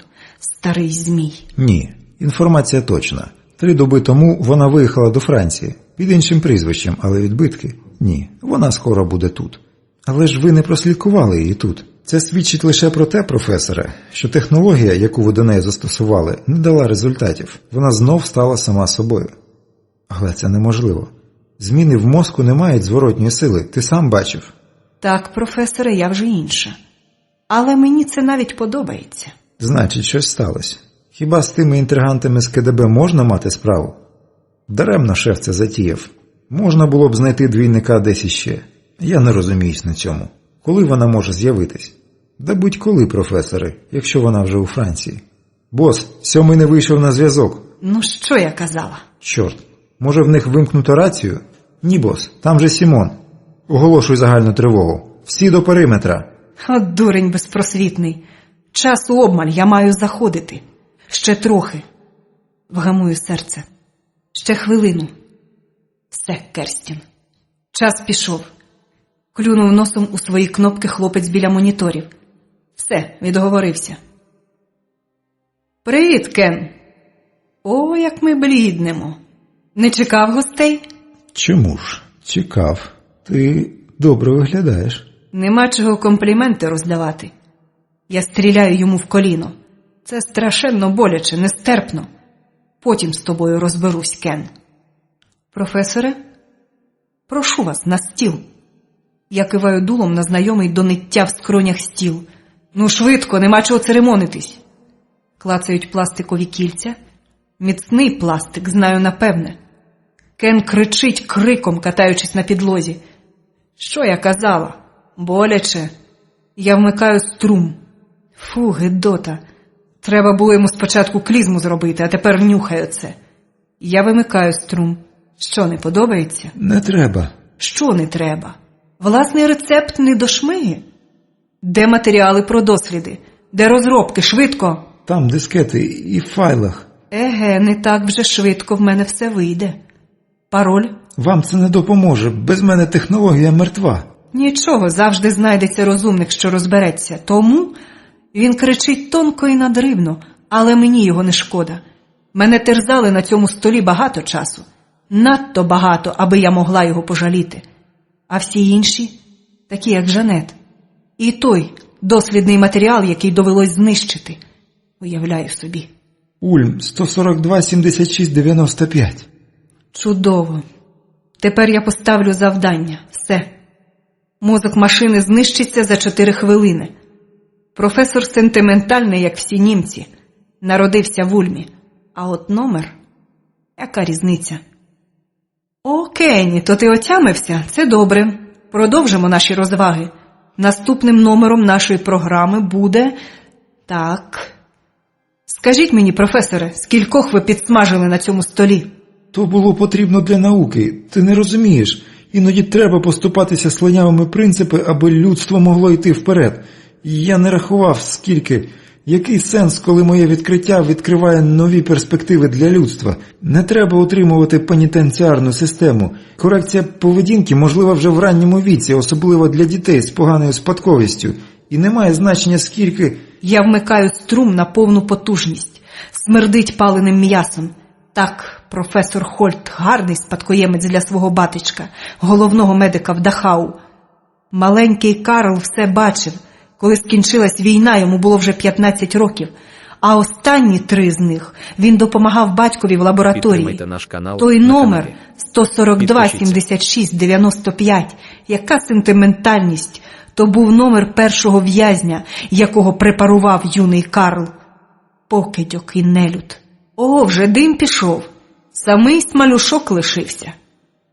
То що, Кенні, поговоримо з тобою? Керстін, будь ласка, я не винен. Я виконував наказ. Я знаю, Кенні. Але скажи мені, чий? Я маю переконатися. Щось боляче б'є мені в спину. Я картинно відлітаю до стіни. Так я і знала. Чорт, я не хотіла в це вірити, не хотіла. От ідіотка.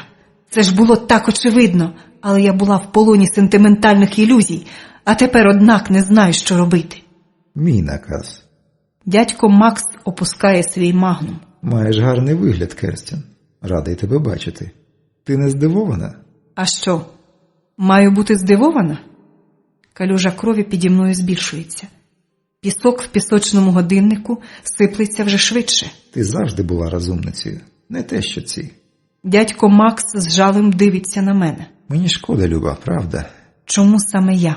Тому що я не міг тебе втратити, розумієш? Ти була більше моєю дитиною, ніж дитиною Рона і Ніни. Ті ідіоти не розуміли твоєї цінності. Вони хотіли забрати тебе з зони. А потім, пізніше, ти сама вирішила піти через того кіношного психопата. Дядько Макс просто маніяк. Я це знала вже давно. Навіщо ви знищили мою сім'ю? Голівка Стівена на моїх грудях. Тікай, Керстін, тікай! Бо вони не були мені потрібні. З вас усіх мала цінність лише ти. Стівенові б не дозволили рости в зоні. Ніна хотіла переїхати. Я знав, що ти вцілієш. Це був твій іспит. Якби не змогла вціліти, була б мені не потрібна. А переконати Рона в тому, що ти скористалась зі Стівеної смерті, аби вижити, було неважко. Правда, я не чекав, що ти так спритно розберешся з агентами. Ти вже тоді знала, так? Ні. Я боялась про це думати. Кілька днів, як зрозуміла.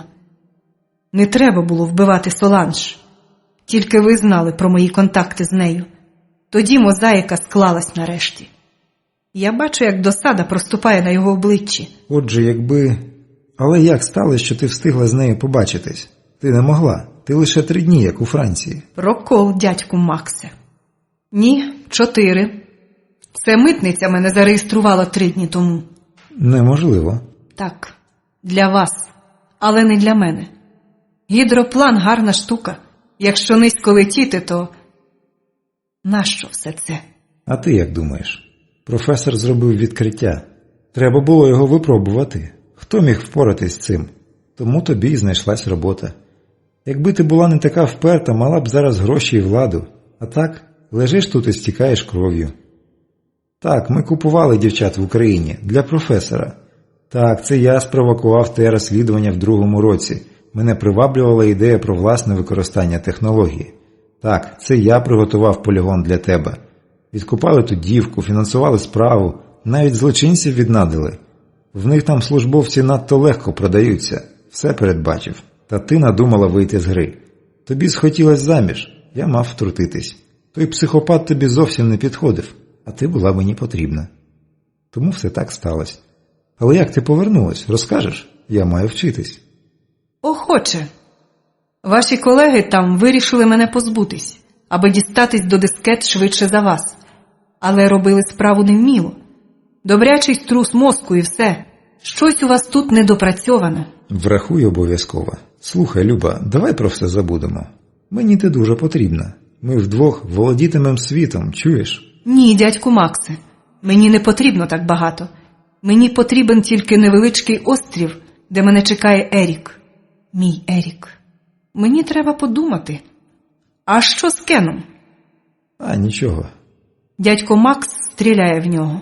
Він мені набрид своєю дурістю. То як? Але я знищила всі файли. Ось, Він сміється. на оцій дискеті все. Абсолютно все. Нащо було зв'язуватись з Валідом? Він фінансував. Досліди вимагали коштів, а я не міг обтяжувати бюджет. Це одразу помітили. Той дикун думає, що він головний, але мені досить лише подати сигнал і все. Ось, дивись. Це портативний комп'ютер нової модифікації. Він робить все. Перераховує гроші, шукає інформацію, передає повідомлення. Десь я вже такий бачила. Ну то й що? Дядьку Максе, мені потрібен лікар, якщо хочете, щоб... Я вже викликав. Рана не глибока, на тобі ж бронежилет. Ні, дядечку, це не просто бронежилет. Але ж ви не знаєте пароль, щоб перерахувати гроші. Це справа часу. Ну то як, вирішила? Так, я посміхаюсь. До речі, а де Юлія? Ну, мій двійник. Вона не була потрібна. Так, все ясно.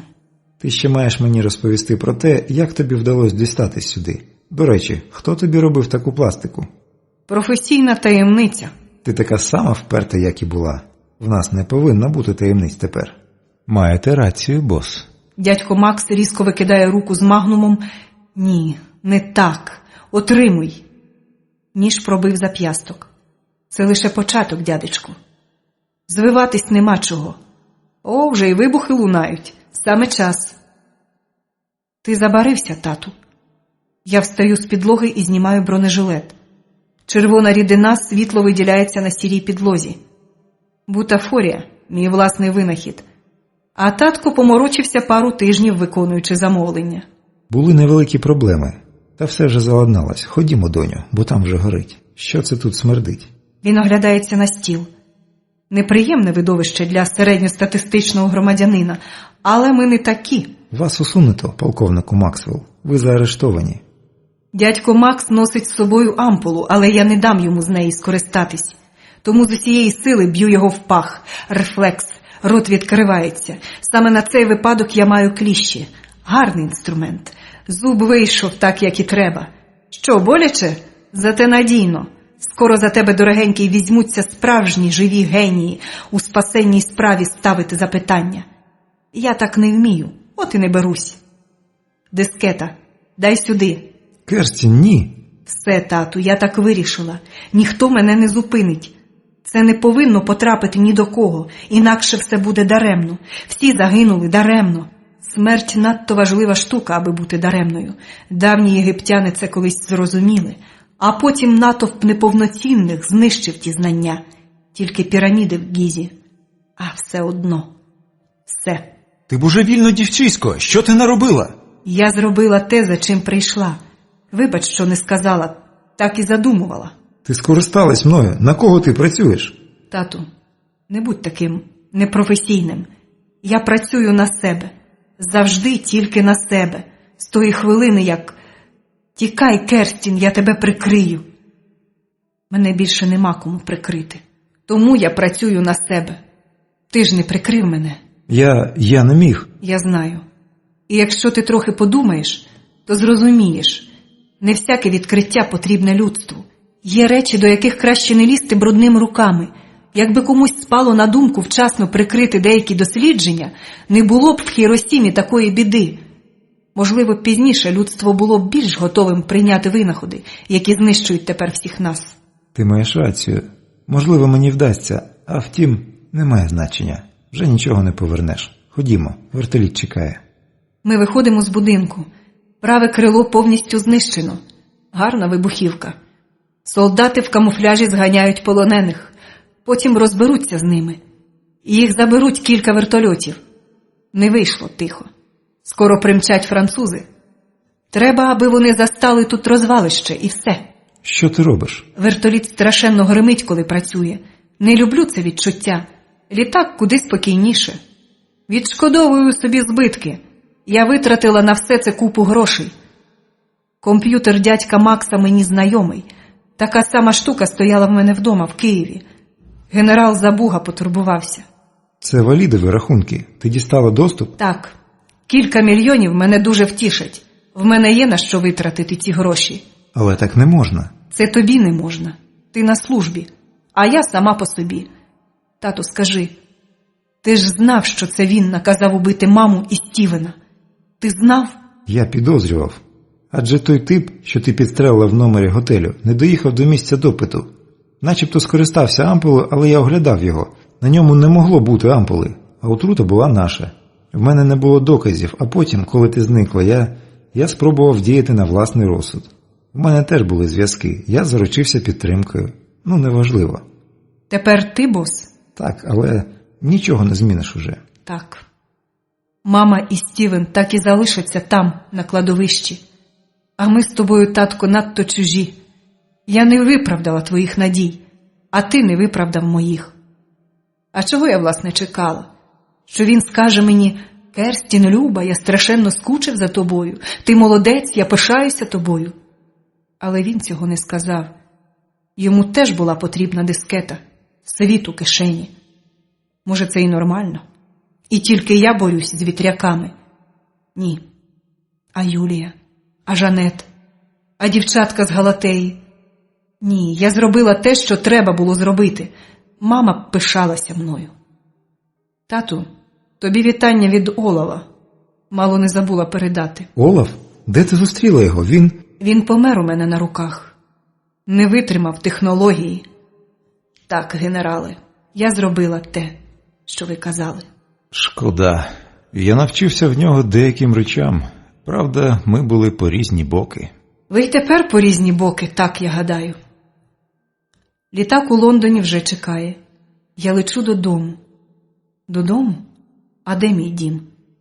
Я тепер уже не знаю. Але я маю декого навідати. Я скучила. Тому я лечу.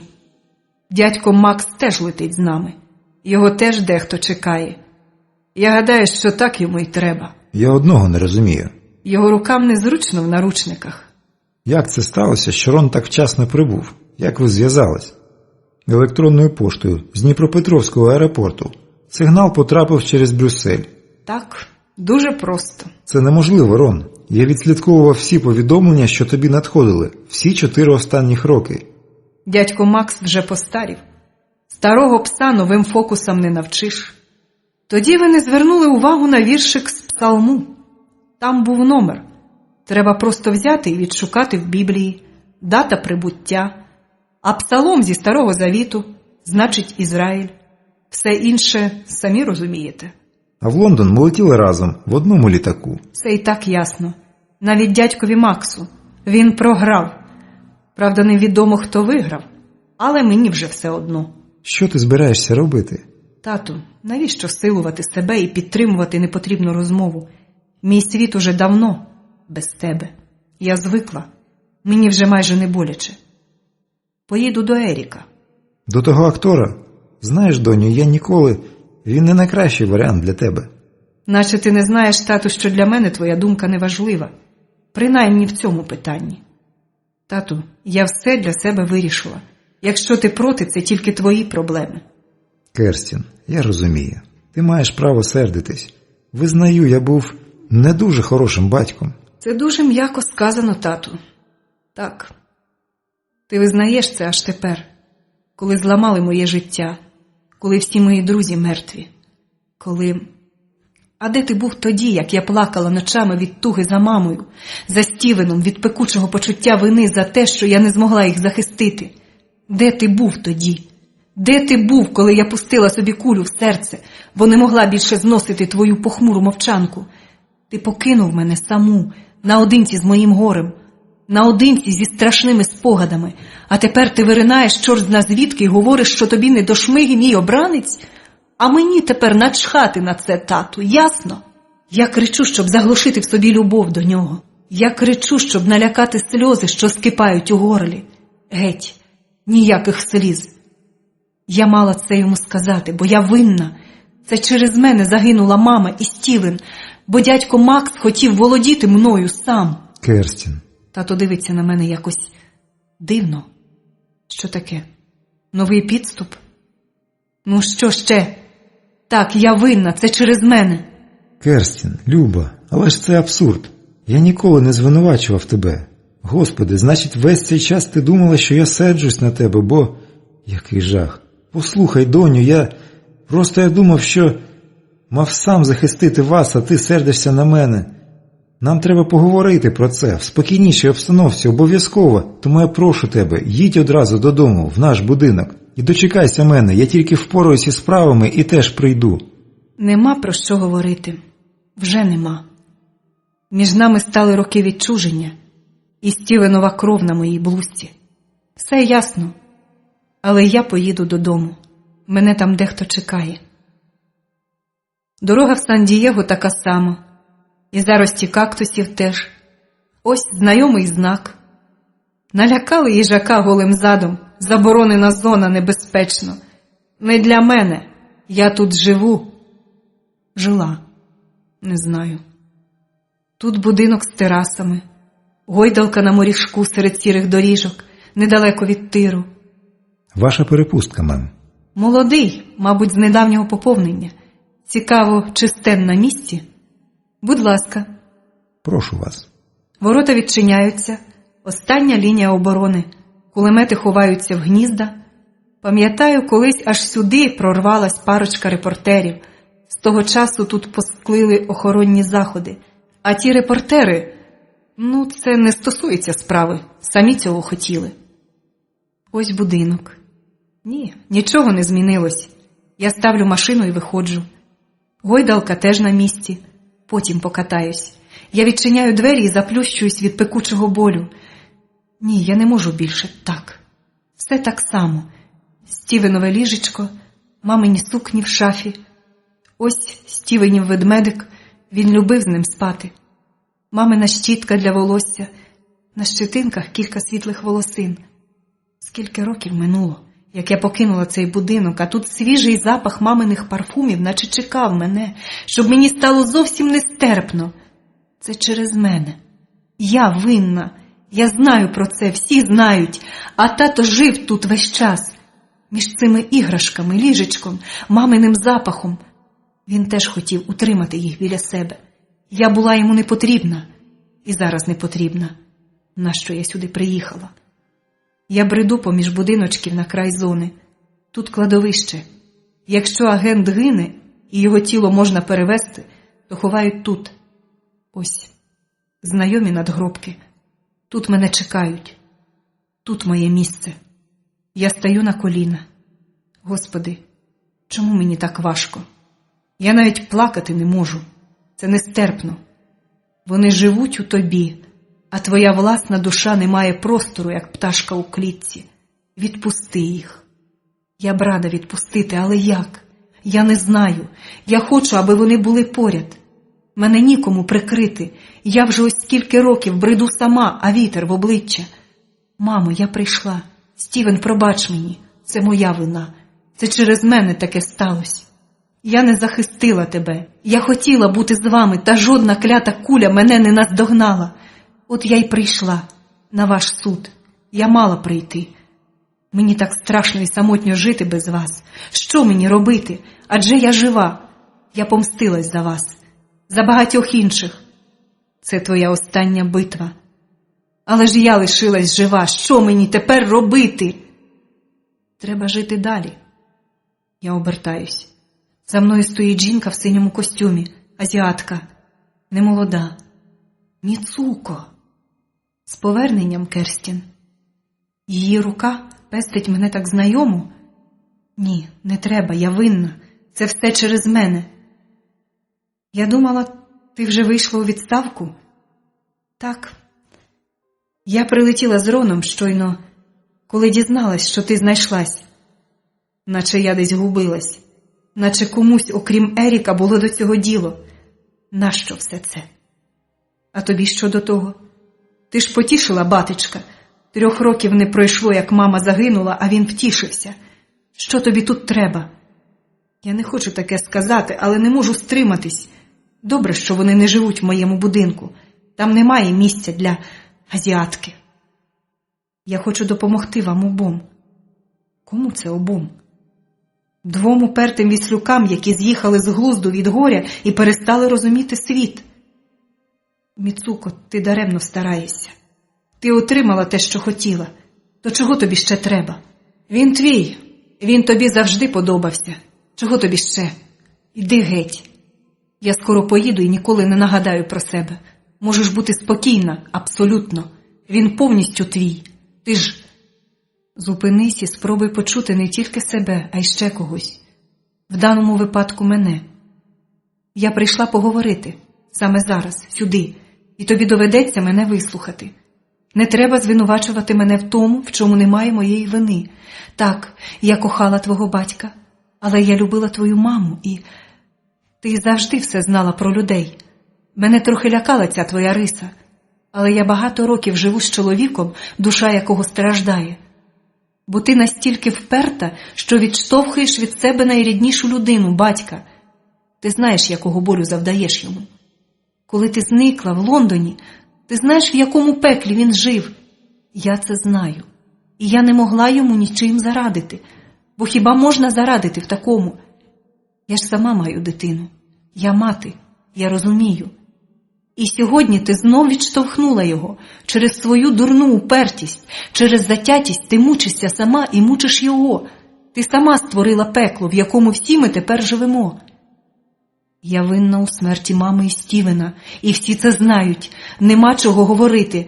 Я вам не заважаю. Живіть, як хочете. Я зараз поїду. Візьму тільки дещо з речей. Нема про що сперечатися, Міцуко. Він ніколи не простить мені того, що... Мені так важко зберігати спокій, так надзвичайно боляче, бо я знов змушена робити вигляд, що жива. Ти зовсім збожеволіла. Вона безвільно опускає руки. З чого ти взяла, що він тебе звинувачує? Керстін, він страшенно тебе любить і боїться втратити. Він подзвонив мені, як приїхав. Його голос... Ти вбила його тим, що відштовхнула. Він звинувачує себе в тому, що одружився знов, в тому, що якось погамував свій біль, в тому, що не зміг захистити тебе ні тоді на дорозі, ні в Лондоні. А ти бачиш лише себе, власні страждання. Нащо ти робиш це, Керстін? Той будинок. Він іноді приходив туди, після того, як ти поїхала, Керстін. Цьому вже час покласти край і починати якось жити, бо... Мамо, ось ти де! До нас біжить хлопчик років 6, в яскравій майці і джинсах, трохи азіатське обличчя, на якому несподівано такі знайомі очі, Стівенові очі. Познайомся, Саймоне, це твоя сестра Керстін. А ти гарна, Керстін, я бачив твоє фото у тата на столі. Мій світ розбився дрібними скалками.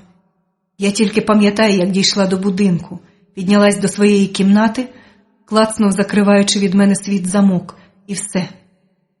Мій світ вибухнув сльозами. Тепер уже не зібрати ні за що. Твоя душа так і лишилась душею зляканої 11-літньої дитини. Мій брат Саймон. Я навіть не знала про його існування. Я закрилась сама від усіх, від тата, в кімнаті свого горя, своєї вини. Ти повинна зрозуміти, що нічого не могла вдіяти ні тоді на гарячій дорозі, ні тоді у великому місті ти не була винна. Але зараз, що я зараз маю робити? Весь час, всі оці довгі роки я жила в якомусь своєму світі, куди пустила тільки Еріка, бо він був потрібен мені. Я вважала, що потрібна тільки йому. А тепер? Що я маю робити тепер? Керстін, доню, відчини, будь ласка. Що йому треба? Хай іде до своєї азіатки. Люба, прошу тебе. Ну, добре, тату. Ти сам цього хотів, я відчиню. У вас з Міцуко гарний син. Що я ще можу йому сказати? Що люблю його? Що мені так не вистачало його? Що... Яке це має значення тепер? Так, але він не замінив мені Стівена. І не замінить тебе. Просто він теж мій син. В моєму серці на всіх вистачить місця. Не треба виправдовуватись, тату. Яка тепер різниця? Надто пізно.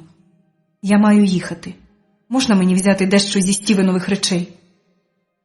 Нащо я це говорю? Але що мені говорити? Так, Власне, я зайшов подивитись, як ти.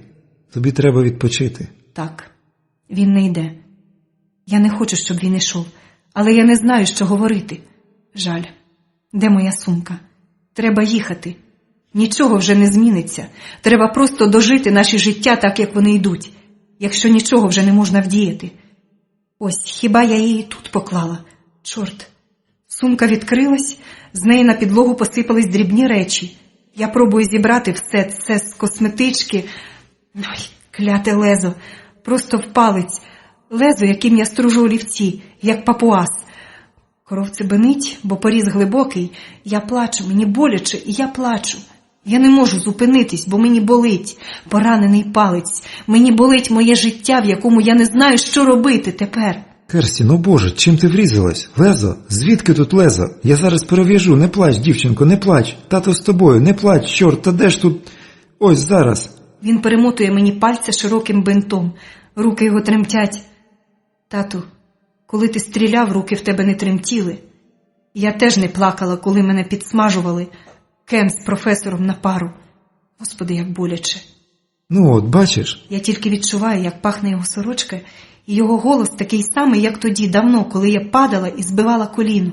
Ну от, вже не болить, правда ж? Не плач, моя принцеса, тато з тобою. Тату, що сталося? На порозі стоїть хлопчик. У нього сині Стівенові очі. Керстін, чого ти плачеш? Саймоне, все гаразд. Керстін порізала пальця. Керстін, тобі дуже боляче. Не плач, скоро пройде, я ніколи не плачу. Ні, мені вже не боляче. Зовсім не боляче. Абсолютно.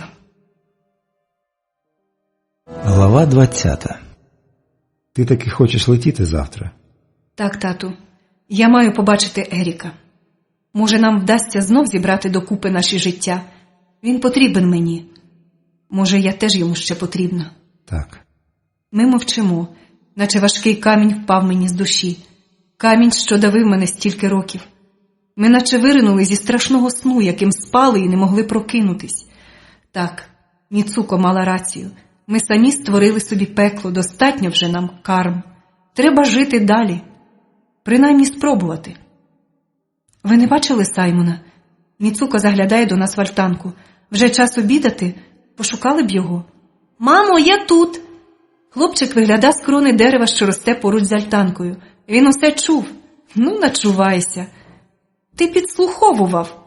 Будь ласка, містере Бартон, ходімо зі мною. О, бідолаха, зараз Міцуко тобі прочитає лекцію на етичні теми. Так дивно. Я дивлюсь на тата. В мене є брат. Я навіть не знала. Я не знав, чи ти знаєш, а спеціально тобі сповіщати. Я боявся, що ти... Я знав, як ти болісно зреагувала на моє одруження, та я не міг більше залишатись сам. Міцуко знала Ніну, ми якось прихилились одне до одного. А коли вона завагітнила, ми вже не дуже молоді, але вирішили, нехай, ми повинні народити цю дитину. Так, наче долю вблагали повернути мені сина. Наче. Не треба, тату. Це не Стівен. Ми обоє це знаємо. Це інший хлопчик. Ти його любиш, це добре. А ти? Як ти ставишся до нього? Не знаю. Я вже надто доросла, мені вже час мати своїх дітей, а тут я повинна звикнути до всього. До тебе, до нього, до Міцуко. Ви родина. Але ми твоя родина. Хочеш ти цього чи ні? Міцуко вміє ходити тихо. Хтось лаяв малого за підслуховування. І ми всі любимо тебе. Ти нам потрібна. Саймон страшенно пишається тобою. Керстін, будь ласка, не кидай більше нас. Добре. Мабуть, я звикну. Лос-Анджелес зустрів мене яскравою рекламою і веселим натовпом. Я чужа у цій кунсткамері. Мені не весело, я втомлена. Я хочу десь закритись і перепочити. У мене тут є власний будинок. Але в мене є нагальна справа. Я маю закінчити те, що почала. Ерік, я маю знати. Ви до містера Джонса? Гарненька чорнява дівчинка. Закоротка спідничка і надто довгі нігті. Вам призначено? Мем, почекайте. Туди не можна. Містер Джонс зайнятий. Я знаю, чим він зайнятий. Сидить і щось жує. Вже ж я не перший день знаю містера Джонса. Тому йди ти, дівчинко, не дратуй мене. Масивні дубові двері. Містер Джонс на життя не скаржиться. Я зайнятий. Хто вас пустив сюди? Його крик обривається. Він вирячився на мене так, наче побачив привид. Не репетуй, Тім, горло застудиш. Містере Джонс, я її попереджала. Вона вдерлася, я покличу охорону. Ідіть геть, Хеттер, чула? І нікого не впускай. От тепер я вже точно зайнятий. Тім вилазить з-за столу. Ну чого стовбичиш? Йди геть. Секретарка перелякано зникла. Ти повернулась. Тім констатує очевидне. Ти таки повернулась, я знав. Я йому казав. Ну і де тебе чорти носили? Ти можеш мені сказати, Керстін Бартон, де тебе чорти носили? Чого ти кричиш? Я ж не глуха. Я кричу. Да тебе вбити мало за те, що ти зробила з Еріком. Він мало не збожеволів. Він їздив до тих нафтових дикунів, і я з ним. Я не міг його кинути. Він думав, що його золотко, його кралечку виграв хтось з тамтешніх любителів солоденького. Та кому була потрібна така злостива, холодна сучка? Господи, і тепер вона з'являється, начебто нічого не сталося. Ти можеш пояснити, де ти була? Його обличчя стало зовсім червоним від люті. Тім досить кумедний чоловічок з товстим черевом і короткими тонкими ніжками. Тепер він підстрибує, наче його хтось коле взад. Якщо ти перестанеш бризкати слиною, то я дещо поясню. Сядь на місце і слухай. Тім покірно всідається в своє крісло. А тепер відповідай на питання. Як Ерік? Де він зараз? Коли ти зможеш зі мною туди поїхати, якщо в цьому ще є потреба? Ах ти, ну добре, це почекає, відповідаю. Ерік в повній депресії, вже стільки, скільки ти зникла, скоро 5 років. Зрідка знімався, і то лише тому, що був упевнений, що його принцеса саме цього від нього чекає. Ніяких жінок, ніяких вечірок, нічого. Навіть на вручення другого Оскара їздив замість нього я. Його зірка вже є на Голлівудському бульварі. Це все для тебе. Я тобі вдячний. Зараз він на острові Санта-Каталіна, купив його майже весь. Нікуди звідти не виїжджає, і ми їдемо туди негайно, зараза ти така. А там я охоче вислухаю те, що ти розповіси. Зараз же, негайно, ти чула? В ньому надто багато емоцій. Його мати була італійкою, мабуть, звідти він успадкував свій темперамент. Він зривається з місця і вибігає за двері. Я їду. Якщо прийде міс Трейл, скажи, що я потім сам з нею зв'яжусь. Відміни усі мої зустрічі на найближчі 2 дні. Розклад. Шеф, чи це не Керстін? Хеттер, якщо про це дізнається хоч одна жива душа, тебе не візьмуть більше ніде, принаймні на нашому континенті. Зрозуміла? Не чую? Так, містере Джонс. Отож, ти мене знаєш. Так, Тіма всі знають. Він може мститися з таким запалом, що мало кому хочеться відчути це на собі. Він тягне мене, хоч в цьому нема ніякої потреби, до машини. Тім, відпусти мою руку, я не розчинюсь у повітрі. Я в цьому далеко не впевнений. Ми їдемо до причалу. Тут у Тіма є невелика яхта. Я не дуже люблю подорожувати водою, та мені все одно зараз. Я не знаю. Моє серце стислось у болісну грудочку. Я їду до нього. Я поспішала, любий, крізь тисячі небезпек, крізь десятки смертей. Я поспішала, як могла. Я не боялась смерті. Ні, я боялась тільки померти і не побачити тебе. Померти десь далеко від тебе і не відчути свій світ у твоїх долонях. Бач, як воно в мене кострубато виходить. Це тому, що я довго була, наче живою, а насправді не знаю. Я добре вмію вбивати, захищаючи своє і чуже життя. Я вмію любити тебе, як нікого іншого. Але я не вмію сказати цього. Мова пострілу і посвисту ножа надто лаконічна для цього. Я маю вчитись. Ти мені допоможеш. В мозаїці мого світу тепер не вистачає лише тебе. Я відпустила на волю свою душу. І мені тепер потрібен ти. До болю в скронях, до сліз потрібен ти. Не плач. Тім простягає мені склянку води. Чи він її мив? І що за вода? Ти така сама. Склянка стерильна, вода теж. Пий і заспокойся. Боже, якби ти знала, який я радий тебе бачити. А Ерік, не можна йому одразу. Ти побудеш тут, а я його підготую. Добре, ти правий. Вдалині показався острів. Все ближче, ближче. Я вже бачу будинок. Білий будинок. Він пам'ятав, як я йому колись розповідала про замок з білого мармуру, що іноді мені снився. Ще до того, як... Ні, досить. Це ви, містере Джонс? Матрос-негр вдивляється в нас. Що за леді з вами? Містер Гамільтон не О Боже, я бачив ваше фото у нього в каюті. Бог зглянувся на бідолашного містера Еріка. Помовч, Зак, не кричи так. Я маю його зараз трохи підготувати, бо якщо одразу, то... Але я не чую, що він там каже. Яка тепер різниця? Я бачу балкон, що нависає над скелею, а там стоїть чоловік, до якого я так поспішала. Доки не розлучить нас смерть. Ні, я не хочу зараз про смерть. Я маю жити, бо я знайшла. Знайде перстень наша люба Керстін. Я йду до нього, піднімаюсь східцями вгору і не спускаю з нього очей. Я бачу його змарніле обличчя, нову зморшку, що залягла між бровами, темні тіні під очима. Я бачу його, облитого сонцем в його смутку. Я йду до нього, хоч тім горлає і просить мене зупинитись. Він не може так швидко йти східцями, а я можу і йду, і не гублю його з очей. Він стоїть і дивиться на море. Раптом щось міняється у його світовідчутті. Я бачу, як він повертає обличчя в мій бік. Він відчув на собі мій погляд, і наші очі зустрічаються. Мені досить усієї миті, щоб зрозуміти, я вдома. Мій дім там, де є погляд його очей. Я бачу, як він зривається з місця і біжить сходами, біжить до мене. Та сили залишають мене. Я сідаю на білу мармурову сходинку і розумію, що мені не дійти ні за що. Я закриваю очі. Я не подолала кілька сходинок на шляху до нього. Мабуть, надто швидко бігла і втомилась. Теплі руки збирають у себе мій світ. Знайомий запах і сапфірова синь очей. Не треба, любий. Я ж не плачу. Не треба. Я знав. Я вірив, що ти повернешся. Я чекав тебе. Бачиш, білий замок над морем. А потім поїдемо, я покажу тобі свою зірку на бульварі. Я знав. Я відчуваю його цілунки. Мені вже нічого не треба. В мене все є. Мій світ у його долонях, у його очах. Ми сидимо на сходах. Яка різниця де? Ми знов разом. А потім, як трохи отямимось, поїдемо далеко-далеко. Я заберу Макса, який вже знудився там, чекаючи мене.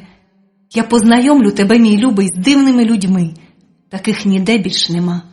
Я покажу тобі хмари. Але це буде потім.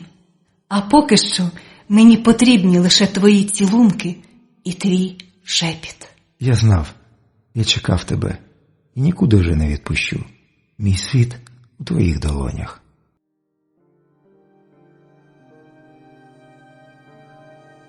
Підтримайте наш канал на канапі. Підпишіться.